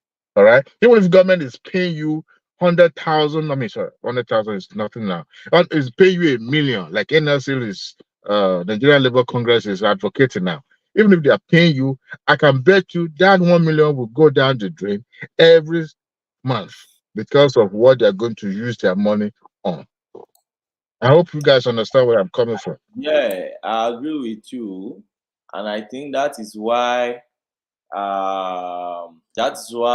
the statistic shows that the level of poverty in Nigeria, they take it to multidimensional, meaning that there are a lot of factors responsible for it, and there are a lot of perspective from which you can view the poverty, line or level in Nigeria. But I can also tell you that I don't think the majority of Nigerians who are even employed, and majority of Nigerians or many Nigerians that even live a very moderate life. Moderate life in the sense that they marry at the normal time you're supposed to marry, try to build family, and also don't forget. See, one of the things I've seen that strike a difference between you that are living in Nigeria, you're a resident of Nigerian citizen, and then probably the Western world is that your basic need, probably in the Western world, has been met already upon your birth. In Nigeria, you could probably fight for your basic need till you are very close to your grave. Basic need is still what you'll be fighting for. And you see those few ones that are rich among us, what they do now is because they know that the future is very uncertain, because they didn't even create a better future for anybody at all. No system, they didn't create any system for anybody. So they try as much as possible to amass for the next 2, 3, 4, 5 generations because they know that it is not certain. So unlike in the Western world where they know that, okay, give or take, you still have this level of certainty that you can say, okay, this is the level at which you know your probably coming generation will not fall under. You know that this is at least this is standard. They will at least meet, even if you eventuality happen and you are not around. This is what they can have. So for me, even an average Nigerian that is living the normal average life, you don't get married on time, probably at a 30, which is even for me is getting even half age already. And okay, they are still living in above and below poverty line these days, particularly in the past 2, 3, 4, 5 years now. It's not been easy for Nigeria. I'm not placing the thing on Tinubu. The reason why I'm not placing it on Tinubu is this. Over time, WHO and all these bodies have been warning us over time that food, because of insecurity that we have been experiencing in Nigeria since 2007, they've been hammering it on to us that this particular insecurity is what is going to cost us. And they've projected. So everything we are seeing today, and that's why I believe in what Sanusi said, that this thing has been projected. The consequence of all these things will come. In the 2008, 9, 10, 11, I used to travel to Gombe. I used to practice in the houses of Gombe. So Bauchi, Yola, Maiduguri, Biu, Mubi, Uba, Skira, Uba, all those areas were my places I used to travel to practice in those days. And let me give you an instance of Benue. What were you doing in Biu? It's not Biu, it's Biu. That's on all those Uba, Skira, those were my places. Those are my playground too. Michigan, yeah, Michigan. Those are my playground too. Yeah. Baba, those are my I would like to respond. I would like to respond when you land your thoughts. Okay. So let me give you an instance of Benue. Now, all these houses I'm talking about in the 2007, 8, 9, all those time. If you're going along Benue, for instance, you see they put yam by the way, bushmeat, all these things, big plantain, particularly Benue houses. You won't enter Benue and you will not know that this is actually food basket of Nigeria. You have a cocoa, you have everything along the way, and they sell it at a very cheap price. And you see their small children roaming around. School time, you will see them. I used to drive all those areas, Nasarawa, all those areas. I used to fly those areas, and you see their children coming from school and peaceful life relatively. Fast forward to 2000 and that towards the end of Jonathan's time, 2013, 14, to that 15, 16 to like 18. Man, you go to those houses, the major thing you will be seeing along that houses is refugee camp, IDP camp, I mean. That's the major thing you'll be seeing. You hardly see all those, because they used to have all these atibaba, they will have a lot of yams under. You just go and be picking your own and be paying, you price it. And I remember back then, WHO started warning us that there will be food insecurity. The consequence of this thing will not come immediately. The consequence of this thing will start coming to us 8, 10 years after. That's when we will start feeling the heat. And that is what we are feeling now. What we are really feeling now is not only even hike in price of food. What is causing that hike in price of food is the shortage in food supply. That is food insecurity. So the little you see farmers have, they want to maximize the price. So when people now, when they relate it solely to, it's the cost of petrol, because the cost of petrol has gone up, and that is why now you have food. No, that's not the only reason. One of the basic reasons is the consequence of what have been happening over years. Our farmers have been chased away from farm. They are now in IDP camp. They don't, even those ones that are in farm, no peace of mind. They can't even stay with their eyes closed in their area and all this abba any longer. They have to leave on time and come outside. So when Nigeria, when the old governor, some people were chasing the old governor around like rats, smoking him everywhere. And they were even boldly saying they will kill him, the governor of the state. How much more the poor citizen is just a farmer in the state? And now we are feeling the consequence. So what I'm saying here generally is this. I'm expecting my government of my home country, focus on putting food on people's table. And I've offered my own solution here before, which from my own little head, though, because I know I've never been a governor, so I don't know what they do at that level.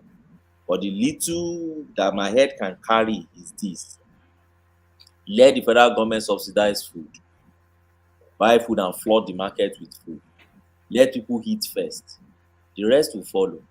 But as long as people are hungry, there is nothing you can say. There's no policy you want to bring on. Tinubu has discounted that idea, by the way.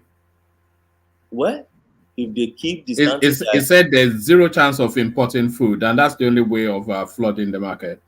For me, I don't think it's only about importing food, woman. I don't think so.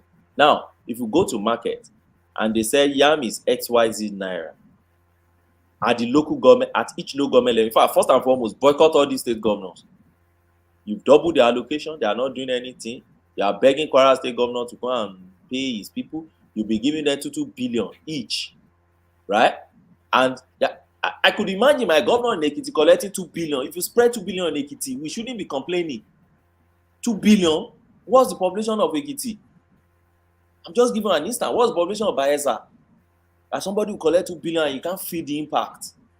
So for me, boycott all those state governors, and I've said it before, go straight to the local governments. Go straight, deal with local governments. That is the closest tiers of government to the people. The 776 local government, go straight to them. That's the level at which I think Tinubu should be operating by now. But those state governors are not doing much. They are not even doing anything. So when you go down to that, if they said, okay, yam is XYZ, subsidize yam for people to buy. Stable food, not all food. Gari, belubo, wheat, yam, and after all, they call you the Agbadorians. Then do the needful. Let them know, yes, there will be plenty of banana and all these things in the market. So when an average person gets to the market and can buy this thing at a very affordable price, because government has subsidized it, fine. That's the way I see it. Whichever way they want to do the subsidy on food or anything, they should find a way to do subsidy on food. Because they are saying... I agree with you. Nigerians should not be hungry. Yes. Whatever justification, whoever did whatever led to the circumstances, Nigerians should not be hungry. It's a big economy. Why must they say the solution is to import? Import for what? Import for what? I keep asking it. Is it that we don't have land again? Staple food in Nigeria. No, as a temporary fix until the agricultural cycle kicks in. So my question now is that what do they mean by temporary fix? If you are planting corn, what's the maturity date of corn? If you are planting staple food, are foods that don't take too much time now. And these days they have improved seedlings. See, they have all the improved seedlings everywhere. Whether it is GMO or not, do improved seedling, let people eat. That's the way I see it. I don't see any. Tinubu. When has Nigeria not starving now? Because I don't know how you guys get the facts. I mean, just seeing 1 or 2 videos, and you concluded that everybody is starving. You went to a hotel in Nigeria. You spent $14,000. How many people do you see in that hotel? You just one of who, like people that came back from overseas. We can't just conclude like every single thing we see on the internet is fact. Nigeria didn't start starving just now. People, even your 2007 that you spoke about, people are still starving then. People are complaining they're hungry. So we can't just have 1 or 2 clips and concluded that this is the fact. I mean, I'm not saying people are not starving. It's been like this. Even your first world country, people are starving as well. So we can't just use one little thing and conclude that this is the fact and this is how things are. I disagree with that point of view. Okay. So my point is very simple. My point is not that people have not been starving. Our point is that it has increased. And statistics have shown that it has increased. Where's the statistics? People have not really been starving in Nigeria. Do you remember Umaru Diko? When they were saying there was poverty in the land, and he told us that he is yet to see a Nigerian picking food out of the dustbin. Nigerians have never really starved. not to the point of not actually literally being able to feed. Wait, I have thought no I explanation thought of you that. live on. I thought you live in Lagos. Have you been to Strait of Lagos? Did you see people always begging for food? Because I that's see people yeah. begging for money, but then that's for a variety of reasons. It could be drug related, it could be whatever. No, the people from the north, they're begging for drugs. No, but that's a culture though. That begging, those beggars, it's an emergency system now. Panning is a profession in the north. And begging for the food is a profession. It's a way of life in the north. Okay. But I've not been to the north though. But that's how I, See, the truth of the matter is, if you permit me, as we were talking, I mean, a few days ago, I was reading through somebody's timeline on the social media. It was telling us what people have been thinking about many years down the line. Let me start by saying that Yoruba used to say, Ojoji Michael Wapo, Ojoji Ben. Everything that we are experiencing now is not just a happenstance. It's something that we're really long in coming, and we saw it coming. The question is, how prepared were we, or we were for those things? It's not like they just came suddenly. I said, there's this guy that sang one song. Apart from many of them sang. I mean, we know the gospel musicians, we know the juju musicians, the Fuji musicians. There was one particular boy in my area in Ibadan. They call him Pepe Aladisa. That did one song sometime. And you go over moving the guitar, power, all stuff. And when Abdul Karim sang Nigeria, Jaga Jaga, everywhere, Kata, that people sang that people were hungry, blah, blah, blah, blah. Those were signs that other times were surely ahead, but we did not do anything about it. While I will agree that because of the social media and the media space and the rest, politics, a little bit of this hunger is exaggerated. I did say, and I've said it here several in the past couple of weeks, food is not scarce in Nigeria. They are expensive now due to so many factors. If you go to Daleko Market today and you want to buy 100,000 bags of rice, should we get it? Should we get it? I'm not talking of 1,000 bags. 100,000 bags of rice in Lagos, should we get it? In the market, not just in people's homes and the rest. Unfortunately, on this platform, we had a conversation when government was trying to use an approach of the social safety network or something, said they want to share 8,000 and governors kicked against it, that they have to come through there. Oh, of course, a lot of people supported it. And I said that the government will not handle it well for the most vulnerable. At the end of the day, the governors hijacked that process and nothing, absolutely nothing has been heard about it till date. What did they do? The money that the government gave them to produce, to provide palliatives and the rest for the people, nothing. Now, there is a problem we have as a people. People who want to say, oh, I'm not blaming the people. It's just that sometimes we need to take responsibility. Our attitude, entitlement mentality is something else. Our entitlement mentality, somebody approached me, and I'm not going to that, to support someone that has no husband with 3 children.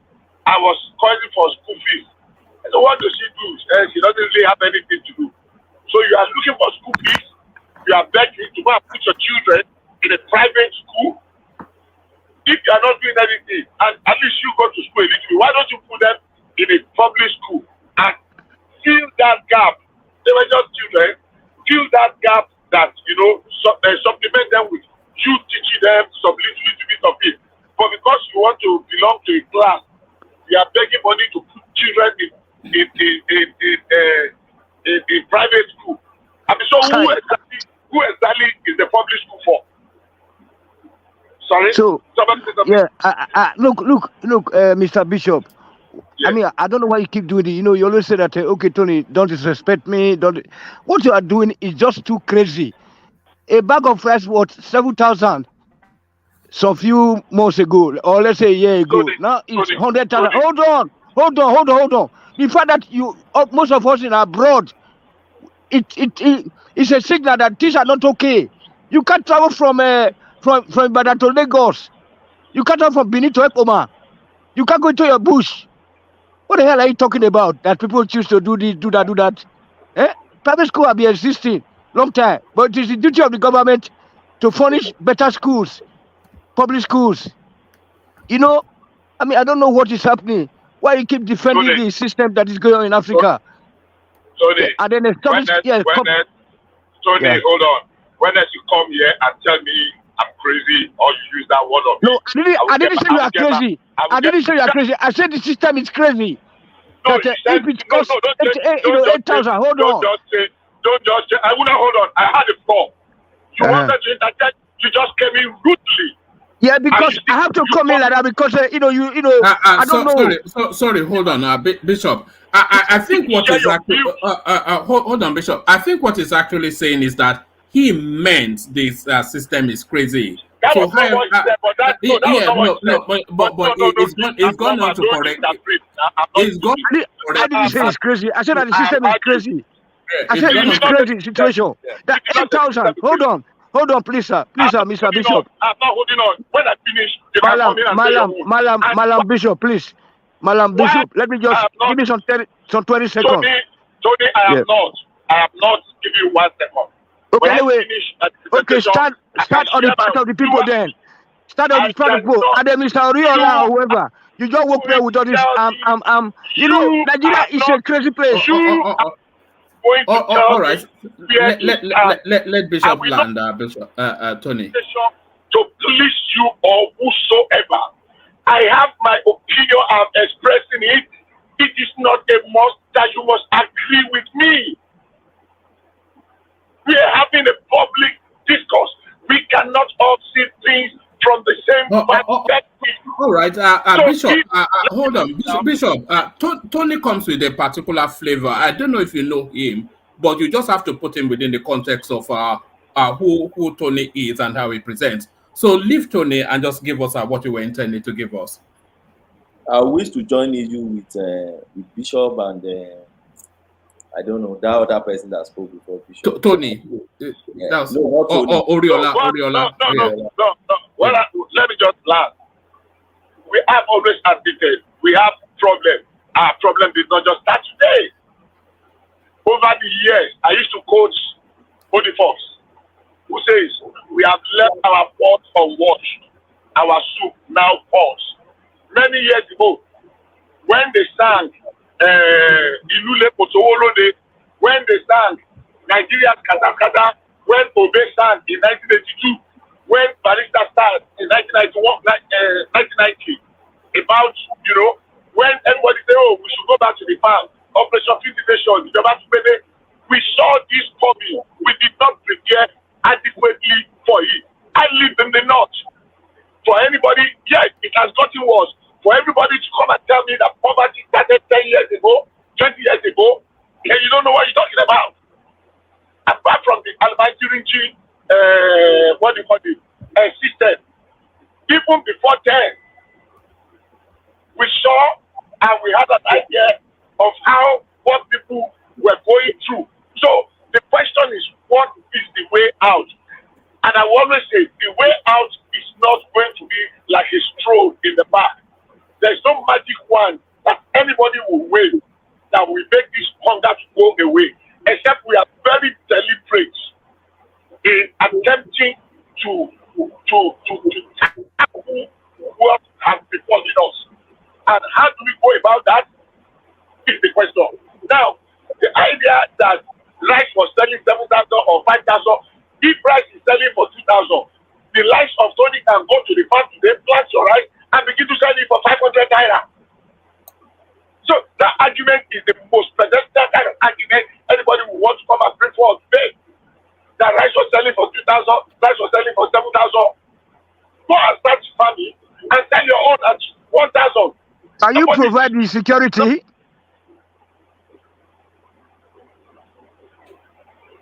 You keep saying people cannot go from Lagos to Ibadan. If one attack happened in 1 week or 2 weeks, you maybe how many hundreds of thousands of people go from Lagos to Ibadan every day on a daily basis? Because one incident happened, your life will want just to come and flood the roof of the mountain. Look, insecurity will continue to happen, whether we like it or not. The most advanced, especially the one that has population explosion like ours, we always have population and security issues because we have the outlaws amongst us. We have the returned, what do you call them, amongst us. So if we keep happening, because one incident or two incidents happen between Lagos and Ibadan, when averagely on a daily basis, over 100,000 people fly that road. That is, I mean, very, very, very. So we have one or two instances, and you come and say Lagos Ibadan is not free, insecurity is driving. You give the impression that everybody in Ibadan nobody can go to Lagos because one, two incidences happened. How very, I don't know. I don't want to use the words.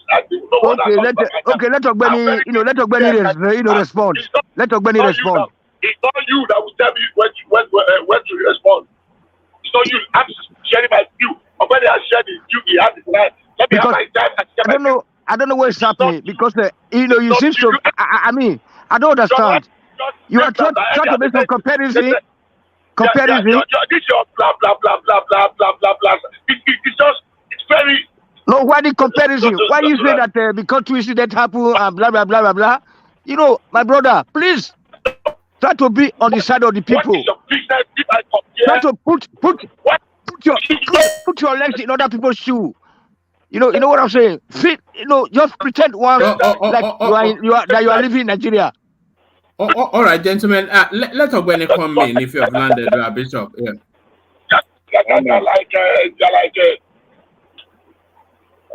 Thank you for having me again. Yes. To talk on this matter. Yeah, I agree. You see what Bishop is saying and what I think Oriola have said. They used to be my position until. No, Tony, please, Tony. Tony's my name. No, Oriola is yes. No, Oriola, I support Tony. I'm on the side of Tony 100%. Yeah. But what Oriola, they try to push back, and Bishop try to push back. Although they agree with me to an extent that they agree with my point that it didn't start from today. Okay, except that Bishop believed that it started even far more than 10 years ago. Now, which is the area I disagree with. Really. Now, what they are talking about is used to be my position, right? Until I went into statistics, and that's why I told Oriola that what statistics shows is what we should use. Don't just pick and choose facts like, oh, is it because you went to Lagos and you went to no. Intellectuals don't just dismiss issues like that. Don't just dismiss people's claim like that.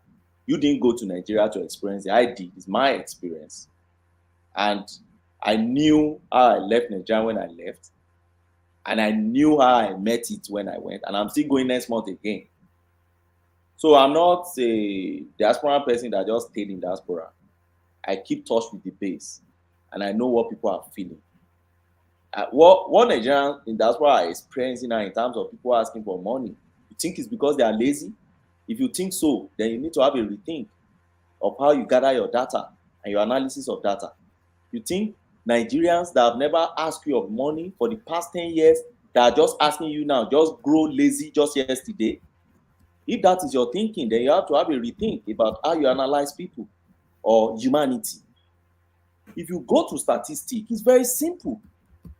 Statistics shows this. I try to, there's a blog I'm writing presently, I try to look at it objectively. I'm not blaming this government. My own is that this government now is in place.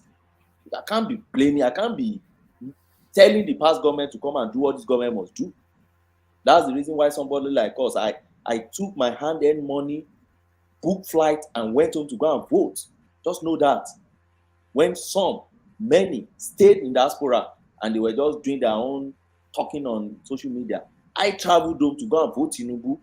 So I have a valid expectation to expect him to do what is needful. And I will always call to say, this is what is needful, because I voted, I spent my millions of naira to go and vote you. So that's why when you see someone like us talking, I've gone to statistics. I'm not just throwing something in vacuum. No. And what is the statistics showing? Let me just run through the little one I've done. I look at some data from a global hunger index. You can pick it and this thing is when a world where we're in the IT age, information tech age, where many things are not kept in secret from us. If you go to global hunger, and I'm not talking of statistics that is just 10 years ago, I'm talking of statistics that are still coming out from the bakery of academia till we speak now. I know they will still publish this today as we are waking up now. More statistics will be coming out.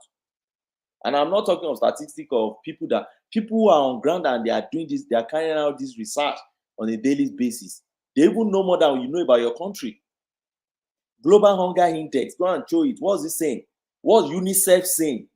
What's IMF saying? WFP? Go and check what they are saying.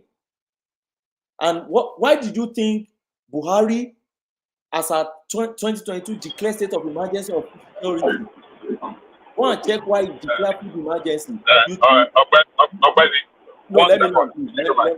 I don't want to lose my trail of thought. You know?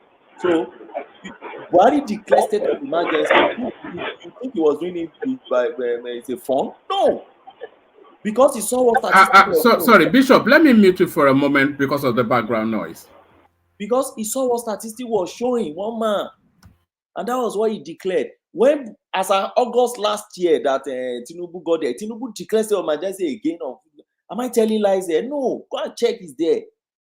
You think if Tinubu as intelligent as Tinubu is, if he knows that all these things are just narrative outside there, don't mind them, Nigerians are not hungry, there's nothing, you think he would declare state of emergency on food, or you think it's political? No, they did all this. And there are so many reports on their state of emergency declaration and what they have done so far.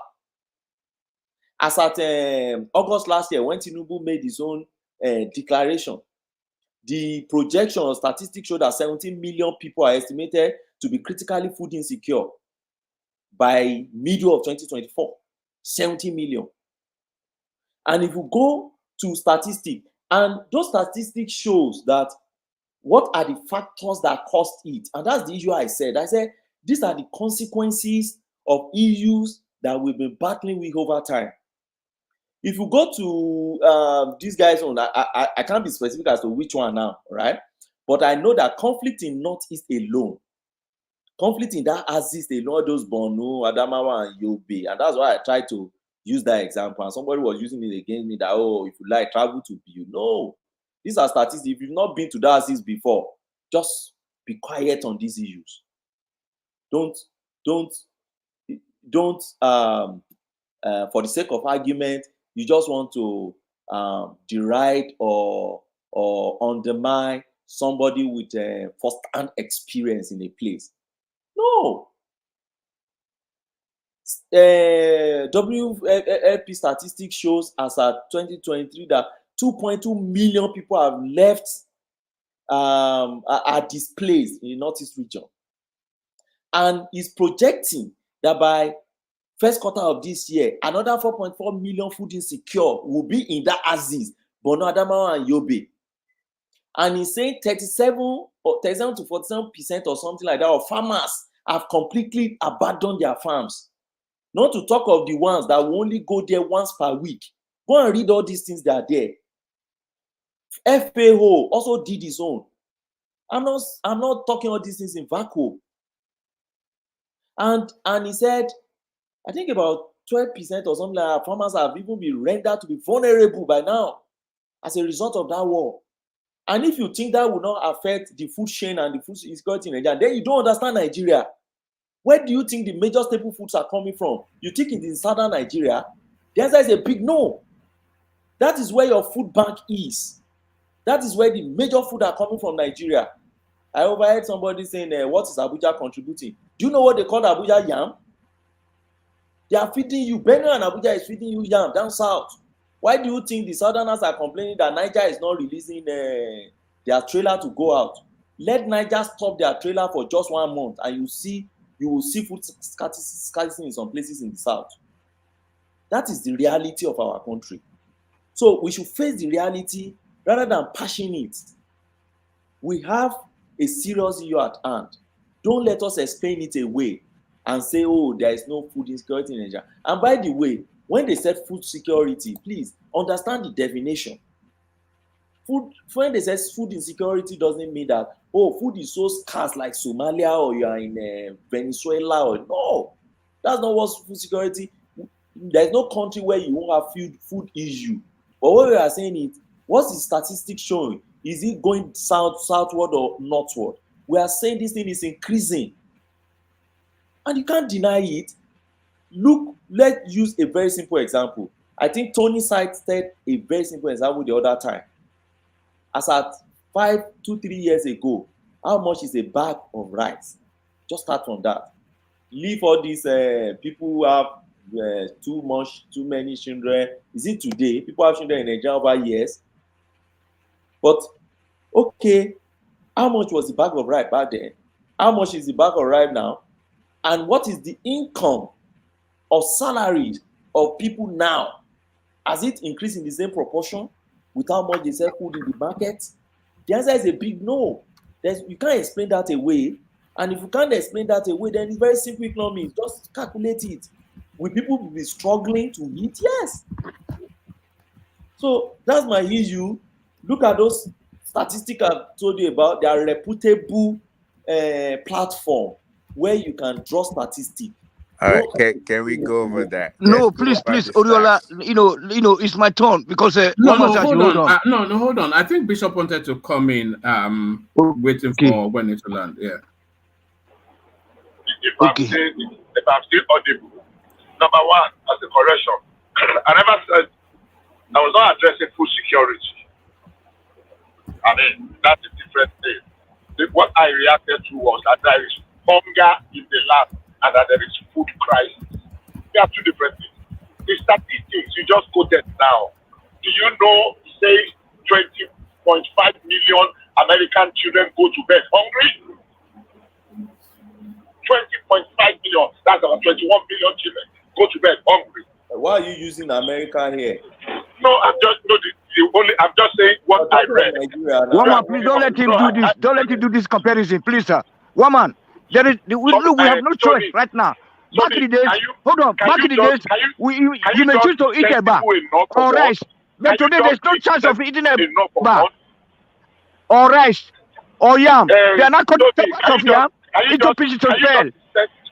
Can you just be sensible enough to get you are in America, I'm in Germany. Right on. I don't care where you are.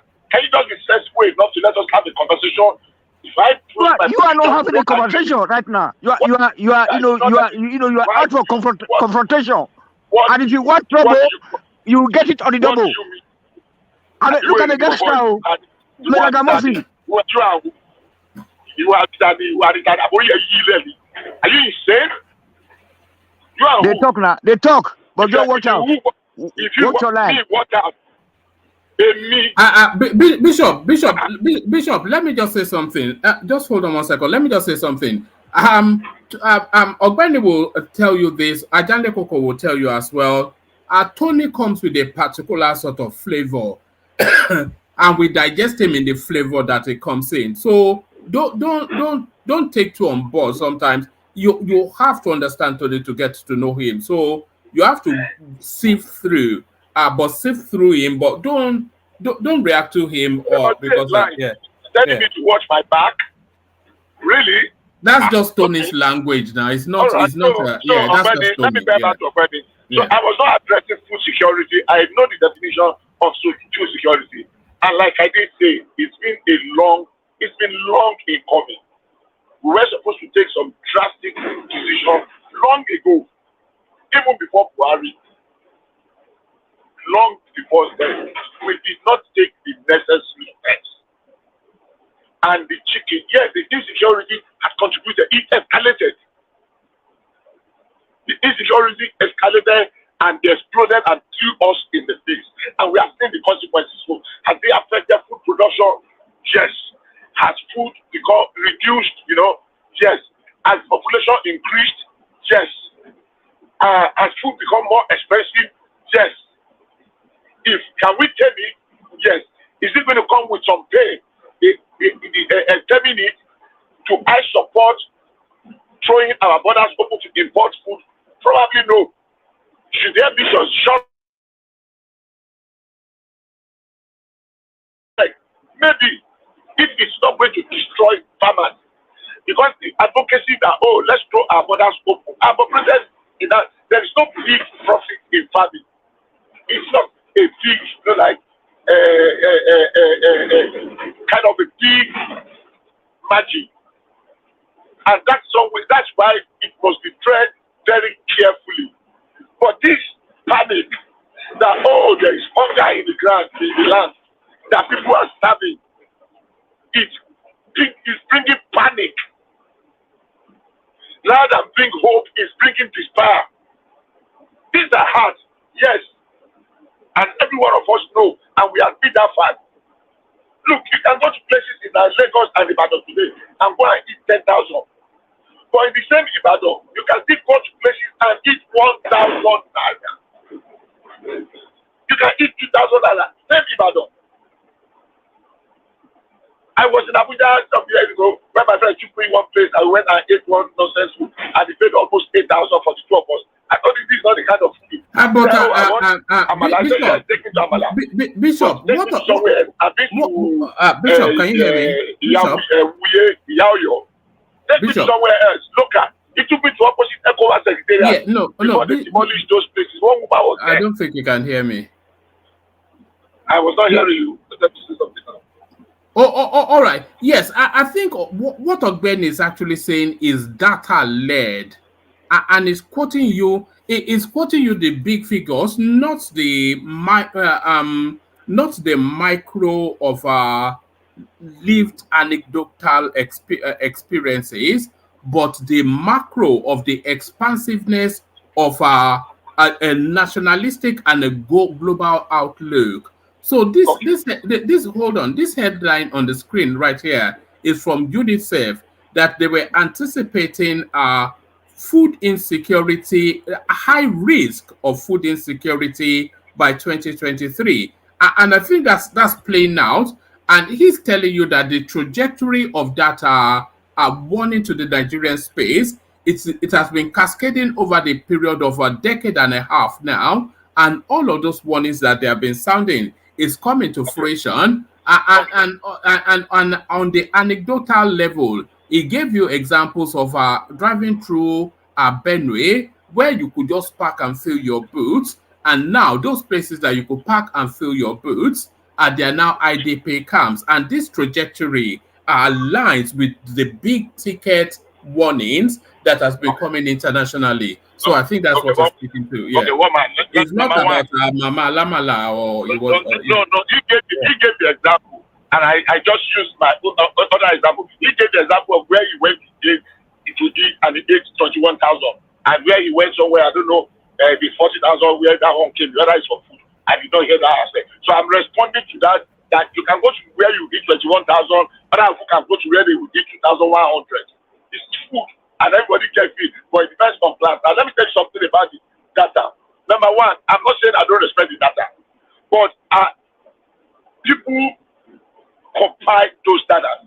The same people that compile the data that say Nigeria will split will not exist beyond 2015, based on verified data they gave to us then. The only last question I will ask you is this: is there a place in Nigeria today, woman, that if you have enough money, you will not buy food? Whatever quantity you want to buy, is there a place that you will go to in Nigeria today, whether it is the north, east, south, or west, that every kind of food you want to buy, you will not see to buy? Affordability. Affordability. I think I've lost. Hello? No, I said affordability. It's not even affordability, it is scarcity. And that example that you get, you asked the question. Yeah. I was just about to. Okay.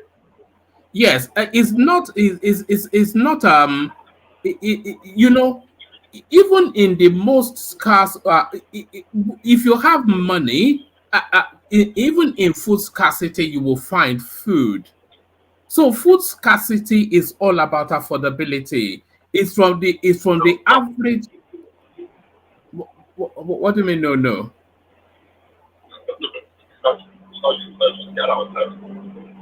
All right. That's how. Can That's I how. can I speak? So what I want to answer is this: that your answer is neither head or dead. All right. What I said simply is this: if you have money in Nigeria today, anywhere you are, there is a difference between availability and affordability. They are related, slightly related, but they are not the same. And taking them to be the same that there is no food, there is hunger in the land, and there is food crisis is where the line. If you have money in Nigeria today, I keep using Lagos. I just had that event, the wedding we were planning for in Nigeria today, now yesterday, in Nigeria. And so people went to market, they were doing all manner of shopping, blah, blah, blah, blah. And that was still happened in Akure in just about less than 2 weeks away from now. So, yes, it is expensive. Maybe it is not as available as it used to be. God will not let us get to the crisis situation that people are talking about. God will help us. All right. Oriola, come in. Okay. So I would like us to actually go through the data together. And I will also, before we go together, or before we look at the data together, I want to say this. You have to understand, when it comes to data analysis, there's always margin of error. That's number one.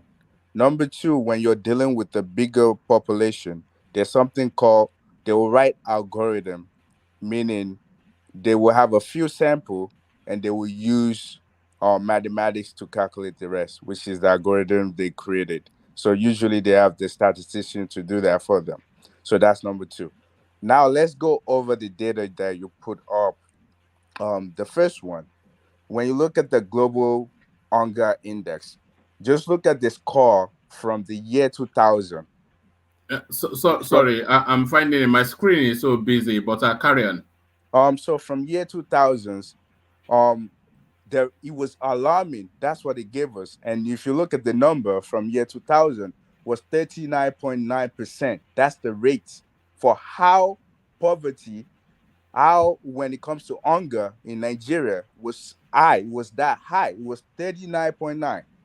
It goes down to 31.1 in 2020 or 2008, 31.2. What are we looking at? Global Hunger Index? Yeah, the go right there, the Global Hunger Index, GHI score, Right. up. Yeah, right there. If you put your cursor to that little dot from year 2000, it says 39.9. Right. Year 2000 and 2008, it said 31.2, meaning it goes down. You can see the trend. And when you compare 2015 to 2023, the margin is like 1. 2015 it went down to 27.8, and when you look at 2023, it was just 1. I don't even think it's close to 1. It's not close to 1. It's about 0.5 between them. It goes to 23.8. And when you look at the highlighted up there, it tells you exactly what that number means. So when you look at the 28.3, where the cost of the highlighted is, he's saying the hunger in Nigeria is serious. That's what we have there. And when you compare that to year 2000, he's saying it was alarming, meaning there was so much hunger in land compared to now. So when you're looking at the stats that you just gave me, it's proving my own point that even if we're looking at this, that we're not as hungry as we used to be, if we're looking at that. And when you go down to the indicator telling you how many children's they're being wasted, no food, just like you said in IDP camps. Just look at that value, like you compare it. When you look at children that are getting wasted, like they have no life, like probably they can't eat like normal. It's very I mean, it's low compared to year 2000. The trend is going down. From year 2000, it was about 13.1. This year is like 6.5. And when you look at children that's under malnourished, okay, so we under nourishment, we understand that maybe they're not eating enough food. That one goes up. But to my point, to the stack that you're showing me, we are actually doing better compared to previous years. I'm not saying people are not hungry, but the data that you're telling me to look at prove my point. What is reality on ground, my brother? What is reality on I'm ground? speaking How would you Yeah, go from the reality on the ground is the data now, or is it not the data? Yeah, can you reconcile the current reality of ground versus what is just preaching about? The reality on the ground is the data. No, but we want to see the physical reality, woman. That's what we have to look physical at. reality is the data. The data are not abstract figures; they are based on the physical realities. Yeah. Yeah, but but what is happening? Look at the crash of our people. They have never. It has never been so bad. Let us face the reality. No. Hold on. That's not what the data says. Yeah, data is saying otherwise. The data is saying otherwise. It's far from reality. Woman, that is what data is saying. Let me explain that data. You see, we should be very cautious when we are interpreting data. I don't know where that's. No, go ahead. We're listening. Let's listen to your own analysis, the interpretation of the data. I don't know how you're analyzing your data. No, let's hear your interpretation. Now, this is my interpretation of that data. As a year 2000, Nigeria is coming out from military dictatorship. There were hunger. Man, you're shifting the table. I'm not. You see, you don't put things in context. That's the issue I have with your data. Now, if you compare 2015 and 2023, your curve is going up back. That's what we are talking about here. Now, we are coming out from military here. Obasanjo dropped that thing down, right? We dropped. There was hunger. Yes, everybody knew. 1998, 1999, we're all in Nigeria. We're using sawdust and all this thing everywhere around to cook. It was a tough time for Nigeria. No, the data has nothing to do with 2099. No, it started from year 2000. Finish now, so that we can get the. Wait. That year 2000 that year 2000 is where they crop this data from. It doesn't mean that they don't have data from that 1999. And if you look at where this data is coming from, you know that it's uptrend and coming down trend. It's very simple if you understand data analysis. So uptrend from 2000. From that 2000, put it in the context. We were battling with a lot of issues, right? And from there, we started dropping it down, right?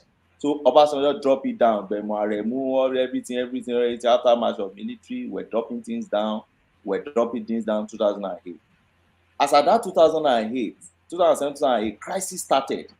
And that is why if you go to what that WFP is telling you, as at this 2008, UNICEF, World Bank have started warning us that look, this hunger thing you're dropping down, there is a danger ahead because all these crises will affect you eventually, but that you won't find the consequence as at now. So you won't see the consequence. And when you are reading data, you think those underlying factors is what will affect it, the consequence. Okay, 2008 to 2015, you are dropping it down. But then what happened from your 2015 to 2028? If you put cursor there, woman, let me say something. 27.8. As at that your point in 2015, is it going downward? No. As at 2023, you are 28.3. It's going upward.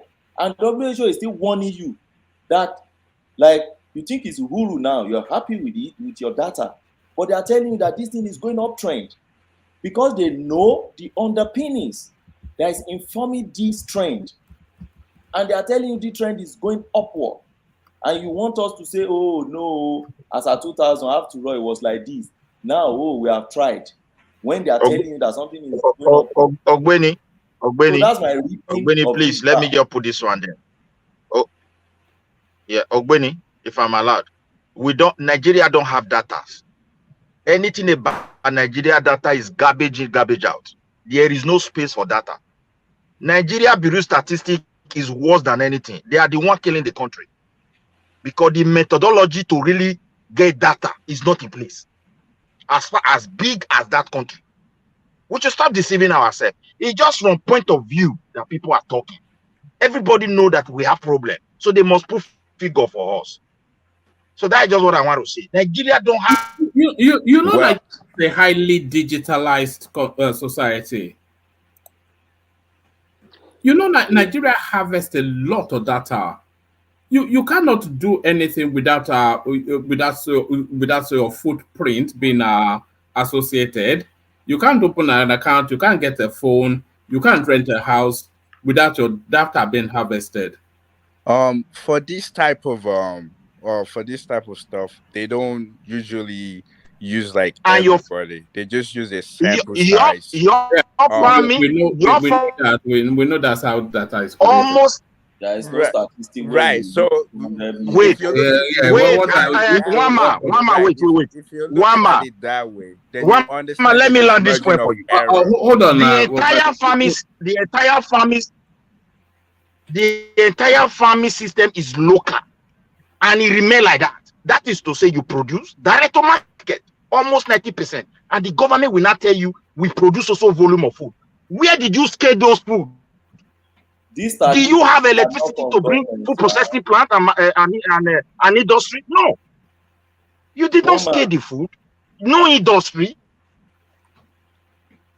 No, what do you mean? No preservation facility to. I mean, let me quickly join you. Yeah, coming up when Can I respond to no, I'd like to respond. let Oriola come first, and then you pick it up from what he said. All right. So, here's the thing.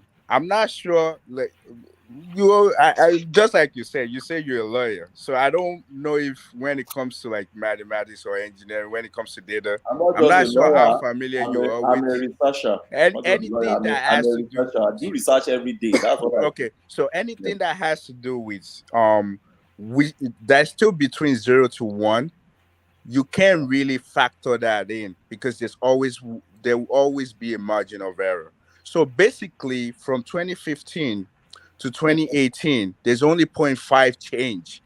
And when you're looking at that change, you can't really, it's a factor, but you can't really like make it a big deal that, the fact that there's only 0.5 changes between these 5 years now, is it 5 or 7 years or 7 or 8 years, I mean, then you take that as, they've been saying this. They can always speculate, but it doesn't mean that speculation is just to make you aware, but that does not 100% mean this is what would happen.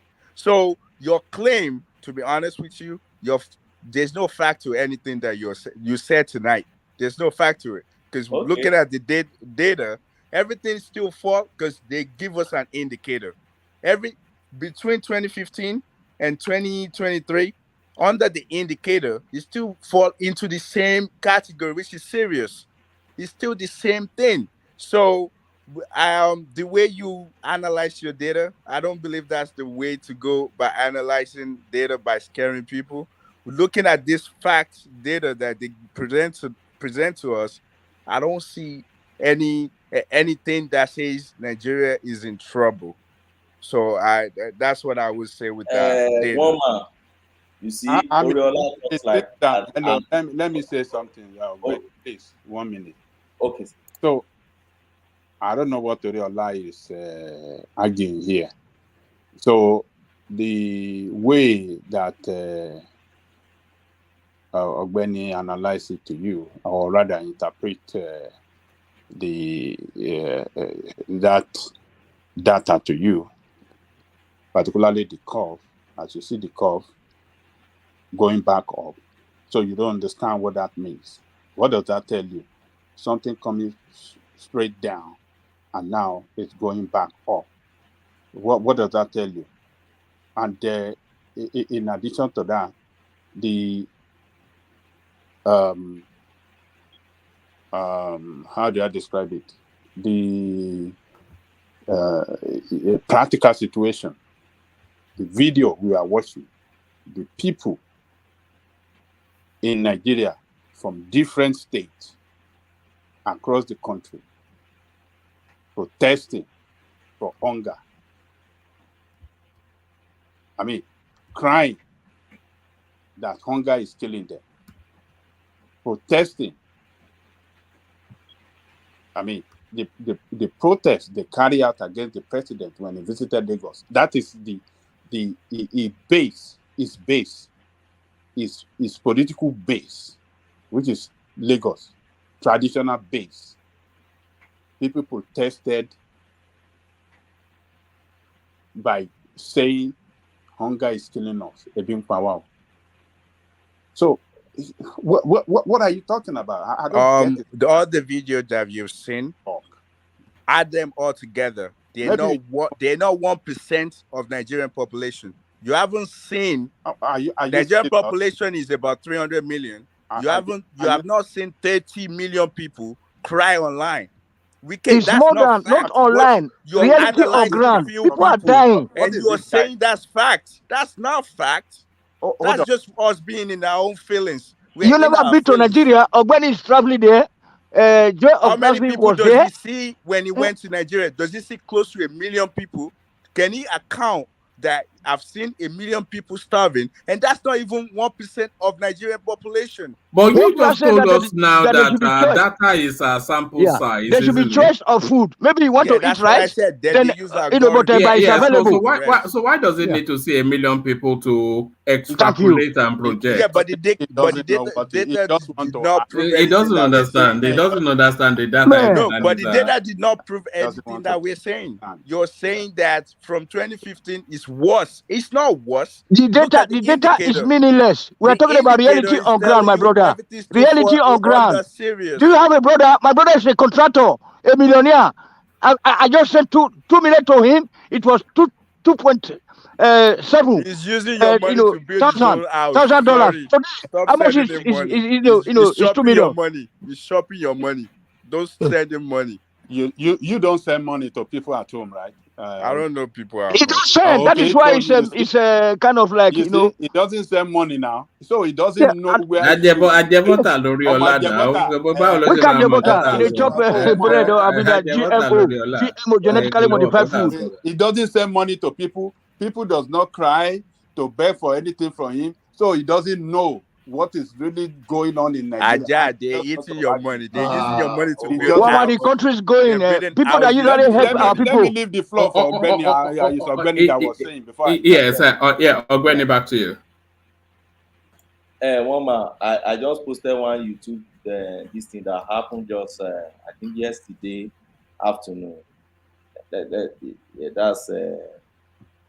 That's in Ilorin. That's the Emir Palace after Friday prayer also. And those children you see there were shouting they are hungry, no food, and that the Emir should try and do something about it. That is Oriola's few people talking about. And in 2015 they didn't but this, to be fair, these are sponsored people. Well, Woma, you see, the hungry stomach becomes a tool for anybody to use. Okay, that's the way I put it. When people come out and say, "Oh, these are sponsored people," look at Labour Party today. When Apapa came out, they quickly dismiss Apapa. Okay, Arabambi or what do you call it? And then they quickly today now, their own treasurer is coming out to say there is corruption within our system. They want to dismiss the guy. Obi himself is saying, "Okay, let's do forensic auditing." Why am I bringing this analogy?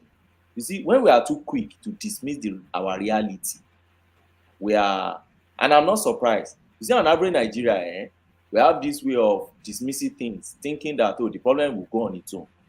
Instead of us to first accept our reality and then face to address it headlong. We hardly do that, except maybe some of us that are probably some Nigerians that are wired to do that, or they've gained the experience to do that. But every Nigerian has this way of explaining things away. Even sickness, you see Nigeria, is oh my Lord, until that thing will kill them. That is the way I see this thing. Now, where am I going? When you say, oh, statistic, algorithm, they just use few samples, they collect sample around. Let me tell you, I'm a team lead of an IT firm called Sino Softwares. I realized that in my little experience of leading that team, I realized that the depth of data that this Western world had about Nigeria, you don't have it in your country. And don't doubt their data. When they roll out their data, don't doubt it. Why am I saying this? 60% of agri research institutes and NGOs on agriculture that you have in your country, your country today, they are being financed and sponsored and owned by the Western countries. We know these things, man. I know what you're saying. I don't dismiss anything that you said. I challenge what you just said. How many 50% of the research institutes? How many of them? Are you mentioning them?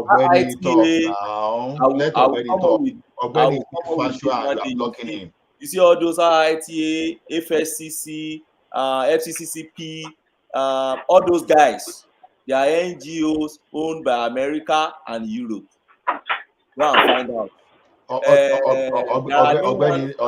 Let me tell Oriola something if you don't mind. Okay. See, Oriola and Bishop. You see one thing, Ogbeni already announced himself that he's a researcher. If he's telling you that all those foreign people, they have data, do you know that? And you don't think I do research too? Go ahead. Wait, I will just wait. I'm just making my analysis. I know whether you. Sorry, Ola. Oriola, when Ogbeni says he's a researcher, it doesn't mean typing something on Google. So that doesn't make you a researcher. Is that what you think that typing something on Google is? Look at this guy. Look at this guy. That's what I am. I wanted a clearer understanding. Oriola, do you know? I'll wait for you. I'll wait for you. I want to respond because I didn't dispute what you were saying. I'm just saying. Yeah, but Ogbeni had the floor. Ogbeni was in the middle of an expression when Ola. So Ola had that interjection. Then Ogbeni. So the thing is, you'll be shocked that some of those data even going to other international organizations are coming from Nigeria because number one, you depend on these people for AIDS. They work with you. Before they can work with you, they need some local data. So where they have some agencies that will get them that data through some trades and everything you do with them. You'll be shocked. They have all those things. Don't let us be quick to dismiss. And when he was talking of hunger in the land and we are saying, no, there's no hunger, even the way Ogbeni explained that, I've not seen anybody explain the same thing here. Look at even the household income for those people that are working already. The government workers, they are significant enough to even tell you something about the population of the country. So let's just thank you, Ogbeni. Let's just be sincere to ourselves. That's what I can say. Thank you. All right, Ogbeni, back to you. Okay, one man. So I'm trying to conclude my thoughts on that. I think on Oriola, to join you with Oriola, to say, look, they have data. Don't think they don't have data. There's a farm. A company I'm part of. I'm just part of now. Want to take over a particular farm in Niger State. Very big farm, very, very massive farm in Niger State, in Mina. And then, so we put our signposts there and we are still structuring our contract on how to take over that land. And I know about 2 NGOs now that have approached us on improved seedling alone, soybeans and corn, improved seedling. And these countries are not even, and these NGOs I just talked about now, they are not even the big shots, the big NGOs there. There are NGOs, there is one being sponsored by Romania. You can imagine Romanian nation just in Eastern Europe here. And there's the other one, they said, was in Thailand or something like that. But they are within your space. They are within your space. A poorest country in Europe, for that matter. The poorest country. They are promoting leave all that. They are promoting their improved seedling. They are promoting all those their GMO things, and they are gathering data. See, what they do most time is not to just do all those things. They are actually gathering data for their home country. In many cases, they gather all this data and they have it outside. They take it outside there. So they relate with an average farmer in Nigeria now relate with all these NGOs. That's the reality. They relate because they are the ones supplying them improved seeding. Your Federal Ministry of Agriculture is not supplying jack. They are not supplying jack. The last time our farm in Nasarawa, we wanted to access a tractor. They opened what do you call this thing in Lafia? There is one like warehouse in Lafia. They opened to us after we have pushed for how many months or how many years on it. See tractor being rusted away, tractor that they've acquired how many years back in your Ministry of Agri. They put it there. Nobody is using them. But all these NGOs are the ones giving tractor to our farmers.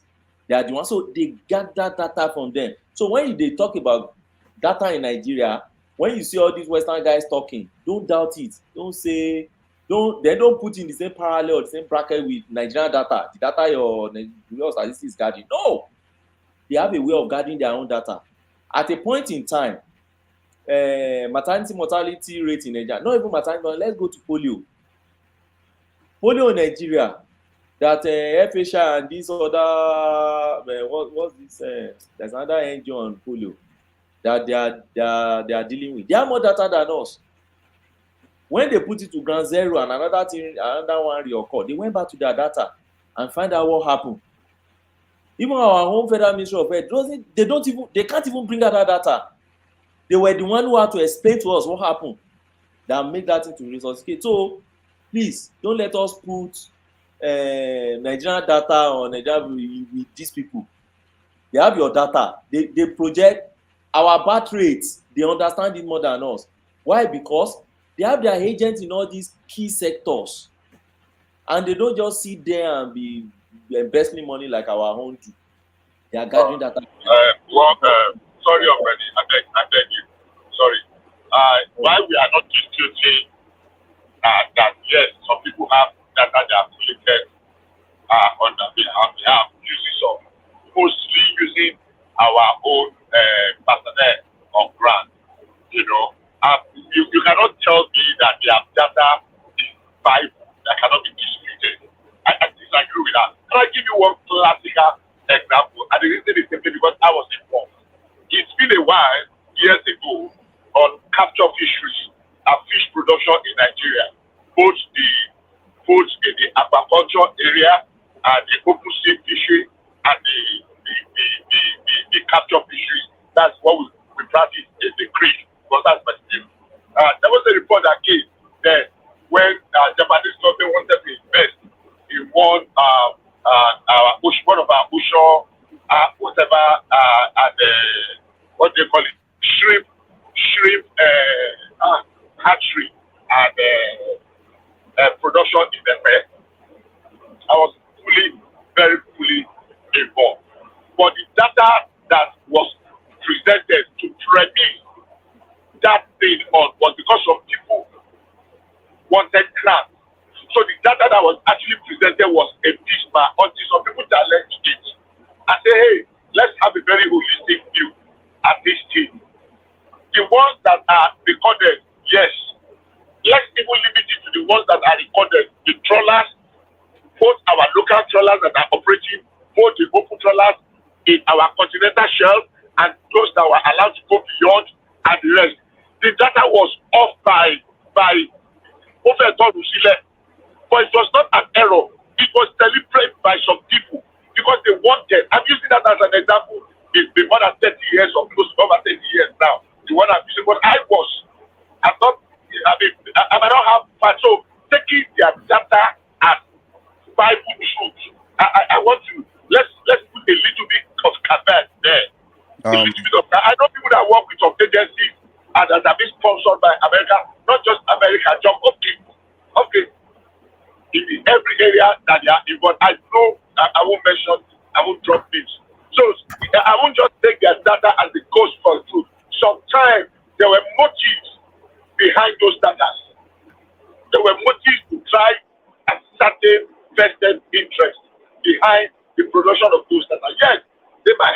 but it cannot just be taken that because you bring it up, because it was American data or Romanian data, and I should not take it like the gospel truth. I disagree with that, respectfully. I believe that's why they call it margin of error. So they can write it. That's why there's always margin of error. So meaning there's always going to be a mistake. Nothing is 100% accurate or precise. Before it looks like you're trying to move the goalposts. The point initially that you're making was the the hunger is way like from 2015 to like 2023 is like crazy ahead, like it's up. The point I was just making is just the fact that there's no much different. Like there was hunger then, there's still hunger now. And when you look at the indicators still show that they fall into the same category, which is serious. So that's the point I'm making. I'm not You're even saying disputing there's the no more data. different, right? Yeah, it's only Go and 0.5 check. difference, Hold on, 0.5% difference. hold on. Go and check the price of prices of the commodity then, and compare it to now, and see with affordability, and then you can really judge well for yourself. So a product that was how much was it? Like a rice, that was maybe 4,000, 7,000 in 2016. 2015 is now 70,000 or 75,000. Do you have such a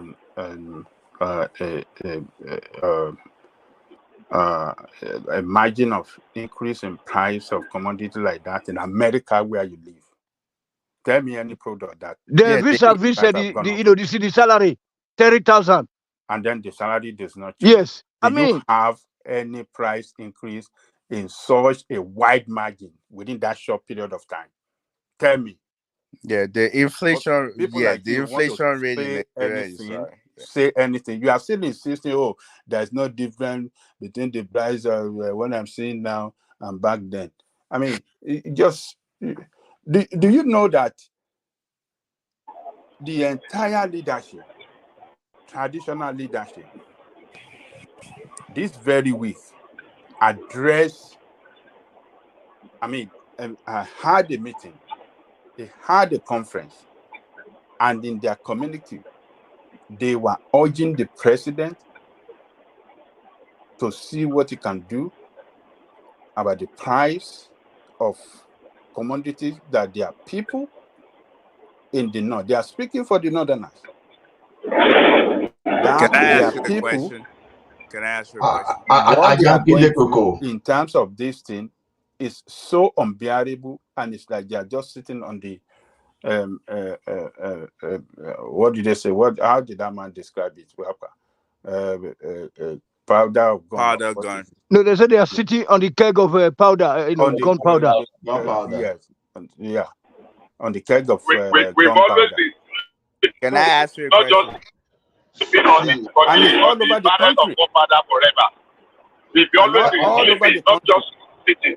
Even in the south, even the greatest supporter, the greatest musician for Tinubu, he even make a song in that direction, that people are hungry. Let me repeat Baba, what I've told. No be today now. No be today. He's always been singing. Oriola, wait. Let us not be insensitive. We said this thing before. When Jonathan was there, minimum wage could at least buy a bag of 2 to 3 bags of rice, right? Today, your minimum wage cannot even buy half a bag of rice. That just hold on there.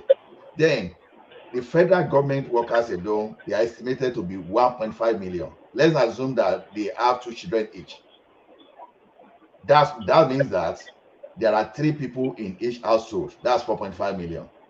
Assuming that the entire state in Nigeria, they have, like, say, government workforce of another 4 million. Entire 36 states in Nigeria. Now, add at that average. So let's assume that even 50 million people in Nigeria, 50 million people in Nigeria, because they are directly attached to the government workers. So 50 million people, their income have reduced based on what their current earning can buy. So don't forget, the person that the salary can no longer buy half a bag of rice, we pay for rent, we get transport, we pay school fees, we do a lot of things. So we don't need someone from even IMF. We don't need anybody from World Bank to tell us the situation those people will find themselves. Mind you, when that the salary could buy 3 to 4 bags of rice, they were still poor. They were still poor. Now that they can no longer buy half a bag of rice, that's assuming that half a bag of rice is all they have to eat, that they will not cook soup. You understand? Haba, these things are not defensible. We see, you don't even need to be an engineer, statistician to even, this thing is just straightforward. It's a straightforward arithmetic. They do not mathematics, straightforward arithmetic. There's no way we want to defend this thing. Let's just cut it short. We don't need to argue this thing. Can I ask questions? I think anybody can Please ask your also question. answer. Let me see how you want to defend it. Number one, do you think Nigerians are lazy? Number two, do you think the government can actually do anything except for security when it comes to food? Do you think they can do anything? Number three, do you think in the way Nigeria, there's a norm in Nigeria, people does not live on their salary? Do you believe that people does not live on their salary? People that make 30,000 every month actually probably make double that due to corruption. Do you believe that? So can you answer those three questions? Are Nigerians lazy? Do they believe the government can actually do anything except for like the security when it comes to food? And do you think Nigeria actually live on their salary? You see, one thing is this: security is one of the major evil. I said it yesterday, and not only yesterday. While I was growing up, we were farming. We used to buy farm, tomato, pepper, soya beans, and some other items. So even my brother and sisters joined a friend to harvest a rice patch. Our paddy that we normally use to get rice. So then my parents were both government workers.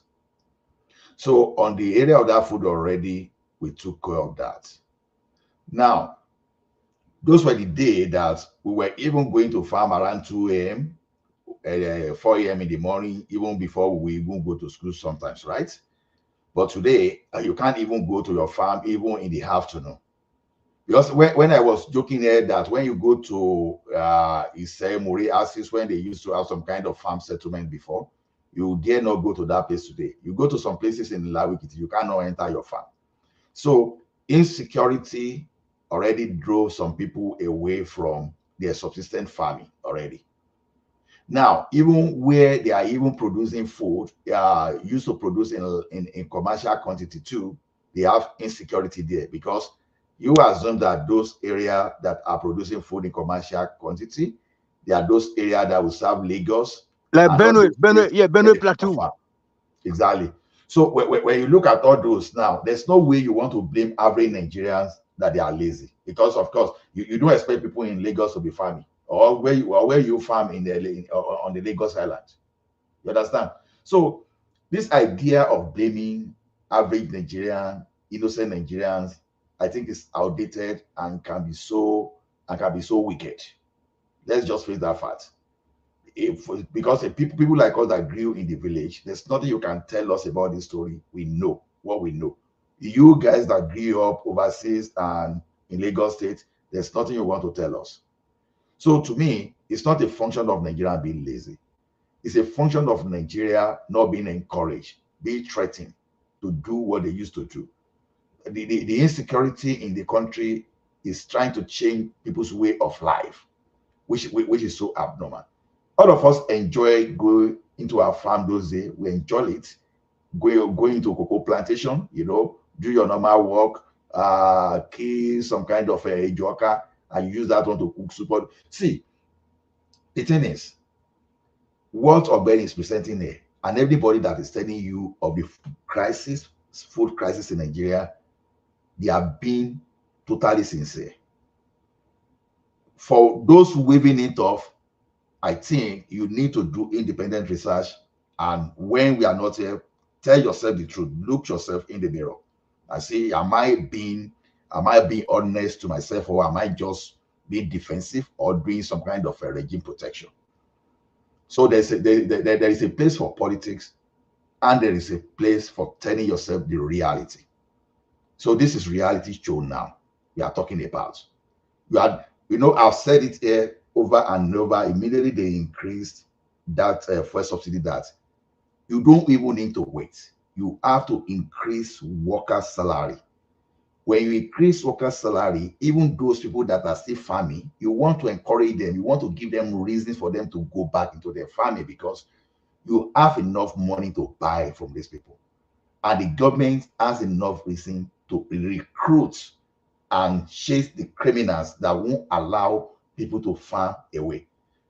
It was Ola, increase salary, we escalate the whole crisis. That is the last option, please. What we need to do? That's not true. Okay, hold on. You see, where I want Oriola to be looking at it from is that what is the government doing to tackle these problems that you pointed out now? Those security. I'm also a village man. I'm also a village man somehow. Wait, my guy. Yeah. Look. Yeah. Increasing salary, you think it's only food they are going to buy with salary. That is where you got it wrong. They are going to pay electricity bill. They are going to have a transport. They are going to enter buses, transport. They are going to pay their children's school fees. They do a lot of things. So no. It's good for the government. Hold on, sir. It's good. Hold on, sir. Hold on. It is better. Hold on. We don't have to increase salary. The government have to build more schools immediately. All this money that the money will come from the subsidy removal savings. Yes, and then the money that have been paid to these senators, they should cancel this senator's house and the rep's house. Wait, the person that asked me the question, let me ask you a simple question. When exchange rates used to be $400, $500 to $1, right? We used to sell crude oil, right? Assuming that you decided to use that one to convert workers' salary to dollar. Now, it's a simple calculation for you. I'm not saying that's the best way to do it. Now, you are still heading that dollar now. It's just the exchange rate now that has changed. So use the old, if we are paying these people $100 before and it was 20,000, then simple calculation, that same $100 you see earning today, then convert it to Naira and give it to the workers. And let it meet up with inflation. No, so but the ordinary citizen will misunderstood that. They will look, hold on. This one is not the form of ordinary citizen. It's production. We need to produce. Level. We need to build more schools so that government schools that will be looking better than the private schools. Like one man said, all this money that have been removed from a subsidy should be invested immediately. Like turning the country to a construction site. Employing everything Kahari to be cleaners of road, marketplaces, etc. That's what that's how they do it here. People have to be engaged. There is a difference between production and your ability to even buy what they are producing. Yeah, so give them the security that the Benue Plateau people that are producing food for us. Farabale Bomi, over supply Nigeria with food today, and people will still not have money to buy because you don't want to sell below the cost price, right? When you start selling below the cost price, then they come the production facility will pack up. So it doesn't make sense. Anyway, so now let us talk about salary increase at all, please. Thank you. Well, you may say don't talk about salary increase when you don't understand the basic economics within that. The question is this: if your minimum wage cannot buy half a bag of rice, what sense does it make to even flood the market with, let's say Nigeria needs let's say 100 metric tons, 100 million metric tons a month. Even like now, wait, Tony, wait, Farabale. Okay. Now send 600 metric tons to Nigeria. You know that already we have oversupply, right? If you don't have money to buy that food, you still don't have money. You only talk of supply, enough supply, when you have money to buy. You understand? So people want to make it look like people are hoarding food. All this kind of But that's not my solution, though. The solution I offer is that flood the market with subsidized food. No, not to. Hold on, Ola. Flood the market with subsidized what? Subsidized food, staple ones, target on food. How? Explain as well. Just hold on now, Tony.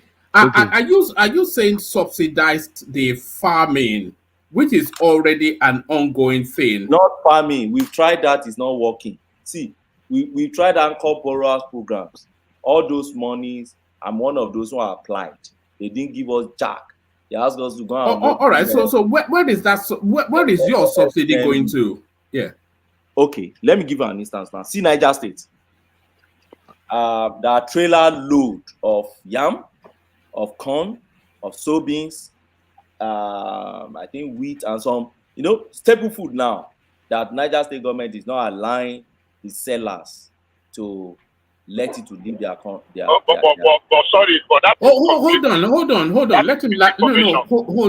Let him land that point. We dealt with that one yesterday. Okay, but let him correct that, because that's the impression I got. Let him correct that. We saw the governor saying it. You said? No, go on. Bishop, he wants you to correct that, but I have the correction still. But Bishop, say what you wanted to say. The fact was that there was nothing like that. That's the second time. That time there was crisis. The same information about 2 years ago that the Niger State government stopped trucks from bringing food to the south. There was something like that, and the state government has come out to debunk it. And people have gone there. And people just come up with something that if they were implementing something there was a video of the governor saying it. Now people didn't just bring things up from henceforth. Let me look for the video now. I've got it here, Ogbeni. They didn't cook it up. What? Hold on. Let's hear from the governor. I've got it here.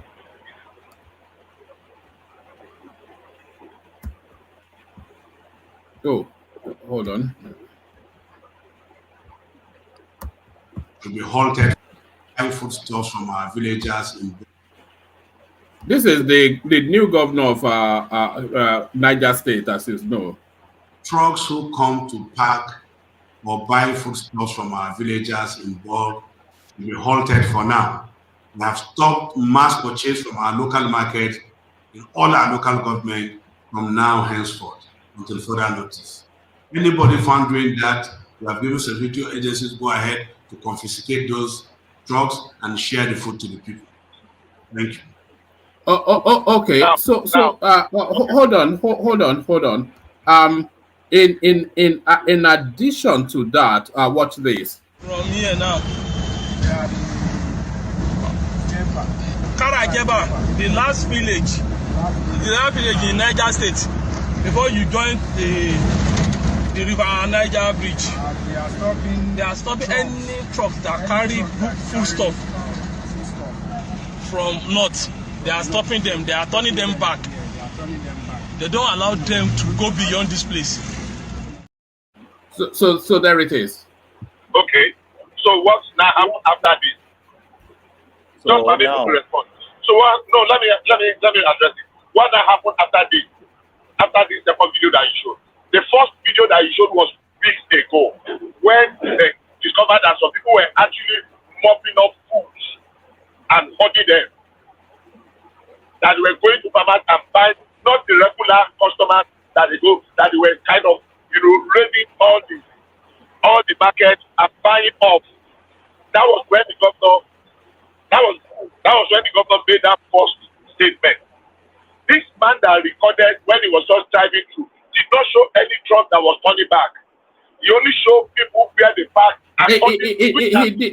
Hold on, he did. I just stopped it. If you want the fullness of it, We saw the rotten tomato. The tomato. No, that was when I carried Tony, man, Tony, don't make me.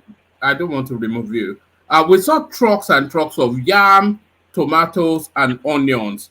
He showed us. I just stopped a bit because I didn't want to use it to hold the space up. But he did show us. Yes. Oma, can I continue? Yeah, carry on.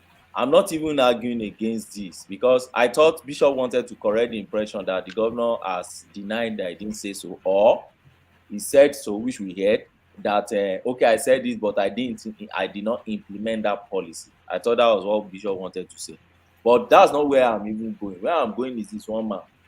You can easily account for the produce that is coming from your state, particularly in the north. I've seen that first-hand experience on several occasions. You see all those trailers, those guys are filming. They may not really be stopped by the governor. I'm not even sure they are stopped by the governor. You see those trailers, they have where they park in many places. When you get to Jeba, Mokwa side, when you get to, like every state you get to, they have their own, like Lagos area now is Shagamu. You see them. So in the north, they have where they park. So there's a possibility that they are parking because they have a way of moving at the same time to wade away against most time to fight insecurity, so that they have escort and all these things. That may be what is playing out there, but now we have a lot of idiots now online that will just roll out their camera, phone is available to everybody and start recording. So I may not really take that as a fact or as absolute. Sorry, woman. That was exactly the governor's explanation. That it is just the arresting place and they move together. That if they were to be like that, you will see people that were enforcing that kind of a thing. Maybe they are transport or something. But it was just drivers that are parking to take a rest and move together when they are ready to move. The governor has come, and that was why I was asking, what now happened after this? Because I agree with you. Bishop, I agree with you that may be the scenario. But the government. But when you were really describing the food subsidy that you were talking about. Yeah, so I'll still get So the governor cannot deny that he said it. That's the one he can never deny. But he can tell us, I did not implement it. Fine. We'll agree with him. But for him to say I did not say it with that video, he needs to tell us that they simulated his voice. That's the one I won't believe. I won't agree. Except you come and say, okay, they simulated your voice like, thank you, daddy. Yes, daddy's video, audio. So for me, he said it, but maybe he's not implementing. But that's not where I'm going, woman. Where I'm going is this. Each governor in their state can account for their farm produce that is coming out from your state. I've seen that firsthand. And I'm not talking about farm at the subsistence level. I'm talking about the commercialized one in their state. They know when those trailers are coming out. Each farmer knows how many trailers of tomato will be going to Onitsha. They know how many will be going to Ibadan. They know how many will be going to Lagos. They know how many they will sell within Sokoto there, or in Katsina, or in Katangura, or whatever you find is in Lafia. They know it. So this is where I'm going. So target the staple food Nigerian eats. See gari, see agbado, is it what do you call it? Rice? Is it? Target those ones. Now you have tried to give farmers money, anchor borrowers, all those nonsense they try to roll out and you can't implement it. Wait for the final produce. Okay, you have all those trailers now. They are lying in there. Where are they going? They are just farmers that want to sell. So, okay, how much are you selling it? If you are selling at a very, very exorbitant price that I know my people cannot afford, then I subsidize it at that. I will subsidize at that level. Okay, you want to sell. You're selling to market at 20,000 naira. Okay, my people can only afford this thing at 12,000 naira. Okay, I'll be paying 8,000 naira on that or 20,000, so that you can have it. Let's say at the retail level, so that you can get it to the retailers within my own state at 12,000. So that max they are selling at, let's say, 14,000, 13,000, so that my people can get that. So the farmers that are rolling it out at the primary production, I'm giving you your 20,000 to go home. Or, sorry, not 20, I'm giving you your 8,000 on top of your 10,000 to go home. And I control your sale at that point. That's your sale price at that point.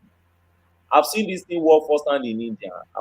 How would you manage the retail price? You know, like once you send it to the retailers, how do you manage the people at the market from not selling at that price? This is the way it works in India. Let me use an instance. I visited Edinburgh, and I asked that question when I came back. That is it that we can't have price ceiling? Because in India they have price ceiling. They have price ceiling. Government seals price at so amount. That is the highest you must sell some important necessary food. Why do they seal it? Because they subsidize for those food. So if what they are telling you is noodles, you are selling noodles. Let's say government has already put 10 around that noodles to make it affordable for people. Then you cannot sell. So your retaining price now, let's say it's 5 naira at the end of the day. That's the retail from the primary producer. So highest government must not cash you, and they have enforcers.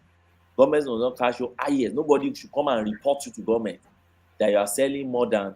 They put a profit margin of you must not sell between, let's say you buy 5 naira, you must not sell between 6 naira and 7 naira. So your competition among retailers fall within that margin. So if I want to quickly sell and cash out, I put it on my own and cash out. If I want to sit on it, I put much on my own, but I must not exceed what government has sealed. And I'm saying this because we're in a state of emergency in terms of hunger. We may not agree that we are in a state of emergency, but experience on ground and statistics is showing that we need a very radical solution to this problem we have on ground. So for me, that is my understanding of how government can subsidize. Can I say something? I think that enforcement is the problem. I think what you just said can actually work with the grocery stores, because you can manage them a little bit more when it comes to like the VAT, the tax they pay on whatever they're charging the customers. But the market women, it will be very difficult to actually manage them and oversee enforcement. The enforcement is the problem. I think it's a good idea, but it's just like enforcement, making sure people are not. Oriola is not even at that level alone. I think I agree with you on that enforcement. See your Benny. When you subsidize things in Nigeria, you have to be very careful. And this one is even more of commodity than the petroleum that they are classified or they are specialized products. It's this smuggle. When you subsidize now, you've created a new market, smuggling market for those food. Now, it will have been easy for me to say, okay, put some kind of a gate whereby the subsidy will be removed once the trailer is crossing the border of that country. But we know that presently we don't have that capacity.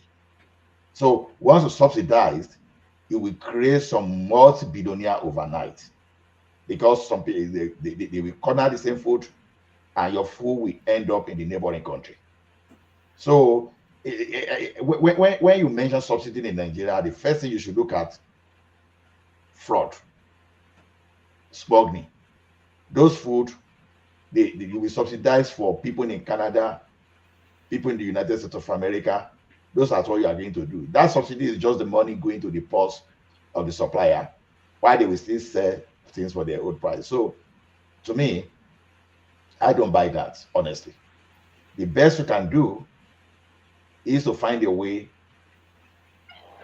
to quickly restore the security situation, encourage subsistence farming for some, and commercial farming for the last case. So to me, think of it very well. If you have any mitigation against what you do, for what you just said, to me, I don't think it's going to work. I tend to agree with Oriola to some extent.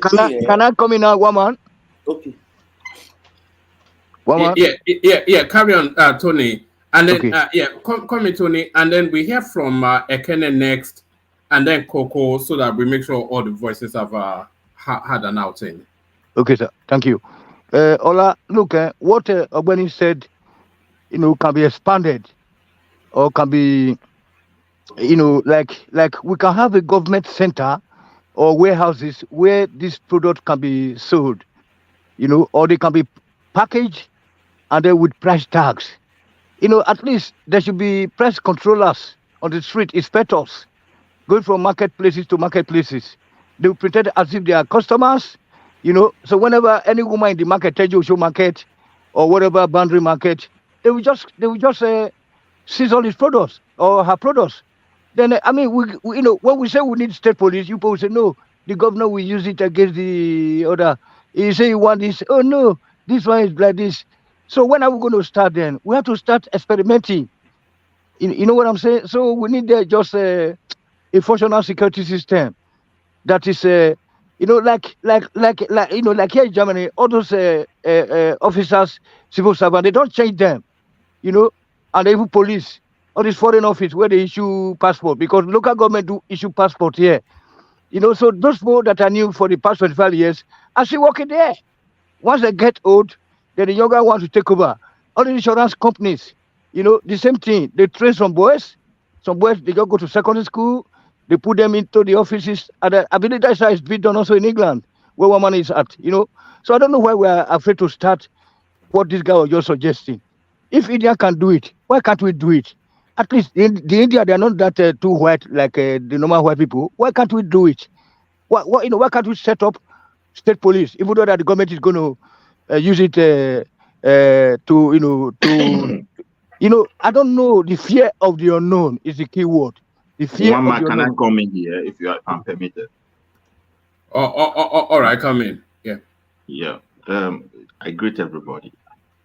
One thing is this: what the Atiku Beni have just suggested is a good step, but the problem is that we must understand our country and try to figure out the genesis of our problem. Because if you don't know where that problem is coming from, and try to fix them, no matter, just like a doctor, normally they have to question you, diagnose you, try to know whether this one is an emergency or something. They must do another test and all those kind of things, because they really want to know what they want to treat. Now, our country, since independent in date, because of lack of electricity, we did not develop. So anything you are bringing into it as a solution to our problem now, I assure you, it will only enrich some few people, because the possibility of diverting those things because of lack of development, what I call system development to monitor things. Few people will just divert it, they will enrich themselves and neglect the same poor people you say you want to help. Tinubu cannot be in everywhere. Now, but one thing I want to tell Nigeria, because people listen to this platform, Tinubu is not the cause of this problem. All the years of mismanagement that the whole world, everybody, even Nigeria, even common man in the street have been warning us about, is what is manifesting today. Globally, things are changing. But the space at which our own is changing is that because we did not save, we did not prepare. If you say they want to run subsidy in Nigeria, no subsidy can work in Nigeria. The government can't subsidize anything. Because one, you don't know the farmers, you don't know what they are producing, you don't have record of them, the tonnage they produce, there is no factory because there's no electricity to run factory. Food processing factory is not there. Because under normal circumstances, if you want to develop your agriculture into industrial scale, nobody can just uproot their goods and direct to market. No way. It's against the law. It must go to that food processing center and warehouses where they have to clean these things. There are professionals there who study, scientists are there employed. I've worked in a place where they process even this orange you are just peeling. You see some well-read people employed. When you go to where they kill animal, you will see veterinary doctors. Sample must be taken. So they process this food, and in that process, most of these things are being scaled. When you sell the scale, and at the end of it, everything go to that Ministry of Finance and Ministry of Taxation. The government get the data there, and now to compare that data, all the shop where people want to buy retails are registered, whether it's small or big.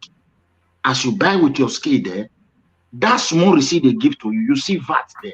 The kg of what you purchase is there. People are in somewhere in that same ministry monitoring everything.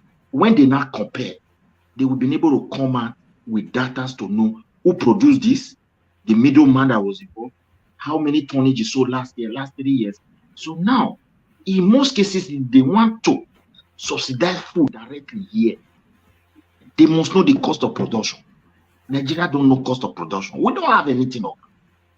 And at the same time, they must also, in most cases, they want to subsidize the tax. Sometimes they remove the tax totally, then the price will go down immediately. And the reason why they had this value tax, I don't know. I think United Kingdom, somebody told me they don't pay tax for VAT for food. I've not been there. But the rest European country, if you buy pure water here, it's like you pay VAT for it. And at the end of the year, there are they will account for the total cubic water they drank. The rice they ate from that supermarket, as people are buying it, people are still going to check, because when they are cross-checking the VAT, some company, government collect the VAT, they must return all VAT to company. Company pay VAT and they get it back. It is only those who consume that their VAT will go to the government post. Some people bought it and take it out of the border at the same time. But nevertheless, when they have statistic that is accurate as 80%, they can formulate policy. Here you have a president, not all the people just create office, they call it National Statistics Bureau, employ their brothers, sharing our money for notice it. The president have no data to formulate policy. And we are in a serious critical situation. We don't know the volume of yam we produced last year. No cassava, no rice. Those things are wrong. They are just garbage figures. Because there is no way to generate data for it. There's ways to generate. No. I was just going to let you say it and then just. But there are ways. Okay. You heard Ogbeni telling us just earlier on. There are big industrial mechanized farms spread all over the expanse of Nigeria, and they have raw data in terms of their production. So all these data are known. It's not mama and papa going to the farm. That's not where the data comes from. No, the data comes from big industry. Get it clear. Get me clear. When I came to Europe here, the first job I did is agriculture. You understand me? So I learned a lot of things from there. It was so common sense they used to organize all these things. Look, all those mechanized farms in Nigeria, partially, it is still local when they produce. The government is not involved. Let me tell you why they are local. One, who are the middlemen buying from these people? All right. Sorry, we're late into the session, so bring it on very quickly. Okay. Yeah. How do their product end up in our market? Who process it? And which ministry do they report to? What do you mean? These are registered organizations known to the Ministry of Agriculture. These are mechanized, computerized. Okay. Ogbeni, are you not there? You are in that industry space. Ogbeni, come inside. Then I will reply one man, because there's a place where we are confused here. When you say mechanized, no, I don't want this to be long and extended. But Ogbeni, give us a description of the sort of. I'm surprised that that the last speaker is saying the big mechanized farms in Nigeria. You're comparing it to. You are asking who is processing or who is buying from them. Let me mention a few ones to you. I don't know if you have been to Murtala and Yako farm before in Yola. You need to visit that farm. You will see a size of farm that you may not see in Europe in that farm. I repeat, Murtala and Yako farm. I don't know if it's on YouTube. You can try and check on YouTube. I don't know if you have visited Obasanjo farm. Those are the level of farm. I don't know if you have visited Olam. That's the one in Kaduna. I don't know if you have visited, if you go to the east, there is this Maizube, something like that. I've never been there, but I've seen my people talking about it. Then when you now cross, sorry for interjecting. Maizube is not in the east, it's in Niger State. It was owned by Abdul Salam. Oh, it's not in the east. You see now, I don't even know. It's in Niger State. Abdul Salam farm, the former head of state. I thought it's even. Charis is in the east. You said? Charis is what they used to have. Okay, Koshari song. Is that the Shitola? Koshari is Shitola, right? Okay, but those are the big ones they've been telling. I think his understanding is mama and papa going to the farm. I think that's one man. You don't understand me. Let me come here. Wait, my brother. I understand we have some large. I can call them large farming. They are not just large. If you visit, wait. Let me land my point. No, hold on. You've landed your point. I don't think your point is consistent with the conversation. The data's come out. These are industrialized. He's telling you that some of those farms are bigger than what you see in Europe. One man. How do you gather data of agriculture in the first case? How do you think people gather agricultural data? European Union as a whole to subsidize agriculture. You know how many years it took them? Corruption crisis. Because they have been practicing mechanization for years. See, my brother, there are. So what do you mean? Do I know how many years would it take them to gather data? Okay, let me tell you. See the problem we have, one man. Look, when these guys produce their food, yes, now they are large enough. So those products like Obasanjo farm, when he produced yam, I've never seen a yam in sachet. In sachet? And wait, what has sachet got to do with this? I'm giving you an example. And have you ever seen anyone having when you buy products here, they will put some sticker. Why do you think what has that got to do with it? So that is where the data comes from. No, let's move on. All right, thank you, man. You don't get it at all. Let's go to Coco. Coco, let's hear from you. Okay, thank you, Wama. And I would try to talk about solution tonight, this morning rather, because I'm in Nigeria.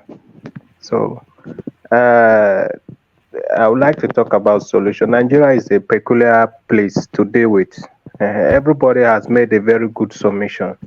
And for now, I wish the government is listening to this platform. They will kind of learn a lot of things to know how young, vibrant Nigerians are thinking way forward for solution in the predicament that we find ourselves in. One, if Nigerian the federal government will go this way, during the electionary period or during the Nigerian system of government, we have what we call the ward. From the local, have wards, local government and wards. They know how many wards we have in Nigeria. They should put it down and write it down. That is the first step. Second step is for them to go and provide money to go to each ward in the whole federation, build at least a small to build a small warehouse where they will be selling the major food that people need, like rice, beans, maize, and others. Then in that warehouse, the federal government will supply a particular numbers of food items there, and they will use technology. Now in that warehouse, those people that will be selling those food should not collect cash. They should mandate them to bring in machine that will capture people data, open an account, just like all this where we have have this mobile money stuff. Now open account for the citizen. If you want to purchase from that place, when you get there, to open that account, give you an ATM card, activate it. You understand? Then you can and come in place. It might look funny. I know they are going to spend money, but we are trying to look for a remedy on a way to help out now.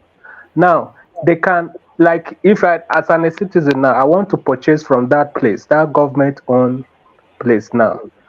I have to kind of go, have my money, credit that account, and slot it to the machine, and they'll charge me direct from the machine. So at the end of the month, the government will know how all the payment, the purchase, and the data of people that are buying it.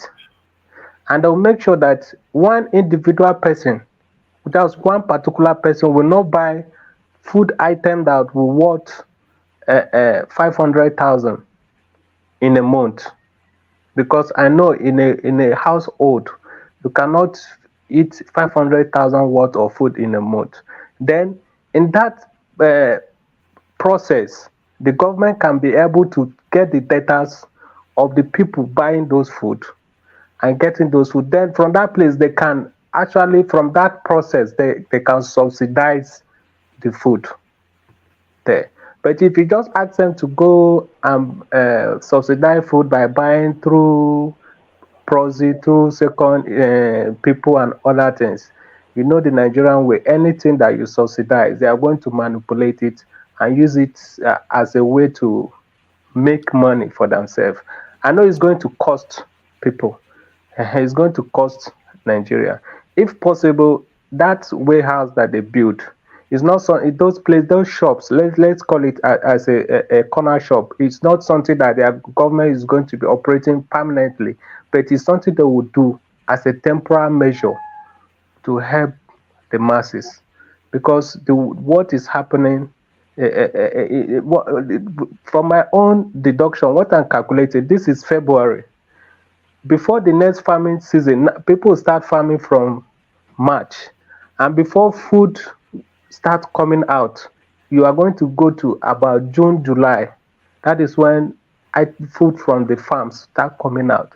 From now, in the next 4 months, the way things are going, if something is not being done urgently, is you start seeing people on the street. This one, they are seeing people. These people going on the street. Just preamble. We start seeing people going on the street in their millions. So I know it's not easy. The government should wake up to realize that the tax ahead of them is a very big one. I know that whatever is happening now is not the fault of this present government. The previous government were nonchalant, feels that all is well, eventually things will there, and a lot of people looting and eating, because if the money that the previous government released to the Nigerians, they were utilized. Okay, look at Ogbenina. He's giving example about the anchor borrowers' money. Do you know that people that actually benefited that anchor borrowers' money are people that are not even farmers? They are politicians. They are politicians. It's only few, just handful of farmers. There is a farmer, and I'm in Niger State. I stay in Niger State. There's a farmer in Niger State. The man is a politician, but he's a farmer. Do you know that what he has in his warehouse, he has a lot of tractors, a lot of things that he obtained through the anchor borrowers' money.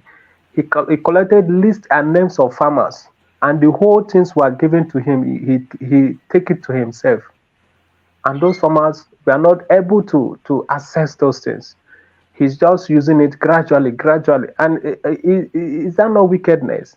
Those are the things that actually put Nigeria in the situation that we are now. So we need people that will run Nigerians, because if you know Nigerian, know how they think and how they reason, then you should devise a means on how to operate to get a good result. You cannot just wake up, okay, in India, so thing was done, and I'll come and duplicate it in Nigeria. It will not work.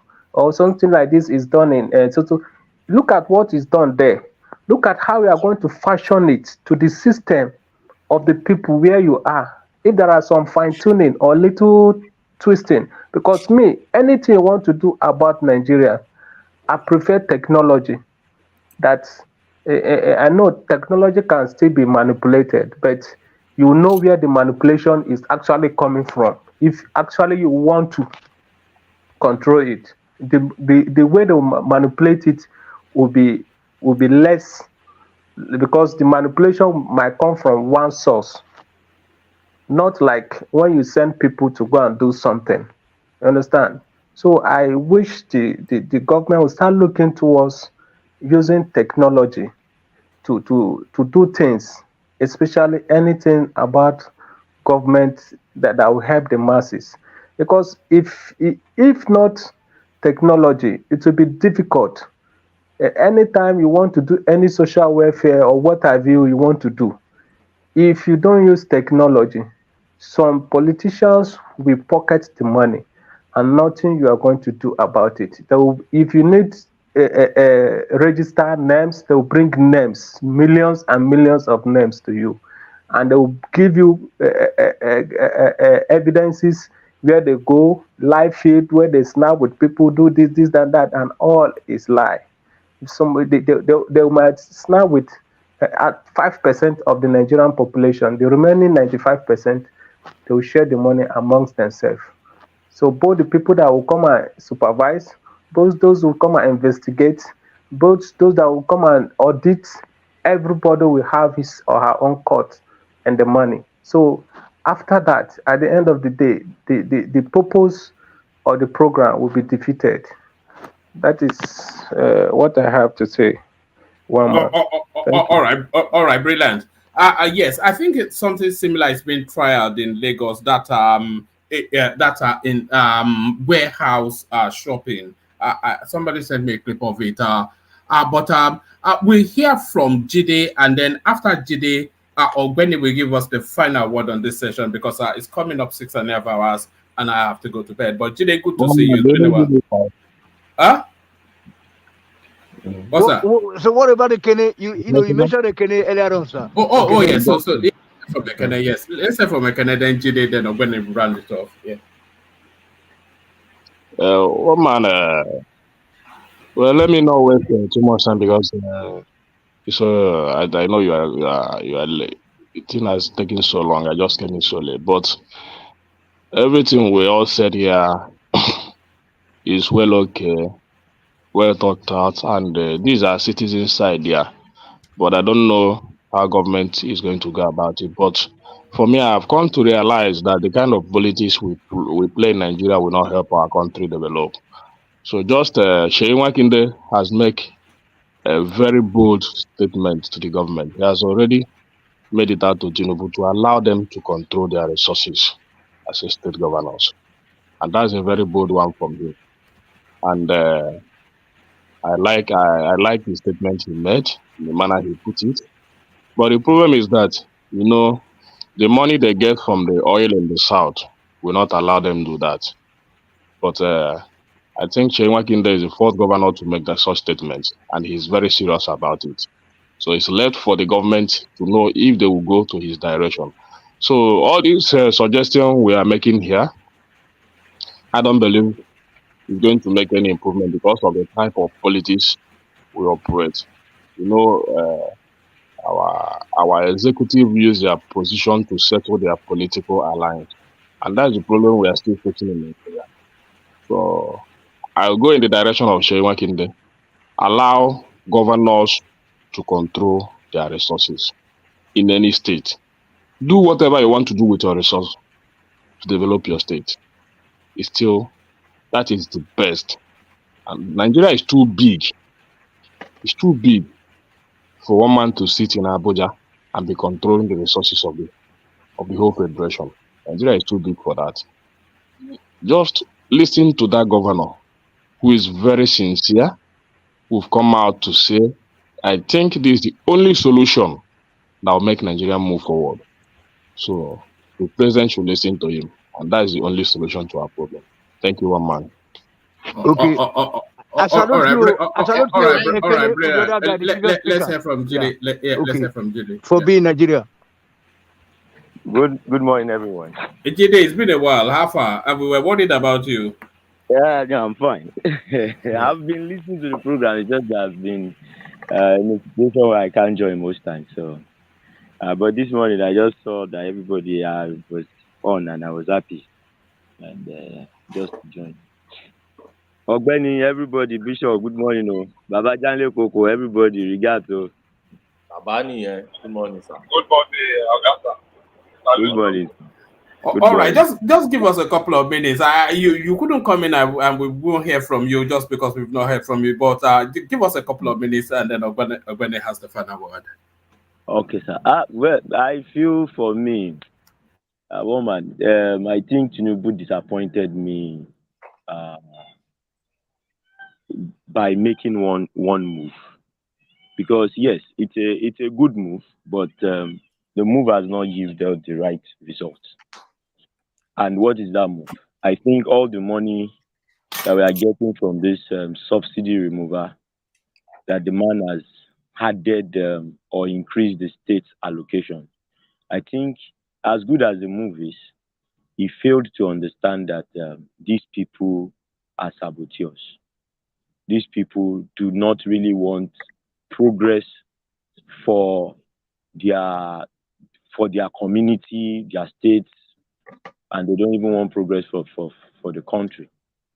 Because if you look at it, it seems like it's only Lagos, and I think maybe if I look at it in terms of the activity that is happening there, maybe Oyo State, No, and then no, maybe I Borno.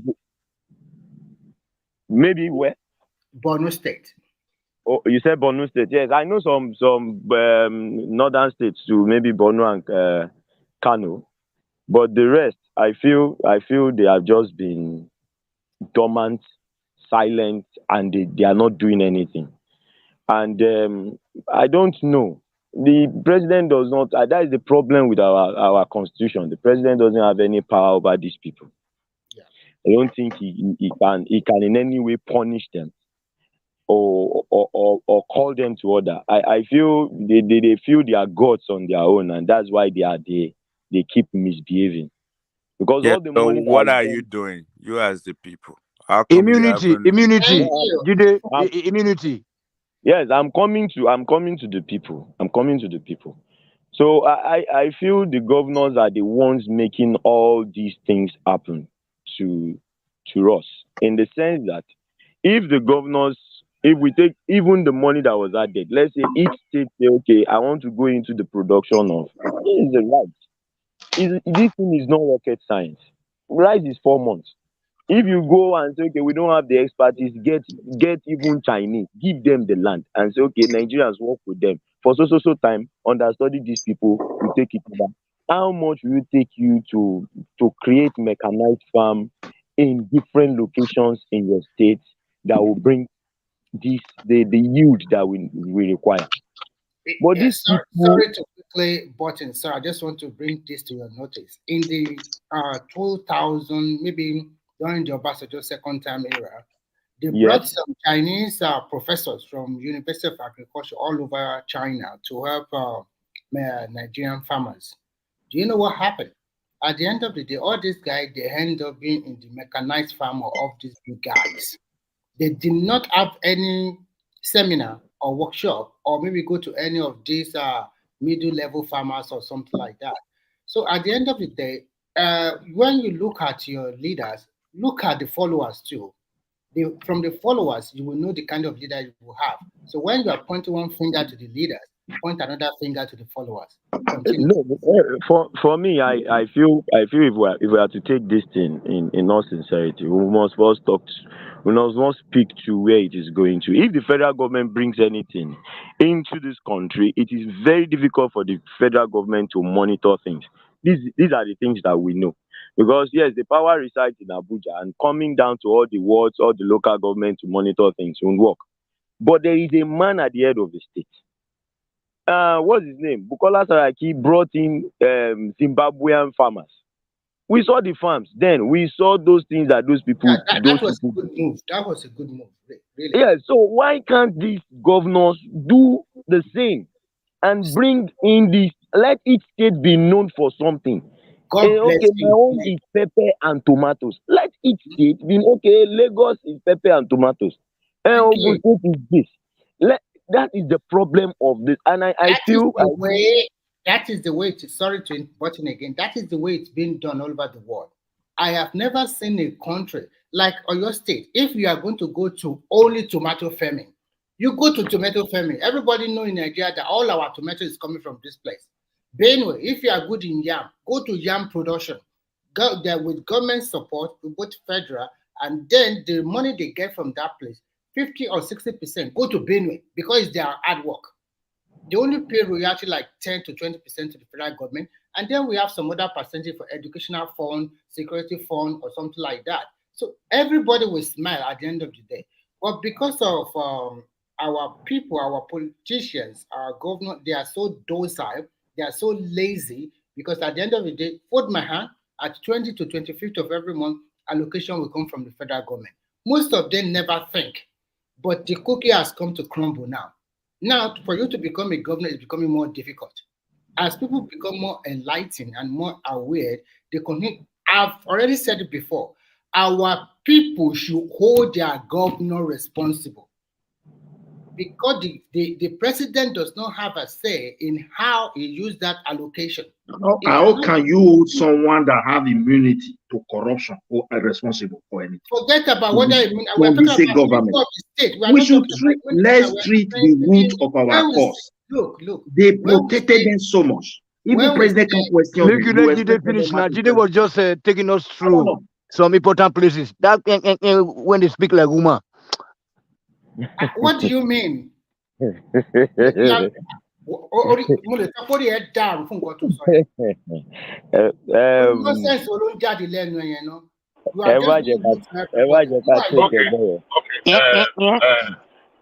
Woman, can I just give you something if you don't mind? I don't know who is the floor.